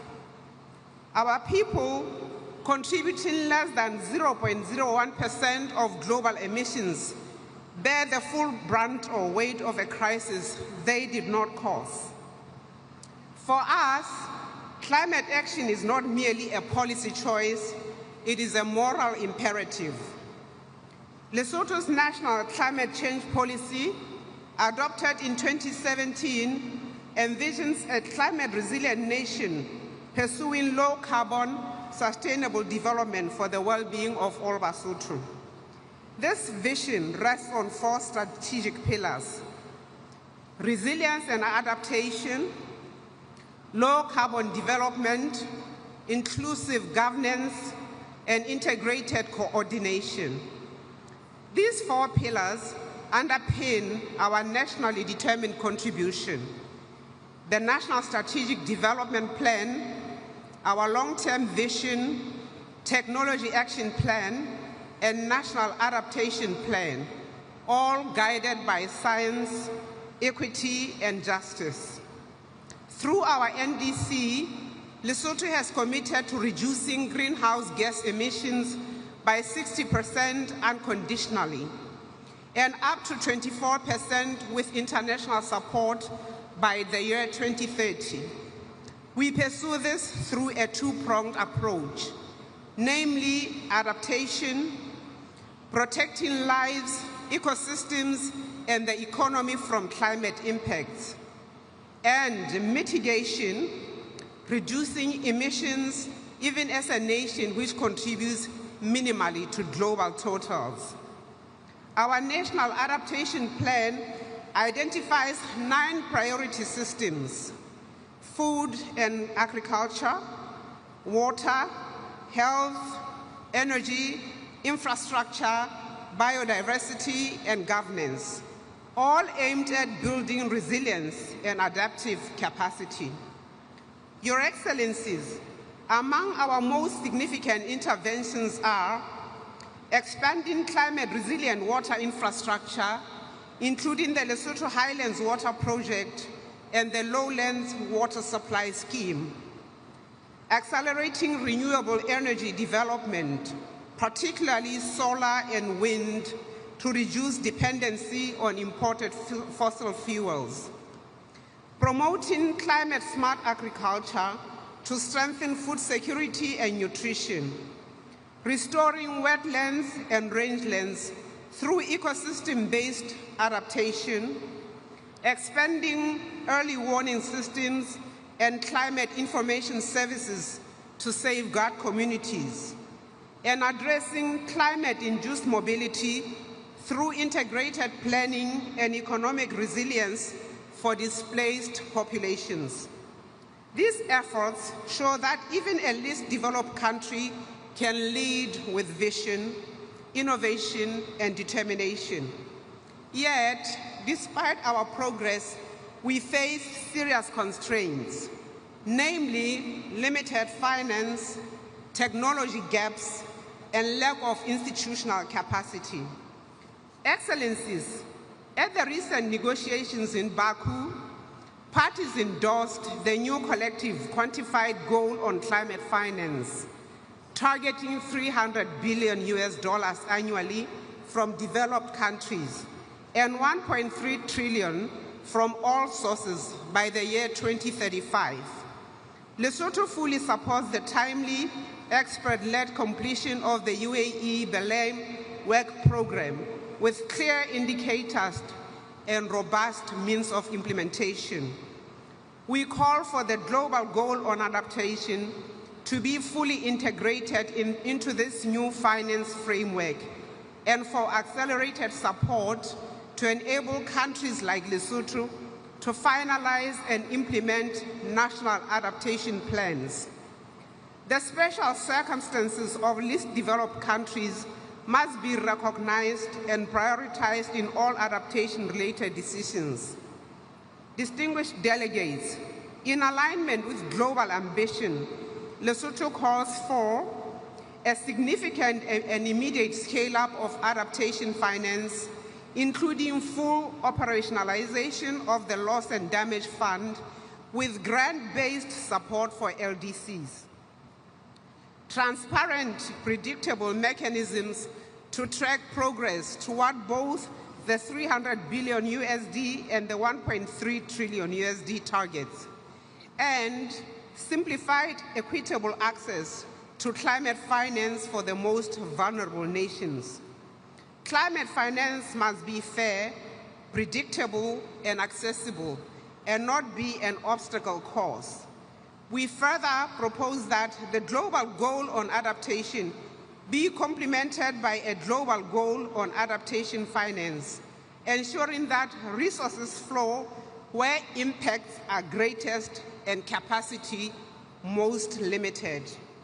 Lesotho's climate change policy affirms that equity and common but differentiated principles must remain the foundation of global climate action. In this spirit, we call upon major emitters to strengthen their NDCs ahead of 2035, align their commitments with the 1.5-degree pathway, and fulfill the $100 billion annual pledge, which is long overdue. Excellencies, our shared future depends on multilateralism and solidarity between the North and South, between governments and communities, and between generations.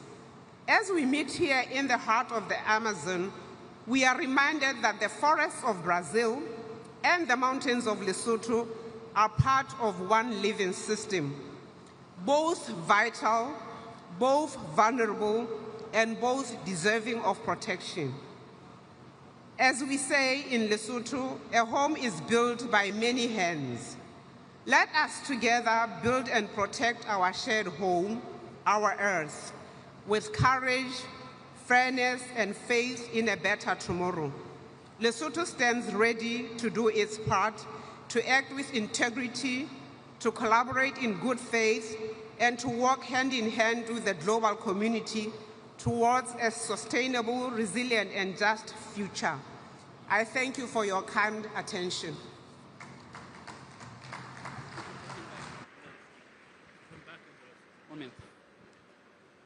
Convidamos agora o presidente da Letônia, senhor Edgar Rinkevich.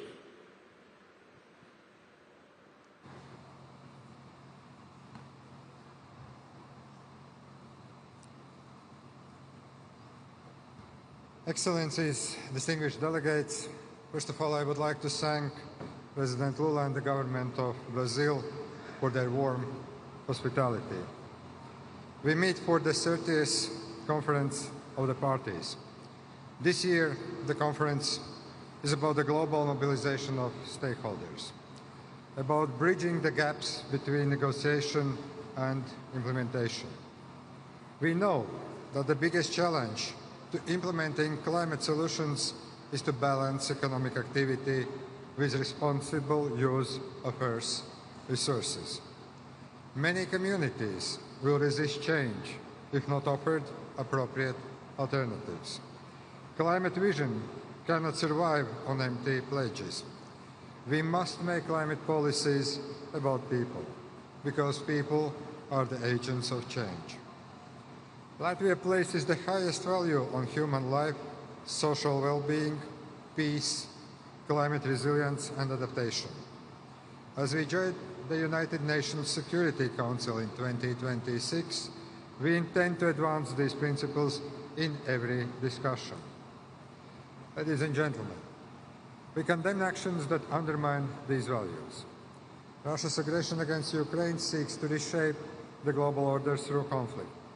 It takes away human lives and inflicts harm on nature for no good reason. It limits climate investment as resources are redirected to defense spending. My country makes use of today's technologies to do more with less.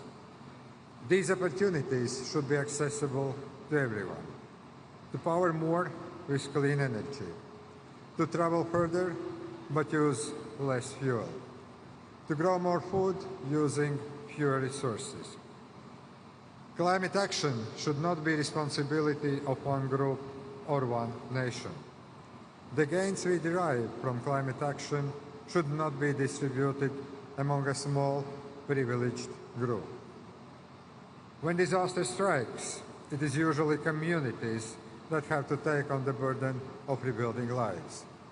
Unfortunately, we see this too often, as with recent tragedies faced by small island developing states. That is why we must ensure that the rewards of the transition are shared, because only then can people see why change in their own life matters. I hope Belém will bring the progress we all need to advance a more healthy world. Thank you very much.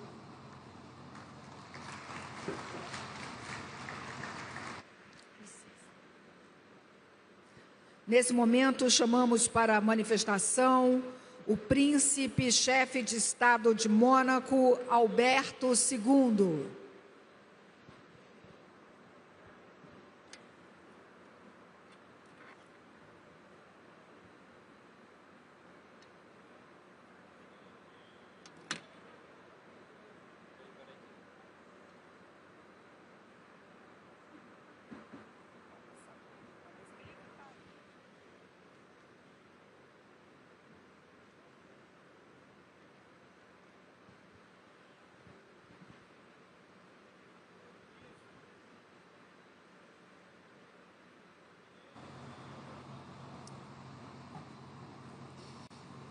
Monsieur le Président de la République fédérative du Brésil, Monsieur le Secrétaire exécutif, Mesdames et Messieurs les chefs d'État et de gouvernement, Excellences, Mesdames et Messieurs, chers amis.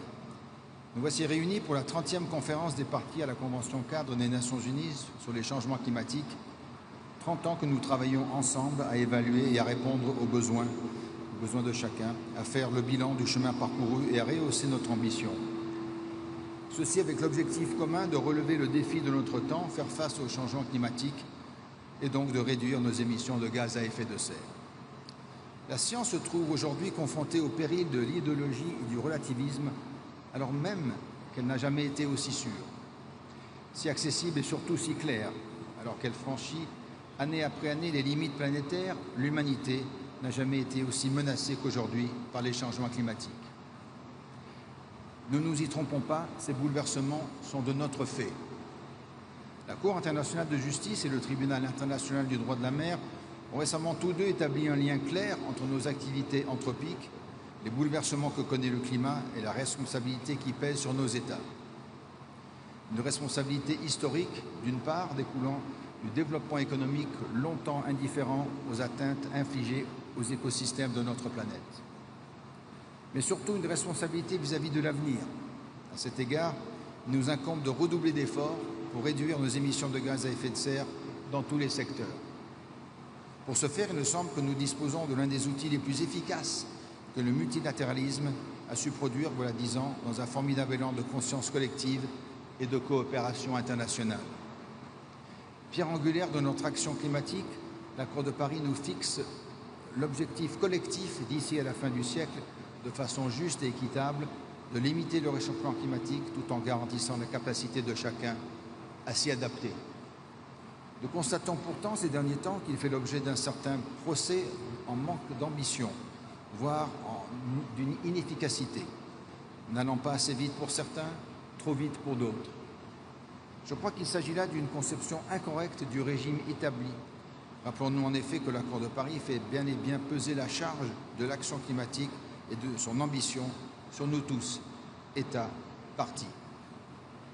Excellences, chers amis, c'est précisément dans cette perspective et conformément au nouvel objectif collectif de financement climatique adopté à Bakou l'année dernière que j'ai décidé que Monaco doublerait le financement international qu'il consacre spécifiquement à l'action climatique des pays en développement d'ici 2028. C'est également dans cette veine que mon pays a publié sa nouvelle contribution déterminée au niveau national qui nous engage d'ici à 2035 à réduire de 67,6% nos émissions de gaz à effet de serre par rapport à 1990.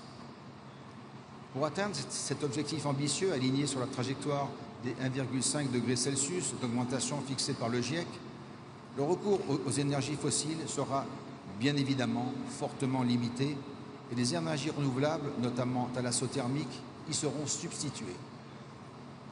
Alors que nous nous réunissons ici à Belém, au cœur de l'un des grands poumons de notre planète, permettez-moi, fidèle à la tradition de mon pays, de me faire l'héros de l'autre, c'est-à-dire l'océan. Les constats sont clairs et alarmants. Fonte de la cryosphère, pollution, acidification, réchauffement. L'océan se meurt. Pourtant, les flux financiers vers l'économie bleue n'ont jamais été aussi importants et continuent de croître, comme l'a démontré le Blue Economy and Finance Forum, organisé à Monaco en juin dernier. En conclusion, Excellences, chers amis, permettez-moi d'appeler chacun des délégués qui mèneront les discussions difficiles au cours des prochaines semaines à s'inspirer de l'audace de nos prédécesseurs. Le contexte de la première COP, il y a 30 ans, ou celui de l'adoption de l'accord de Paris, il y a 10 ans, n'était pas particulièrement propice à de telles avancées. Néanmoins, la conscience collective de l'urgence climatique a prévalu. Je formule ainsi le vœu que cette conscience, aujourd'hui accrue, nous inspire tous et qu'elle aiguille les décisions qui nous parviendront prochainement de Belém. Nous devons faire de cette COP une étape décisive.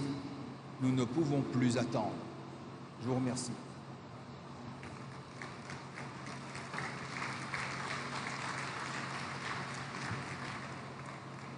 Nesse momento, chamamos para a manifestação o vice-primeiro-ministro da Itália, Antonio Tajani.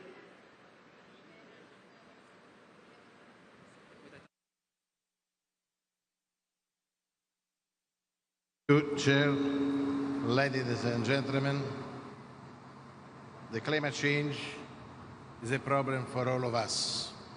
It's a problem for our countries, it's a problem for our economies, it's a problem for our citizens. For this, we are close to Jamaica and Philippines after the disaster of the last days with a lot of deaths. Now, allow me to talk in my mother tongue in Italian. Quando si parla di cambiamento climatico, dobbiamo partire da un principio. Ecologia e libertà non sono in contraddizione, ma devono essere parte di un destino comune verso il futuro dell'umanità. Per questo proprio ieri a Bruxelles è stato raggiunto, con il contributo determinante dell'Italia, un importante accordo sull'obiettivo 2040 per le riduzioni delle emissioni. un obiettivo importante per la nostra salute, i nostri territori e la nostra autonomia strategica. Si tratta di un accordo ambizioso, ispirato a razionalità ed equilibrio, insomma un buon compromesso. Abbiamo sostenuto questo accordo nella convinzione che non servono approcci ideologici che impongano obiettivi insostenibili e irraggiungibili, danneggiando così il sistema economico, industriale e sociale europeo. La difesa dell'ambiente deve partire da un principio fondamentale: la persona è al centro di ogni nostra azione e tutela della natura.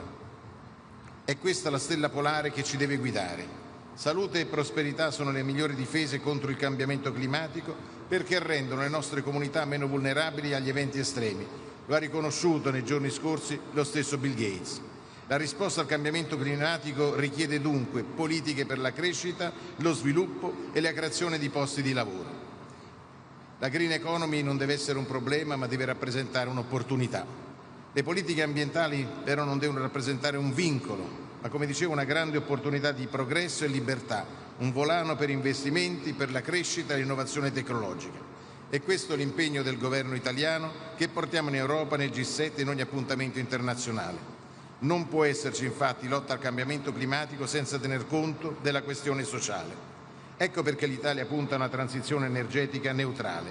Siamo impegnati a fare la nostra parte per limitare l'aumento della temperatura globale a 1,5 gradi, in linea con gli obiettivi europei. Le fonti rinnovabili coprono ormai il 50% della produzione elettrica italiana, eguagliando per la prima volta il contributo dei combustibili fossili, ma non sono sufficienti.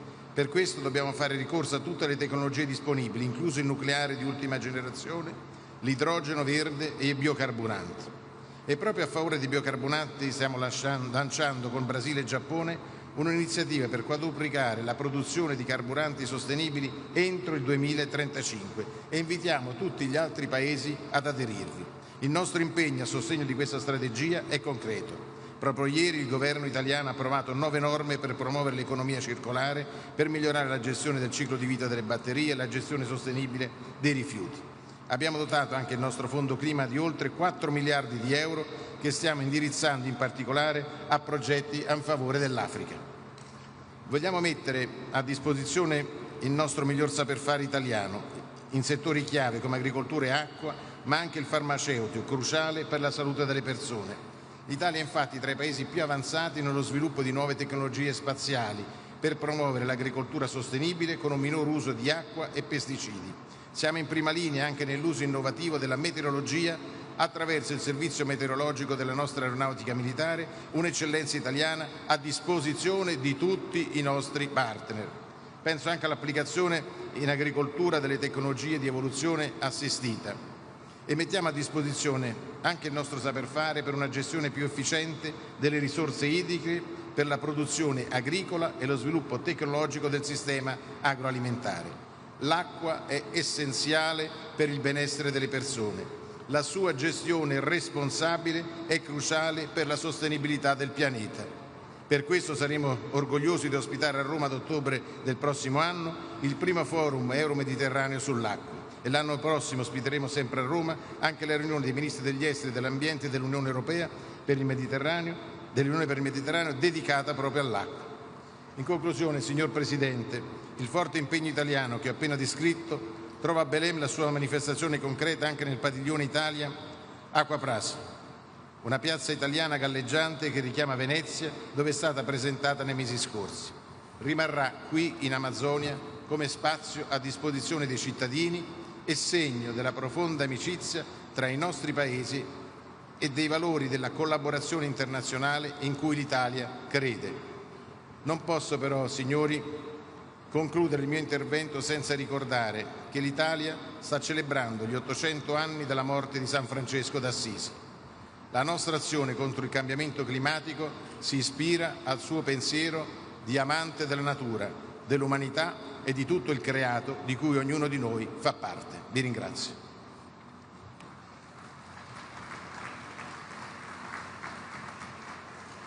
Convidamos para a manifestação o vice-presidente da Nigéria, senhor Kashim Shettima.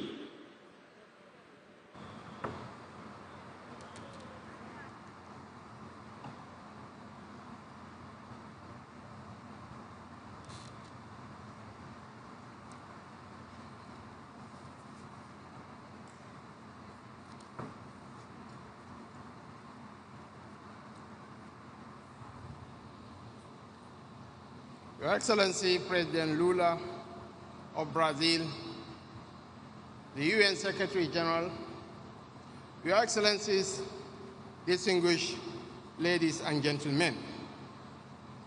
There is no doubt that the choice of this beautiful place, Belém, where Amazon opens its arms to the world, as the host of this year's gathering of the global climate leadership is both symbolic and inspiring. It reminds us of the essence of what the world seeks to preserve, the splendor of nature and the delicate balance of life that sustains us all. Nigeria, therefore, stands with the global community in the collective resolve to heal, to restore, and to sustain this place we call home. We are here because the earth speaks to us.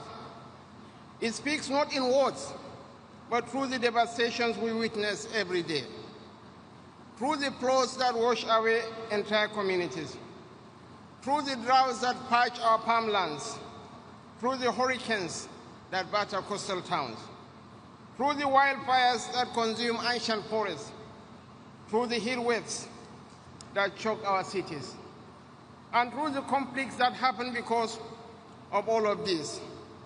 The earth speaks in the language of loss and warning. It tells us that our survival is tied to its well-being. These are the cries that have compelled us to gather from one city to another in pursuit of one shared purpose, to save the only home we have. So I bring to you today not only the goodwill of His Excellency, President Bola Ahmed Tinubu, but the assurance of Nigeria's unflinching commitment to climate action. We thank the government and people of the Federative Republic of Brazil for their exceptional hospitality. A few days ago, Nigeria took a bold step forward. We approved two landmark instruments, the National Carbon Market Framework and the Climate Change Fund. These are the pillars of our climate finance architecture. They are designed to build a transparent and high-integrity carbon market aligned with Article 6 of the Paris Agreement. Through them, we can generate, trade, and retire carbon credits with credibility and fairness. We can mobilize billions of dollars in climate investments to finance adaptation, resilience, and green industrialization. The proceeds will flow into the Climate Change Fund to support communities most affected by climate impacts. To guide this journey, we have launched a 5-year carbon market roadmap.